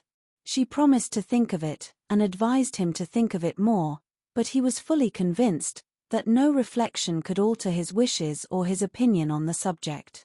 He had given it, he could assure her, very long and calm consideration. He had been walking away from William Larkins the whole morning, to have his thoughts to himself. "Ah! There is one difficulty unprovided for," cried Emma. "I am sure William Larkins will not like it. You must get his consent before you ask mine." She promised, however, to think of it, and pretty nearly promised, moreover, to think of it, with the intention of finding it a very good scheme. It is remarkable that Emma, in the many, very many, points of view in which she was now beginning to consider Donwell Abbey, was never struck with any sense of injury to her nephew Henry, whose rights as heir expectant had formerly been so tenaciously regarded. Think she must of the possible difference to the poor little boy, and yet she only gave herself a saucy conscious smile about it, and found amusement in detecting the real cause of that violent dislike of Mr. Knightley's marrying Jane Fairfax, or anybody else, which at the time she had wholly imputed to the amiable solicitude of the sister and the aunt. This proposal of his, this plan of marrying and continuing at Hartfield, the more she contemplated it, the more pleasing it became. His evils seemed to lessen, her own advantages to increase, their mutual good to outweigh every drawback. Such a companion for herself in the periods of anxiety and cheerlessness before her, such a partner in all those duties and cares to which time must be giving increase of melancholy. She would have been too happy but for poor Harriet, but every blessing of her own seemed to involve and advance the sufferings of her friend, who must now be even excluded from Hartfield. The delightful family party which Emma was securing for herself, poor Harriet must, in mere charitable caution, be kept at a distance from. She would be a loser in every way. Emma could not deplore her future absence as any deduction from her own enjoyment. In such a party, Harriet would be rather a dead weight than otherwise, but for the poor girl herself, it seemed a peculiarly cruel necessity that was to be placing her in such a state of unmerited punishment. In time, of course, Mr. Knightley would be forgotten, that is, supplanted, but this could not be expected to happen very early. Mr. Knightley himself would be doing nothing to assist the cure, not like Mr. Elton. Mr. Knightley, always so kind, so feeling, so truly considerate for everybody, would never deserve to be less worshipped than now, and it really was too much to hope even of Harriet, that she could be in love with more than 3 men in 1 year. Chapter 16. It was a very great relief to Emma to find Harriet as desirous as herself to avoid a meeting. Their intercourse was painful enough by letter. How much worse, had they been obliged to meet?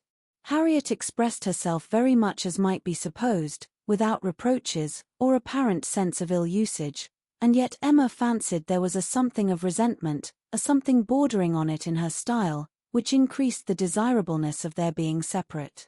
It might be only her own consciousness, but it seemed as if an angel only could have been quite without resentment under such a stroke.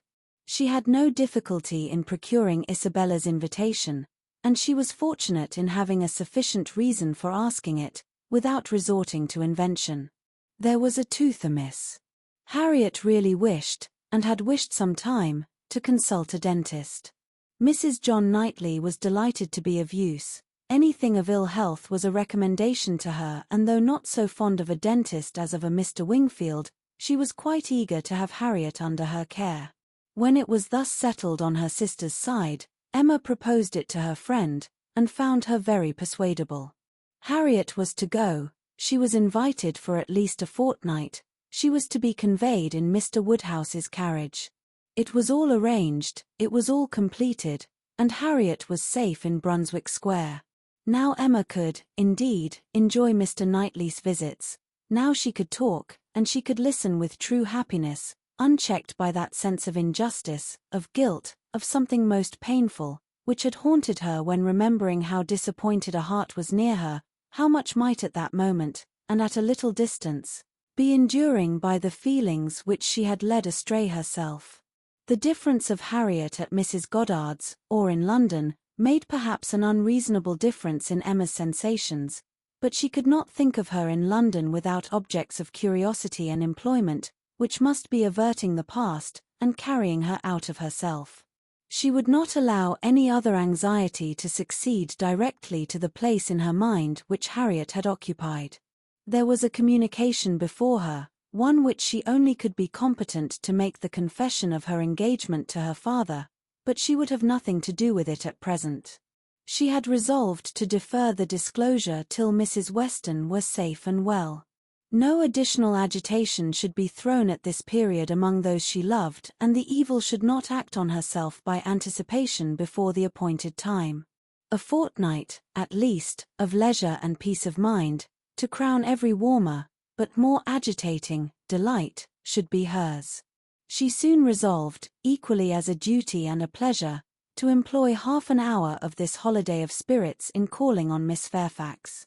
She ought to go, and she was longing to see her, the resemblance of their present situations increasing every other motive of goodwill. It would be a secret satisfaction, but the consciousness of a similarity of prospect would certainly add to the interest with which she should attend to anything Jane might communicate. She had driven once unsuccessfully to the door, but had not been into the house since the morning after Box Hill, when poor Jane had been in such distress as had filled her with compassion, though all the worst of her sufferings had been unsuspected. The fear of being still unwelcome determined her, though assured of their being at home, to wait in the passage, and send up her name. She heard Patty announcing it, but no such bustle succeeded as poor Miss Bates had before made so happily intelligible.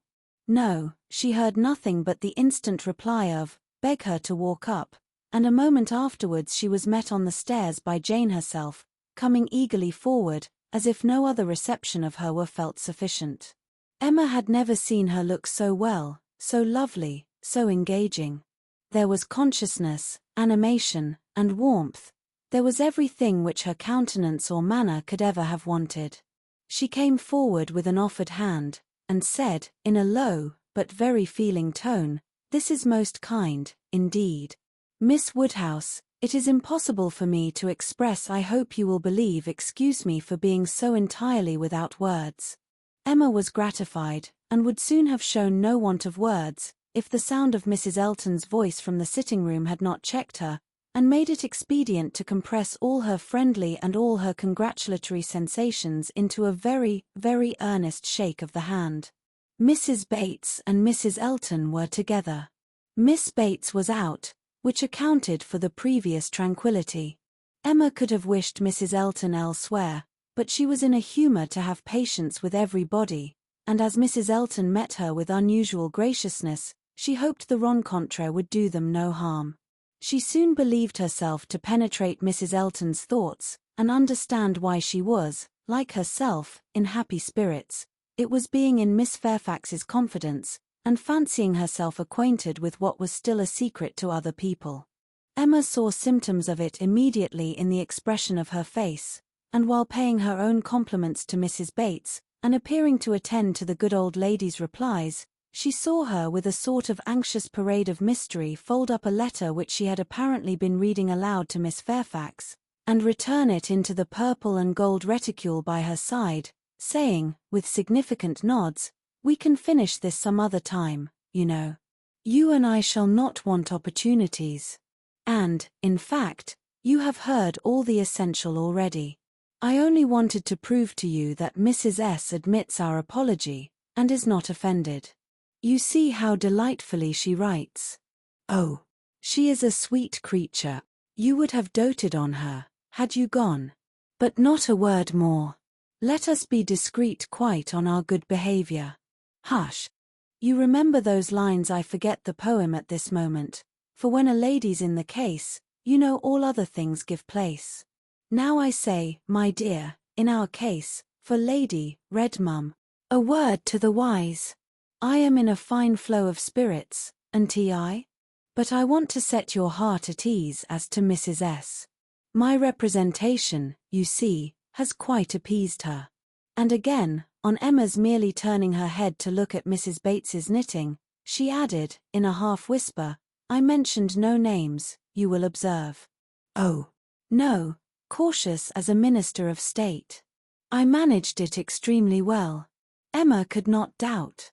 It was a palpable display, repeated on every possible occasion.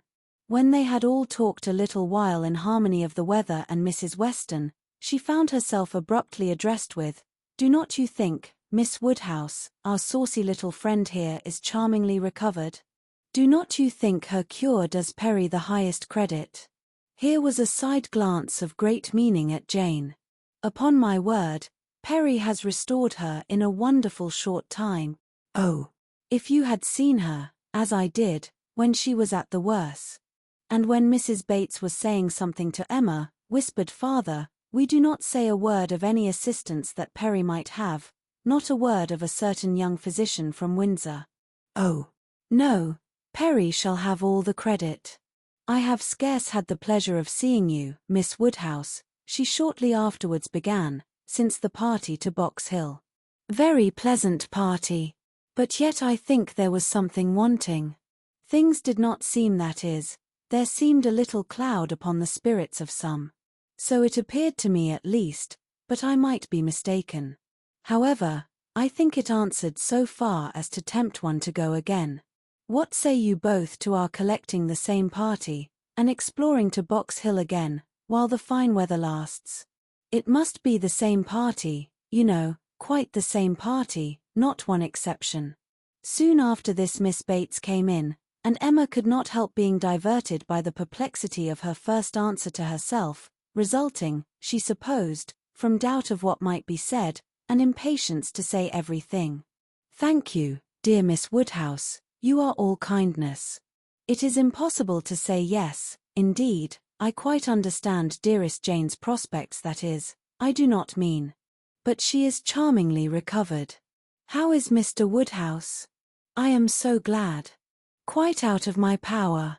Such a happy little circle as you find us here. Yes, indeed. Charming young man. That is so very friendly. I mean good Mr. Perry. Such attention to Jane, and from her more than commonly thankful delight towards Mrs. Elton for being there, Emma guessed that there had been a little show of resentment towards Jane, from the vicarage quarter, which was now graciously overcome. After a few whispers, indeed, which placed it beyond a guess, Mrs. Elton, speaking louder, said, "Yes, here I am, my good friend, and here I have been so long, that anywhere else I should think it necessary to apologize. But, the truth is, that I am waiting for my lord and master. He promised to join me here, and pay his respects to you." "What? Are we to have the pleasure of a call from Mr. Elton? That will be a favor indeed. For I know gentlemen do not like morning visits, and Mr. Elton's time is so engaged." "Upon my word it is, Miss Bates.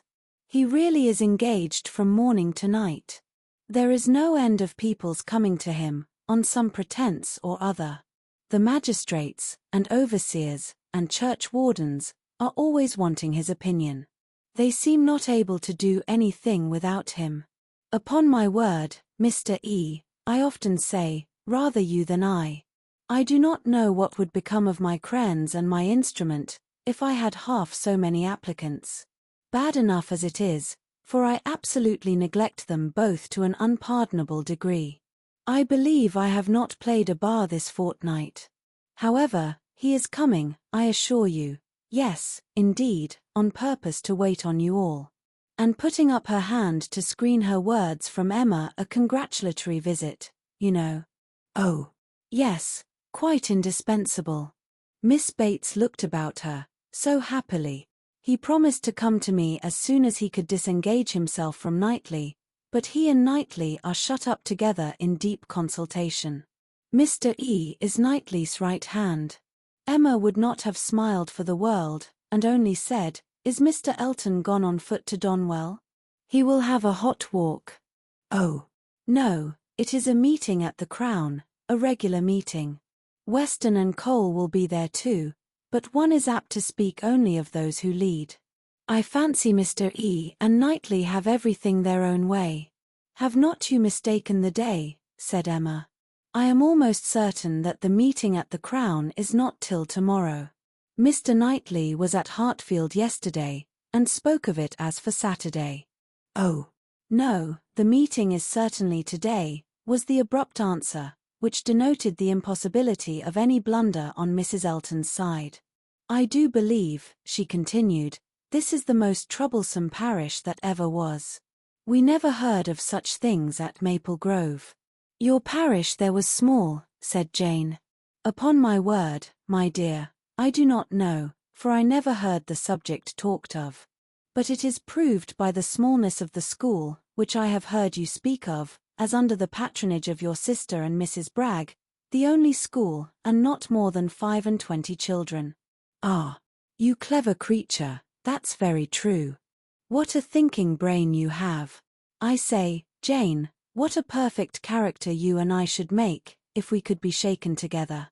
My liveliness and your solidity would produce perfection. Not that I presume to insinuate, however, that some people may not think you perfection already. But hush! Not a word, if you please." It seemed an unnecessary caution. Jane was wanting to give her words, not to Mrs. Elton, but to Miss Woodhouse, as the latter plainly saw. The wish of distinguishing her, as far as civility permitted, was very evident, though it could not often proceed beyond a look. Mr. Elton made his appearance. His lady greeted him with some of her sparkling vivacity. "Very pretty, sir, upon my word, to send me on here, to be an encumbrance to my friends, so long before you vouchsafed to come. But you knew what a dutiful creature you had to deal with. You knew I should not stir till my lord and master appeared. Here have I been sitting this hour, giving these young ladies a sample of true conjugal obedience, for who can say, you know, how soon it may be wanted." Mr. Elton was so hot and tired, that all this wit seemed thrown away. His civilities to the other ladies must be paid, but his subsequent object was to lament over himself for the heat he was suffering, and the walk he had had for nothing. "When I got to Donwell," said he, "Knightley could not be found. Very odd. Very unaccountable. After the note I sent him this morning, and the message he returned, that he should certainly be at home till 1. "Donwell," cried his wife. "My dear Mr. E., you have not been to Donwell. You mean the Crown. You come from the meeting at the Crown. No, no, that's tomorrow, and I particularly wanted to see Knightley today on that very account. Such a dreadful broiling morning. I went over the fields too, speaking in a tone of great ill-usage, which made it so much the worse. And then not to find him at home. I assure you I am not at all pleased. And no apology left, no message for me. The housekeeper declared she knew nothing of my being expected. Very extraordinary. And nobody knew at all which way he was gone. Perhaps to Hartfield, perhaps to the Abbey Mill, perhaps into his woods. Miss Woodhouse, this is not like our friend Knightley. Can you explain it? Emma amused herself by protesting that it was very extraordinary, indeed, and that she had not a syllable to say for him. I cannot imagine, said Mrs. Elton, feeling the indignity as a wife ought to do, I cannot imagine how he could do such a thing by you, of all people in the world. The very last person whom one should expect to be forgotten. My dear Mr. E., he must have left a message for you, I am sure he must. Not even Knightley could be so very eccentric, and his servants forgot it. Depend upon it, that was the case, and very likely to happen with the Donwell servants, who are all, I have often observed, extremely awkward and remiss. I am sure I would not have such a creature as his Harry stand at our sideboard for any consideration. And as for Mrs. Hodges, Wright holds her very cheap indeed. She promised Wright a receipt, and never sent it. I met William Larkins, continued Mr. Elton, as I got near the house, and he told me I should not find his master at home, but I did not believe him. William seemed rather out of humour. He did not know what was come to his master lately, he said, but he could hardly ever get the speech of him. I have nothing to do with William's wants, but it really is of very great importance that I should see Knightley today, and it becomes a matter, therefore, of very serious inconvenience that I should have had this hot walk to no purpose.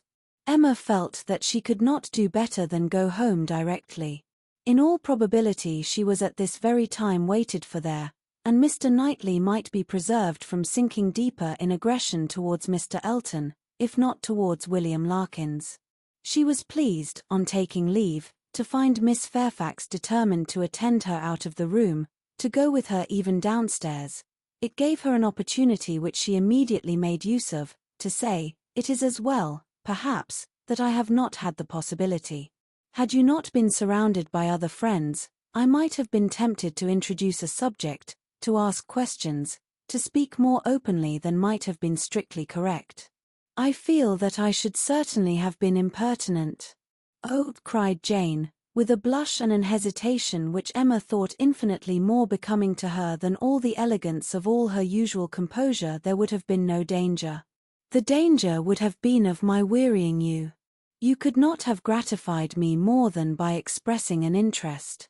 Indeed, Miss Woodhouse, speaking more collectedly, with the consciousness which I have of misconduct, very great misconduct, it is particularly consoling to me to know that those of my friends, whose good opinion is most worth preserving, are not disgusted to such a degree as to I have not time for half that I could wish to say.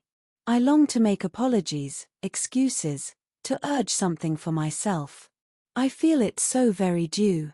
But, unfortunately, in short, if your compassion does not stand my friend you are too scrupulous, indeed you are," cried Emma warmly, and taking her hand. "You owe me no apologies, and everybody to whom you might be supposed to owe them is so perfectly satisfied, so delighted. Even you are very kind, but I know what my manners were to you. So cold and artificial. I had always a part to act. It was a life of deceit. I know that I must have disgusted you. Pray say no more.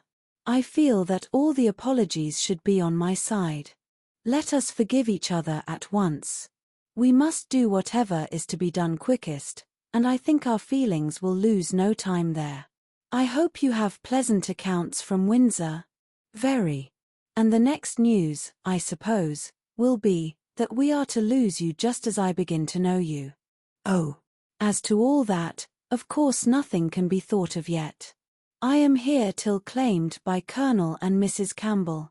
Nothing can be actually settled yet, perhaps, replied Emma, smiling, but, excuse me, it must be thought of. The smile was returned as Jane answered, you are very right, it has been thought of. And I will own to you, I am sure it will be safe, that so far as our living with Mr. Churchill at Inscombe, it is settled. There must be 3 months, at least, of deep mourning, but when they are over, I imagine there will be nothing more to wait for. Thank you, thank you. This is just what I wanted to be assured of. Oh, if you knew how much I love everything that is decided and open. Goodbye, goodbye. Read by Long Stories for Sleep. Chapter 17. Mrs. Weston's friends were all made happy by her safety, and if the satisfaction of her well-doing could be increased to Emma, it was by knowing her to be the mother of a little girl. She had been decided in wishing for a Miss Weston. She would not acknowledge that it was with any view of making a match for her, hereafter, with either of Isabella's sons, but she was convinced that a daughter would suit both father and mother best. It would be a great comfort to Mr. Weston, as he grew older, and even Mr. Weston might be growing older 10 years hence, to have his fireside enlivened by the sports and the nonsense, the freaks and the fancies of a child never banished from home, and Mrs. Weston no one could doubt that a daughter would be most to her, and it would be quite a pity that anyone who so well knew how to teach, should not have their powers in exercise again. She has had the advantage, you know, of practicing on me, she continued, like La Baronne d'Almaine on La Comtesse d'Austerlitz, in Madame de Genlis Adelaide and Theodore, and we shall now see her own little Adelaide educated on a more perfect plan. That is, replied Mr. Knightley, she will indulge her even more than she did you, and believe that she does not indulge her at all. It will be the only difference. Poor child, cried Emma, at that rate, what will become of her? Nothing very bad. The fate of thousands. She will be disagreeable in infancy, and correct herself as she grows older. I am losing all my bitterness against spoilt children, my dearest Emma. I, who am owing all my happiness to you, would not it be horrible ingratitude in me to be severe on them? Emma laughed, and replied, but I had the assistance of all your endeavours to counteract the indulgence of other people. I doubt whether my own sense would have corrected me without it. Do you? I have no doubt. Nature gave you understanding, Miss Taylor gave you principles. You must have done well. My interference was quite as likely to do harm as good.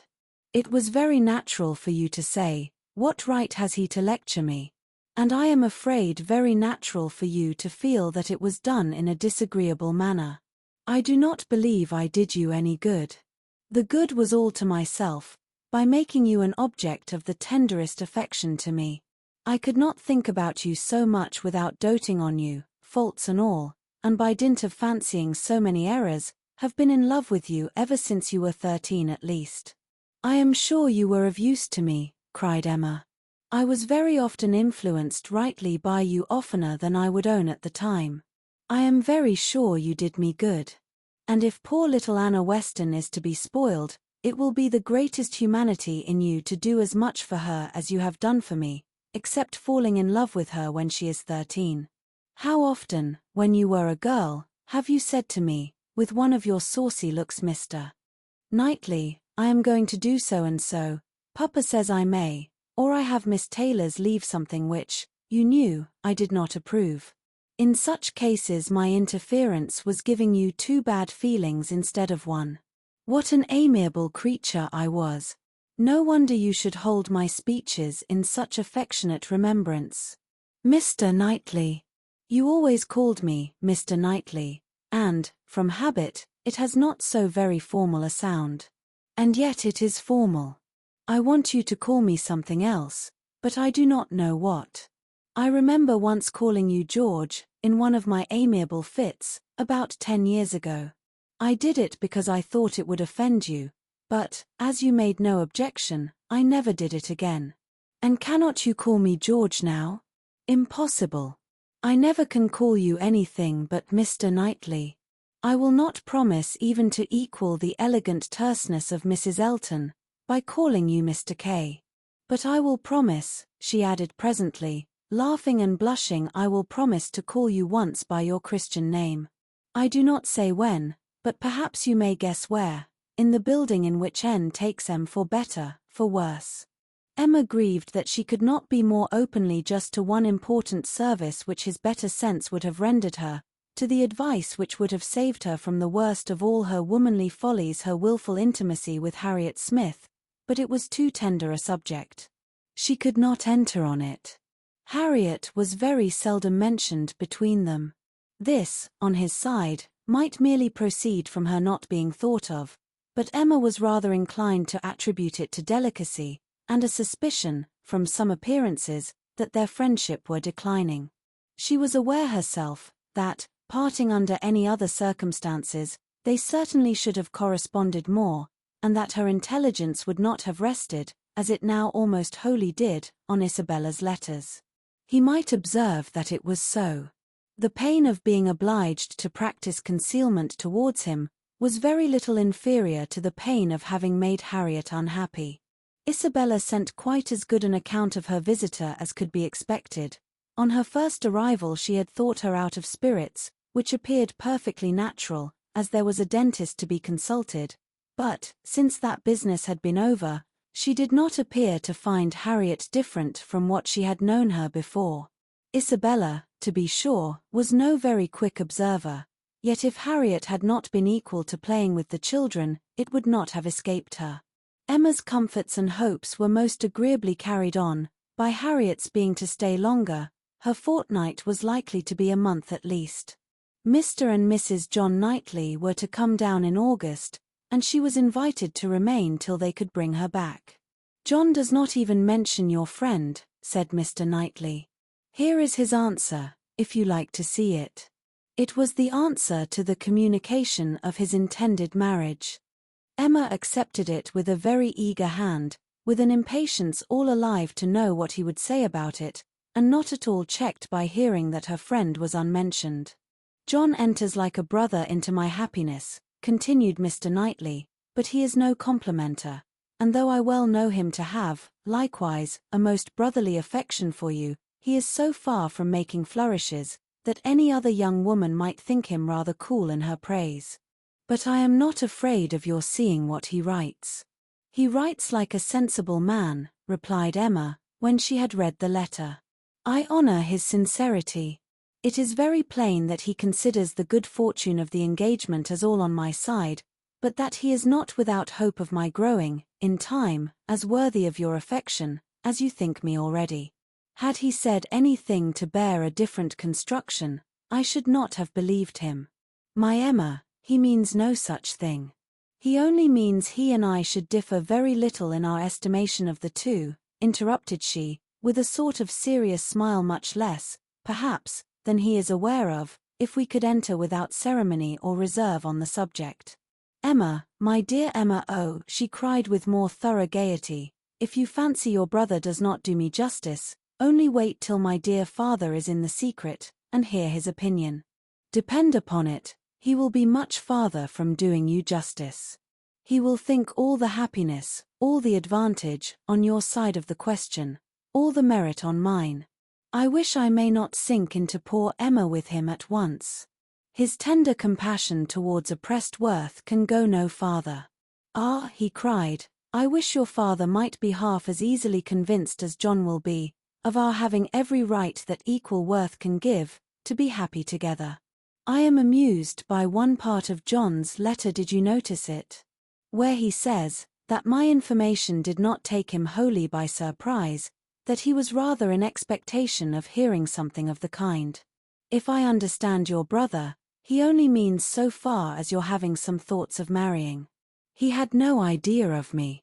He seems perfectly unprepared for that. Yes, but I am amused that he should have seen so far into my feelings. What has he been judging by? I am not conscious of any difference in my spirits or conversation that could prepare him at this time for my marrying any more than at another. But it was so, I suppose. I dare say there was a difference when I was staying with them the other day. I believe I did not play with the children quite so much as usual. I remember one evening the poor boys saying, "Uncle seems always tired now." The time was coming when the news must spread farther, and other persons' reception of it tried. As soon as Mrs. Weston was sufficiently recovered to admit Mr. Woodhouse's visits, Emma, having it in view that her gentle reasonings should be employed in the cause, resolved first to announce it at home, and then at Randalls. But how to break it to her father at last? She had bound herself to do it, in such an hour of Mr. Knightley's absence, or when it came to the point her heart would have failed her, and she must have put it off. But Mr. Knightley was to come at such a time, and follow up the beginning she was to make. She was forced to speak, and to speak cheerfully too. She must not make it a more decided subject of misery to him, by a melancholy tone herself. She must not appear to think it a misfortune. With all the spirits she could command, she prepared him first for something strange, and then, in a few words, said, that if his consent and approbation could be obtained, which, she trusted, would be attended with no difficulty, since it was a plan to promote the happiness of all she and Mr. Knightley meant to marry, by which means Hartfield would receive the constant addition of that person's company whom she knew he loved, next to his daughters and Mrs. Weston, best in the world. Poor man! It was at first a considerable shock to him, and he tried earnestly to dissuade her from it. She was reminded, more than once, of having always said she would never marry, and assured that it would be a great deal better for her to remain single, and told of poor Isabella, and poor Miss Taylor. But it would not do. Emma hung about him affectionately, and smiled, and said it must be so, and that he must not class her with Isabella and Mrs. Weston, whose marriages taking them from Hartfield, had, indeed, made a melancholy change, but she was not going from Hartfield, she should be always there. She was introducing no change in their numbers or their comforts but for the better, and she was very sure that he would be a great deal the happier for having Mr. Knightley always at hand, when he were once got used to the idea. Did he not love Mr. Knightley very much? He would not deny that he did, she was sure. Whom did he ever want to consult on business but Mr. Knightley? Who was so useful to him, who so ready to write his letters, who so glad to assist him? Who so cheerful, so attentive, so attached to him? Would not he like to have him always on the spot? Yes. That was all very true. Mr. Knightley could not be there too often, he should be glad to see him every day, but they did see him every day as it was. Why could not they go on as they had done?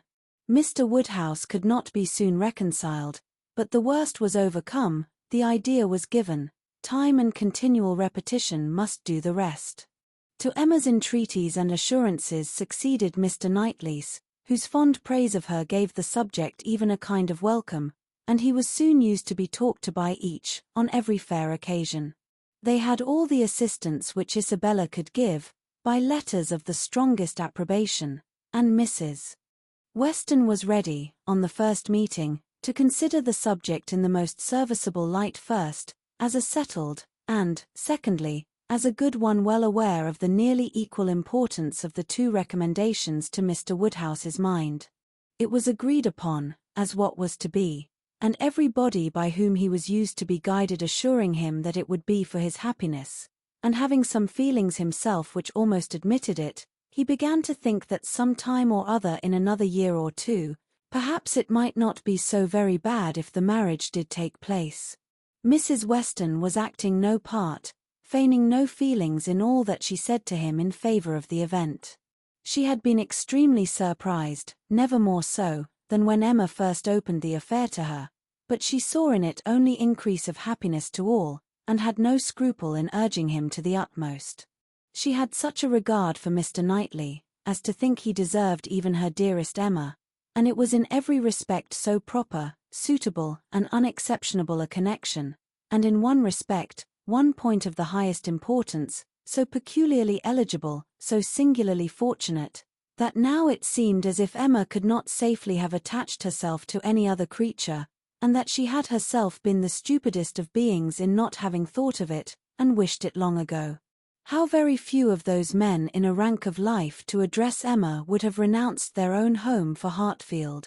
And who but Mr. Knightley could know and bear with Mr. Woodhouse, so as to make such an arrangement desirable?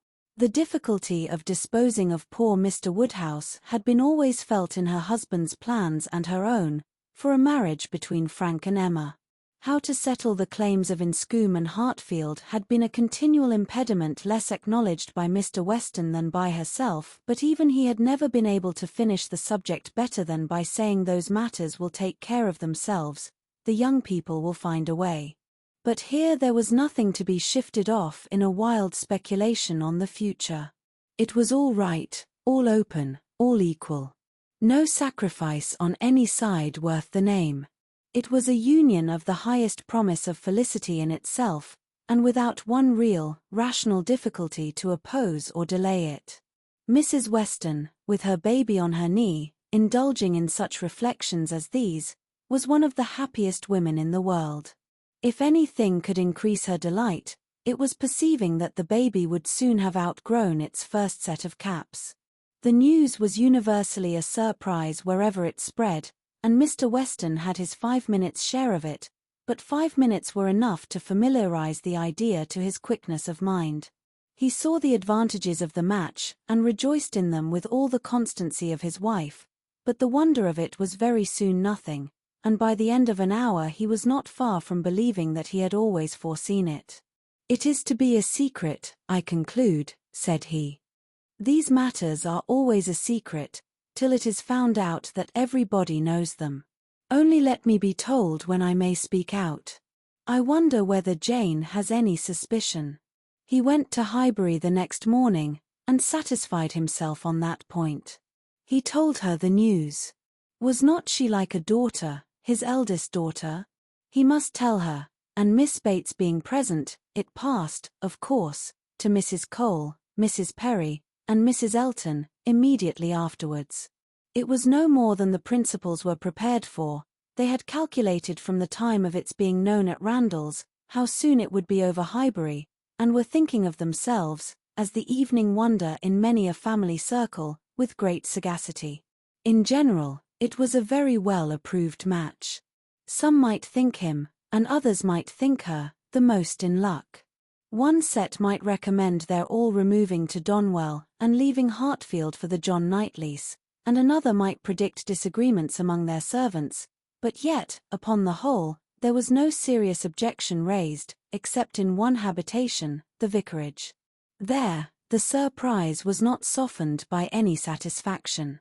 Mr. Elton cared little about it, compared with his wife. He only hoped the young lady's pride would now be contented, and supposed she had always meant to catch Knightley if she could, and, on the point of living at Hartfield, could daringly exclaim, "Rather he than I." But Mrs. Elton was very much discomposed indeed. Poor Knightley! Poor fellow! Sad business for him. She was extremely concerned, for, though very eccentric, he had 1,000 good qualities. How could he be so taken in? Did not think him at all in love, not in the least. Poor Knightley! There would be an end of all pleasant intercourse with him. How happy he had been to come and dine with them whenever they asked him. But that would be all over now. Poor fellow! No more exploring parties to Donwell made for her. Oh, no, there would be a Mrs. Knightley to throw cold water on everything. Extremely disagreeable. But she was not at all sorry that she had abused the housekeeper the other day. Shocking plan, living together. It would never do. She knew a family near Maple Grove who had tried it, and been obliged to separate before the end of the first quarter. Chapter 18. Time passed on. A few more tomorrows, and the party from London would be arriving.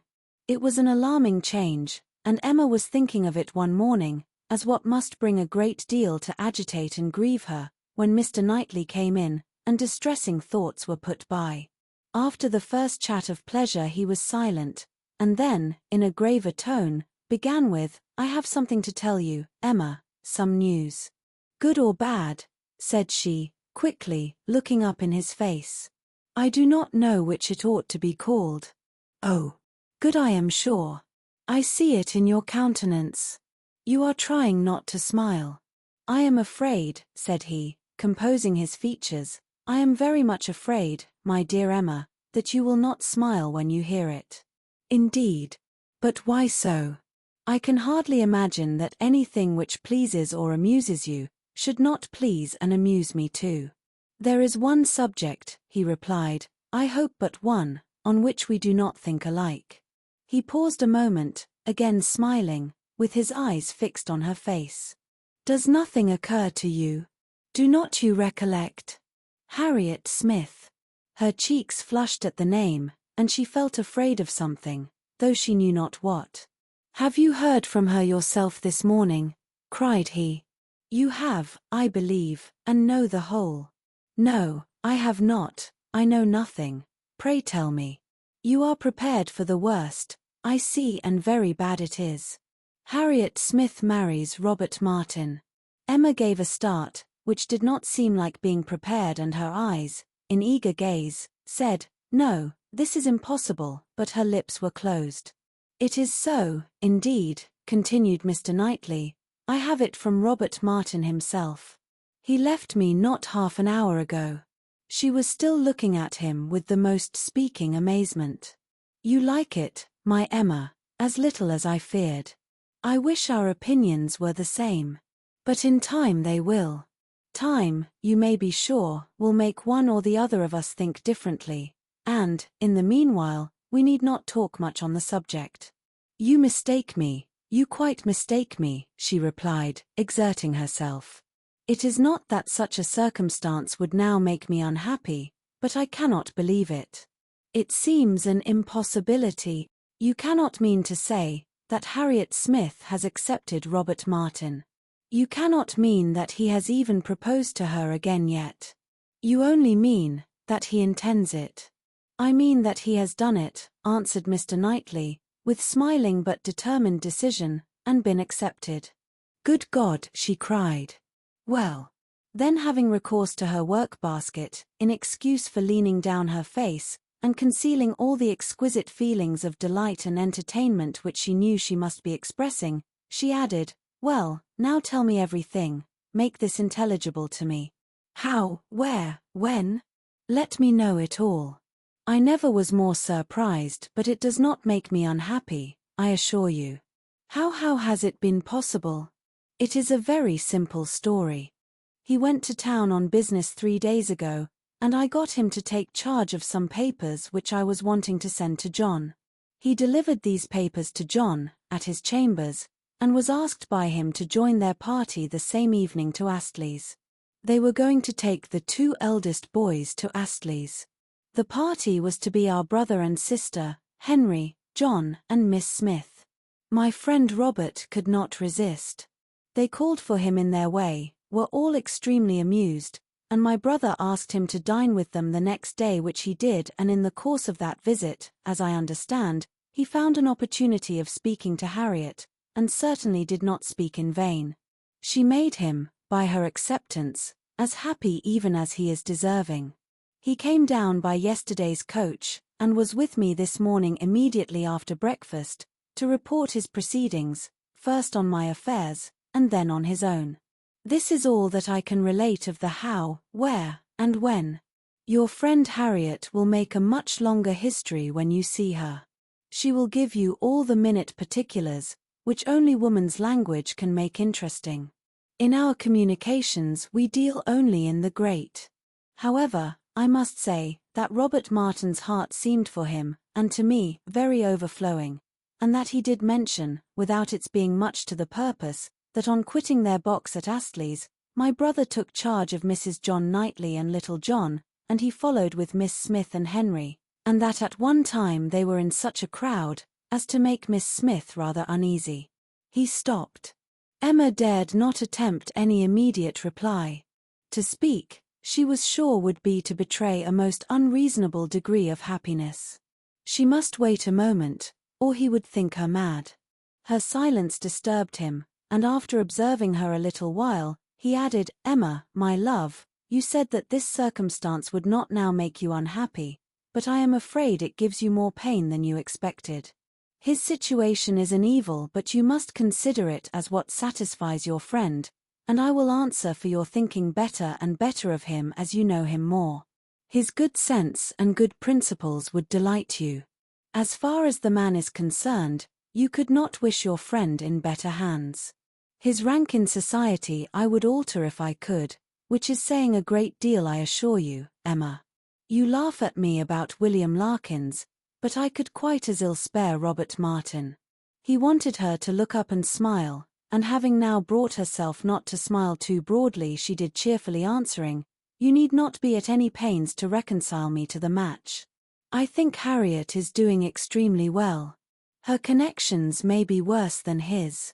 In respectability of character, there can be no doubt that they are.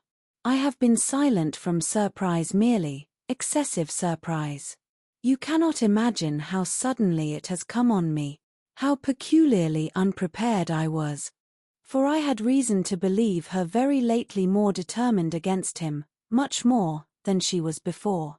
"You ought to know your friend best," replied Mr. Knightley, "but I should say she was a good-tempered, soft-hearted girl, not likely to be very, very determined against any young man who told her he loved her." Emma could not help laughing as she answered, "Upon my word, I believe you know her quite as well as I do. But, Mr. Knightley, are you perfectly sure that she has absolutely and downright accepted him? I could suppose she might in time, but can she already? Did not you misunderstand him? You were both talking of other things, of business, shows of cattle, or new drills, and might not you, in the confusion of so many subjects, mistake him? It was not Harriet's hand that he was certain of, it was the dimensions of some famous ox." The contrast between the countenance and air of Mr. Knightley and Robert Martin was, at this moment, so strong to Emma's feelings, and so strong was the recollection of all that had so recently passed on Harriet's side, so fresh the sound of those words, spoken with such emphasis, "No, I hope I know better than to think of Robert Martin," that she was really expecting the intelligence to prove, in some measure, premature. It could not be otherwise. "Do you dare say this?" cried Mr. Knightley. "Do you dare to suppose me so great a blockhead, as not to know what a man is talking of? What do you deserve?" "Oh, I always deserve the best treatment, because I never put up with any other, and, therefore, you must give me a plain, direct answer. Are you quite sure that you understand the terms on which Mr. Martin and Harriet now are?" "I am quite sure," he replied, speaking very distinctly, "that he told me she had accepted him, and that there was no obscurity, nothing doubtful, in the words he used, and I think I can give you a proof that it must be so. He asked my opinion as to what he was now to do. He knew of no one but Mrs. Goddard to whom he could apply for information of her relations or friends. Could I mention anything more fit to be done than to go to Mrs. Goddard? I assured him that I could not. Then, he said, he would endeavor to see her in the course of this day." "I am perfectly satisfied," replied Emma, with the brightest smiles, "and most sincerely wish them happy. You are materially changed since we talked on this subject before." "I hope so, for at that time I was a fool. And I am changed also, for I am now very willing to grant you all Harriet's good qualities. I have taken some pains for your sake, and for Robert Martin's sake, whom I have always had reason to believe as much in love with her as ever, to get acquainted with her. I have often talked to her a good deal. You must have seen that I did. Sometimes, indeed, I have thought you were half suspecting me of pleading poor Martin's cause, which was never the case. But, from all my observations, I am convinced of her being an artless, amiable girl, with very good notions, very seriously good principles, and placing her happiness in the affections and utility of domestic life. Much of this, I have no doubt, she may thank you for." "Me," cried Emma, shaking her head. "Ah, poor Harriet." She checked herself, however, and submitted quietly to a little more praise than she deserved. Their conversation was soon afterwards closed by the entrance of her father. She was not sorry. She wanted to be alone. Her mind was in a state of flutter and wonder, which made it impossible for her to be collected. She was in dancing, singing, exclaiming spirits, until she had moved about, and talked to herself, and laughed and reflected, she could be fit for nothing rational. Her father's business was to announce James's being gone out to put the horses to, preparatory to their now daily drive to Randalls, and she had, therefore, an immediate excuse for disappearing. The joy, the gratitude, the exquisite delight of her sensations may be imagined. The sole grievance and alloy thus removed in the prospect of Harriet's welfare, she was really in danger of becoming too happy for security. What had she to wish for? Nothing, but to grow more worthy of him, whose intentions and judgment had been ever so superior to her own. Nothing, but that the lessons of her past folly might teach her humility and circumspection in future. Serious she was, very serious in her thankfulness, and in her resolutions, and yet there was no preventing a laugh, sometimes in the very midst of them. She must laugh at such a close. Such an end of the doleful disappointment of 5 weeks back. Such a heart, such a Harriet. Now there would be pleasure in her returning, everything would be a pleasure. It would be a great pleasure to know Robert Martin. High in the rank of her most serious and heartfelt felicities, was the reflection that all necessity of concealment from Mr. Knightley would soon be over. The disguise, equivocation, mystery, so hateful to her to practice, might soon be over. She could now look forward to giving him that full and perfect confidence which her disposition was most ready to welcome as a duty. In the gayest and happiest spirits she set forward with her father, not always listening, but always agreeing to what he said, and, whether in speech or silence, conniving at the comfortable persuasion of his being obliged to go to Randalls every day, or poor Mrs. Weston would be disappointed. They arrived. Mrs. Weston was alone in the drawing-room, but hardly had they been told of the baby, and Mr. Woodhouse received the thanks for coming, which he asked for, when a glimpse was caught through the blind, of 2 figures passing near the window. "It is Frank and Miss Fairfax," said Mrs. Weston. "I was just going to tell you of our agreeable surprise in seeing him arrive this morning. He stays till tomorrow, and Miss Fairfax has been persuaded to spend the day with us. They are coming in, I hope." In half a minute they were in the room. Emma was extremely glad to see him, but there was a degree of confusion, a number of embarrassing recollections on each side. They met readily and smiling, but with a consciousness which at first allowed little to be said, and having all sat down again, there was for some time such a blank in the circle, that Emma began to doubt whether the wish now indulged, which she had long felt, of seeing Frank Churchill once more, and of seeing him with Jane, would yield its proportion of pleasure. When Mr. Weston joined the party, however, and when the baby was fetched, there was no longer a want of subject or animation or of courage and opportunity for Frank Churchill to draw near her and say, "I have to thank you, Miss Woodhouse, for a very kind forgiving message in one of Mrs. Weston's letters. I hope time has not made you less willing to pardon. I hope you do not retract what you then said." "No, indeed," cried Emma, most happy to begin, "not in the least. I am particularly glad to see and shake hands with you and to give you joy in person." He thanked her with all his heart, and continued some time to speak with serious feeling of his gratitude and happiness. "Is not she looking well?" said he, turning his eyes towards Jane. "Better than she ever used to do. You see how my father and Mrs. Weston dote upon her." But his spirits were soon rising again, and with laughing eyes, after mentioning the expected return of the Campbells, he named the name of Dixon. Emma blushed, and forbade its being pronounced in her hearing. "I can never think of it," she cried, without extreme shame. "The shame," he answered, "is all mine, or ought to be. But is it possible that you had no suspicion? I mean of late. Early, I know, you had none. I never had the smallest, I assure you. That appears quite wonderful. I was once very near, and I wish I had, it would have been better. But though I was always doing wrong things, they were very bad wrong things, and such as did me no service. It would have been a much better transgression had I broken the bond of secrecy and told you everything. It is not now worth a regret, said Emma. I have some hope, resumed he, of my uncle's being persuaded to pay a visit at Randall's. He wants to be introduced to her. When the Campbells are returned, we shall meet them in London, and continue there, I trust, till we may carry her northward. But now, I am at such a distance from her, is not it hard, Miss Woodhouse? Till this morning, we have not once met since the day of reconciliation. Do not you pity me? Emma spoke her pity so very kindly, that with a sudden accession of gay thought, he cried, "Ah, by the by," then sinking his voice, and looking demure for the moment, "I hope Mr.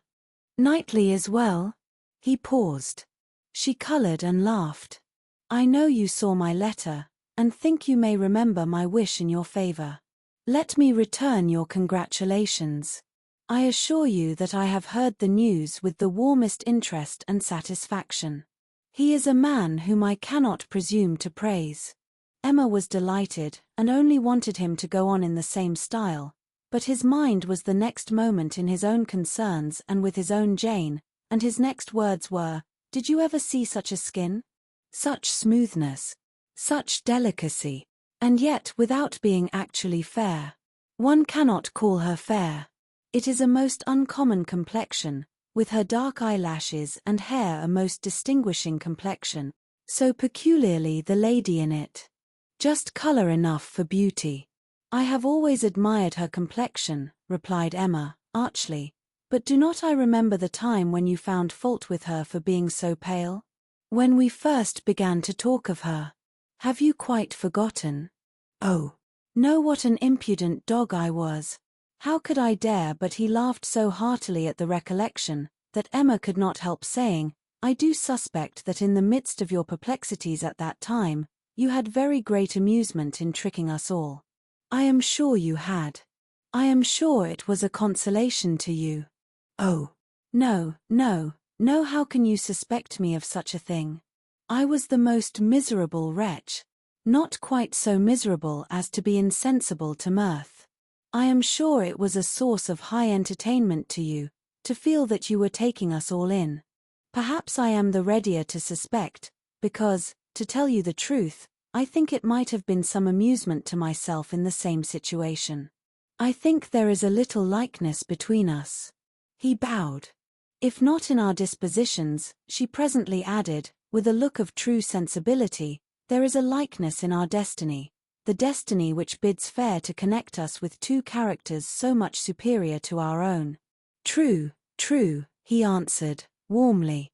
"No, not true on your side. You can have no superior, but most true on mine. She is a complete angel. Look at her. Is not she an angel in every gesture? Observe the turn of her throat. Observe her eyes, as she is looking up at my father. You will be glad to hear," inclining his head, and whispering seriously, "that my uncle means to give her all my aunt's jewels. They are to be new set. I am resolved to have some in an ornament for the head. Will not it be beautiful in her dark hair?" "Very beautiful, indeed," replied Emma, and she spoke so kindly, that he gratefully burst out, "How delighted I am to see you again, and to see you in such excellent looks. I would not have missed this meeting for the world.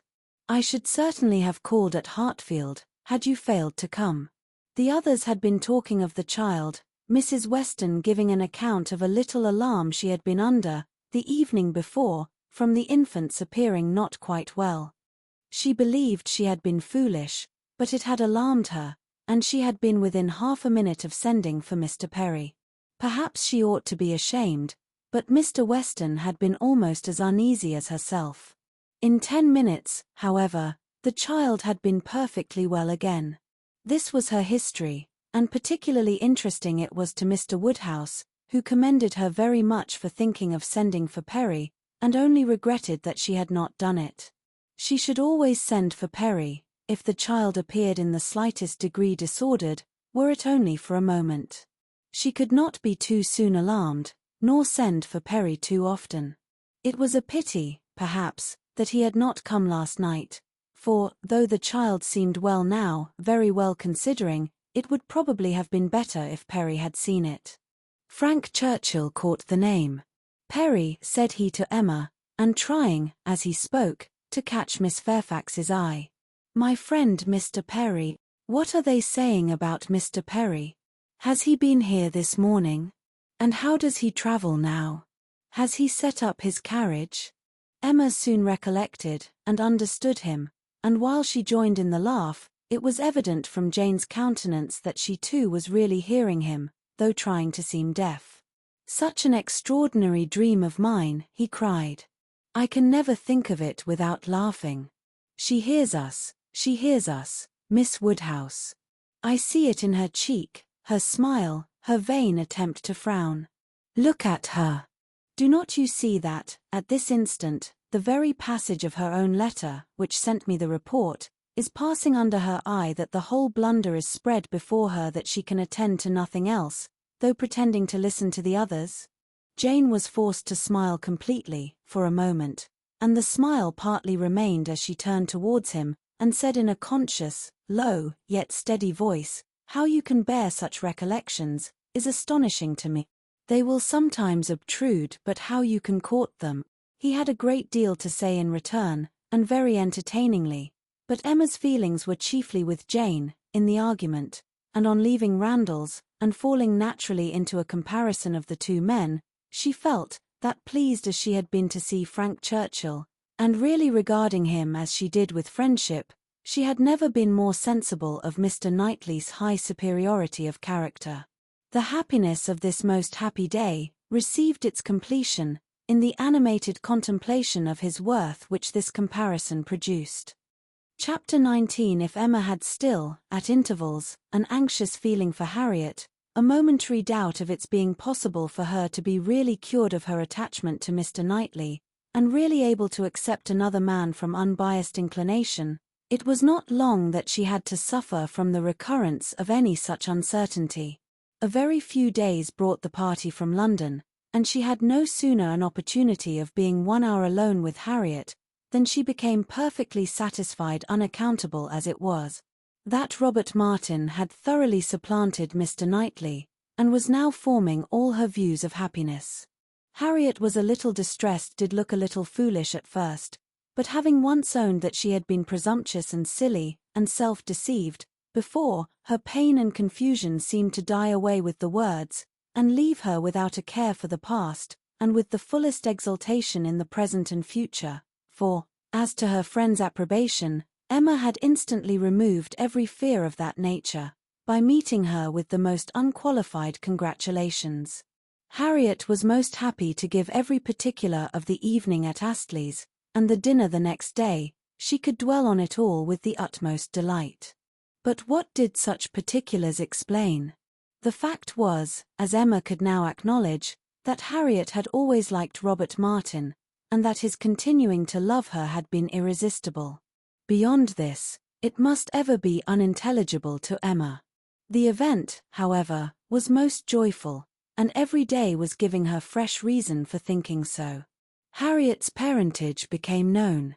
She proved to be the daughter of a tradesman, rich enough to afford her the comfortable maintenance which had ever been hers, and decent enough to have always wished for concealment. Such was the blood of gentility which Emma had formerly been so ready to vouch for. It was likely to be as untainted, perhaps, as the blood of many a gentleman, but what a connection had she been preparing for Mr. Knightley or for the Churchills or even for Mr. Elton? The stain of illegitimacy, unbleached by nobility or wealth, would have been a stain indeed. No objection was raised on the father's side, the young man was treated liberally, it was all as it should be, and as Emma became acquainted with Robert Martin, who was now introduced at Hartfield, she fully acknowledged in him all the appearance of sense and worth which could bid fairest for her little friend. She had no doubt of Harriet's happiness with any good-tempered man, but with him, and in the home he offered, there would be the hope of more, of security, stability, and improvement. She would be placed in the midst of those who loved her, and who had better sense than herself, retired enough for safety, and occupied enough for cheerfulness. She would be never led into temptation, nor left for it to find her out. She would be respectable and happy, and Emma admitted her to be the luckiest creature in the world, to have created so steady and persevering an affection in such a man, or, if not quite the luckiest, to yield only to herself. Harriet, necessarily drawn away by her engagements with the Martins, was less and less at Hartfield, which was not to be regretted. The intimacy between her and Emma must sink, their friendship must change into a calmer sort of goodwill, and, fortunately, what ought to be, and must be, seemed already beginning, and in the most gradual, natural manner. Before the end of September, Emma attended Harriet to church, and saw her hand bestowed on Robert Martin with so complete a satisfaction, as no remembrances, even connected with Mr. Elton as he stood before them, could impair. Perhaps, indeed, at that time she scarcely saw Mr. Elton, but as the clergyman whose blessing at the altar might next fall on herself. Robert Martin and Harriet Smith, the latest couple engaged of the three, were the first to be married. Jane Fairfax had already quitted Highbury, and was restored to the comforts of her beloved home with the Campbells. The Mr. Churchills were also in town, and they were only waiting for November. The intermediate month was the one fixed on, as far as they dared, by Emma and Mr. Knightley. They had determined that their marriage ought to be concluded while John and Isabella were still at Hartfield, to allow them the fortnight's absence in a tour to the seaside, which was the plan. John and Isabella, and every other friend, were agreed in approving it. But Mr. Woodhouse, how was Mr. Woodhouse to be induced to consent? He, who had never yet alluded to their marriage but as a distant event. When first sounded on the subject, he was so miserable that they were almost hopeless. A second allusion, indeed, gave less pain. He began to think it was to be, and that he could not prevent it, a very promising step of the mind on its way to resignation. Still, however, he was not happy. Nay, he appeared so much otherwise, that his daughter's courage failed. She could not bear to see him suffering, to know him fancying himself neglected, and though her understanding almost acquiesced in the assurance of both the Mr. Knightleys, that when once the event were over, his distress would be soon over too, she hesitated, she could not proceed. In this state of suspense they were befriended, not by any sudden illumination of Mr. Woodhouse's mind, or any wonderful change of his nervous system, but by the operation of the same system in another way. Mrs. Weston's poultry house was robbed one night of all her turkeys, evidently by the ingenuity of man. Other poultry yards in the neighborhood also suffered. Pilfering was housebreaking to Mr. Woodhouse's fears. He was very uneasy, and but for the sense of his son-in-law's protection, would have been under wretched alarm every night of his life. The strength, resolution, and presence of mind of the Mr. Knightleys commanded his fullest dependence. While either of them protected him and his, Hartfield was safe. But Mr. John Knightley must be in London again by the end of the first week in November. The result of this distress was, that, with a much more voluntary, cheerful consent than his daughter had ever presumed to hope for at the moment, she was able to fix her wedding day, and Mr. Elton was called on, within a month from the marriage of Mr. and Mrs. Robert Martin, to join the hands of Mr. Knightley and Miss Woodhouse. The wedding was very much like other weddings, where the parties have no taste for finery or parade, and Mrs. Elton, from the particulars detailed by her husband, thought it all extremely shabby, and very inferior to her own. Very little white satin, very few lace veils, a most pitiful business. Selina would stare when she heard of it. But, in spite of these deficiencies, the wishes, the hopes, the confidence, the predictions of the small band of true friends who witnessed the ceremony, were fully answered in the perfect happiness of the union. The end. That was Emma by Jane Austen. Volume 3. Which was read for you by Long Stories for Sleep. Thank you very much for listening. Good night.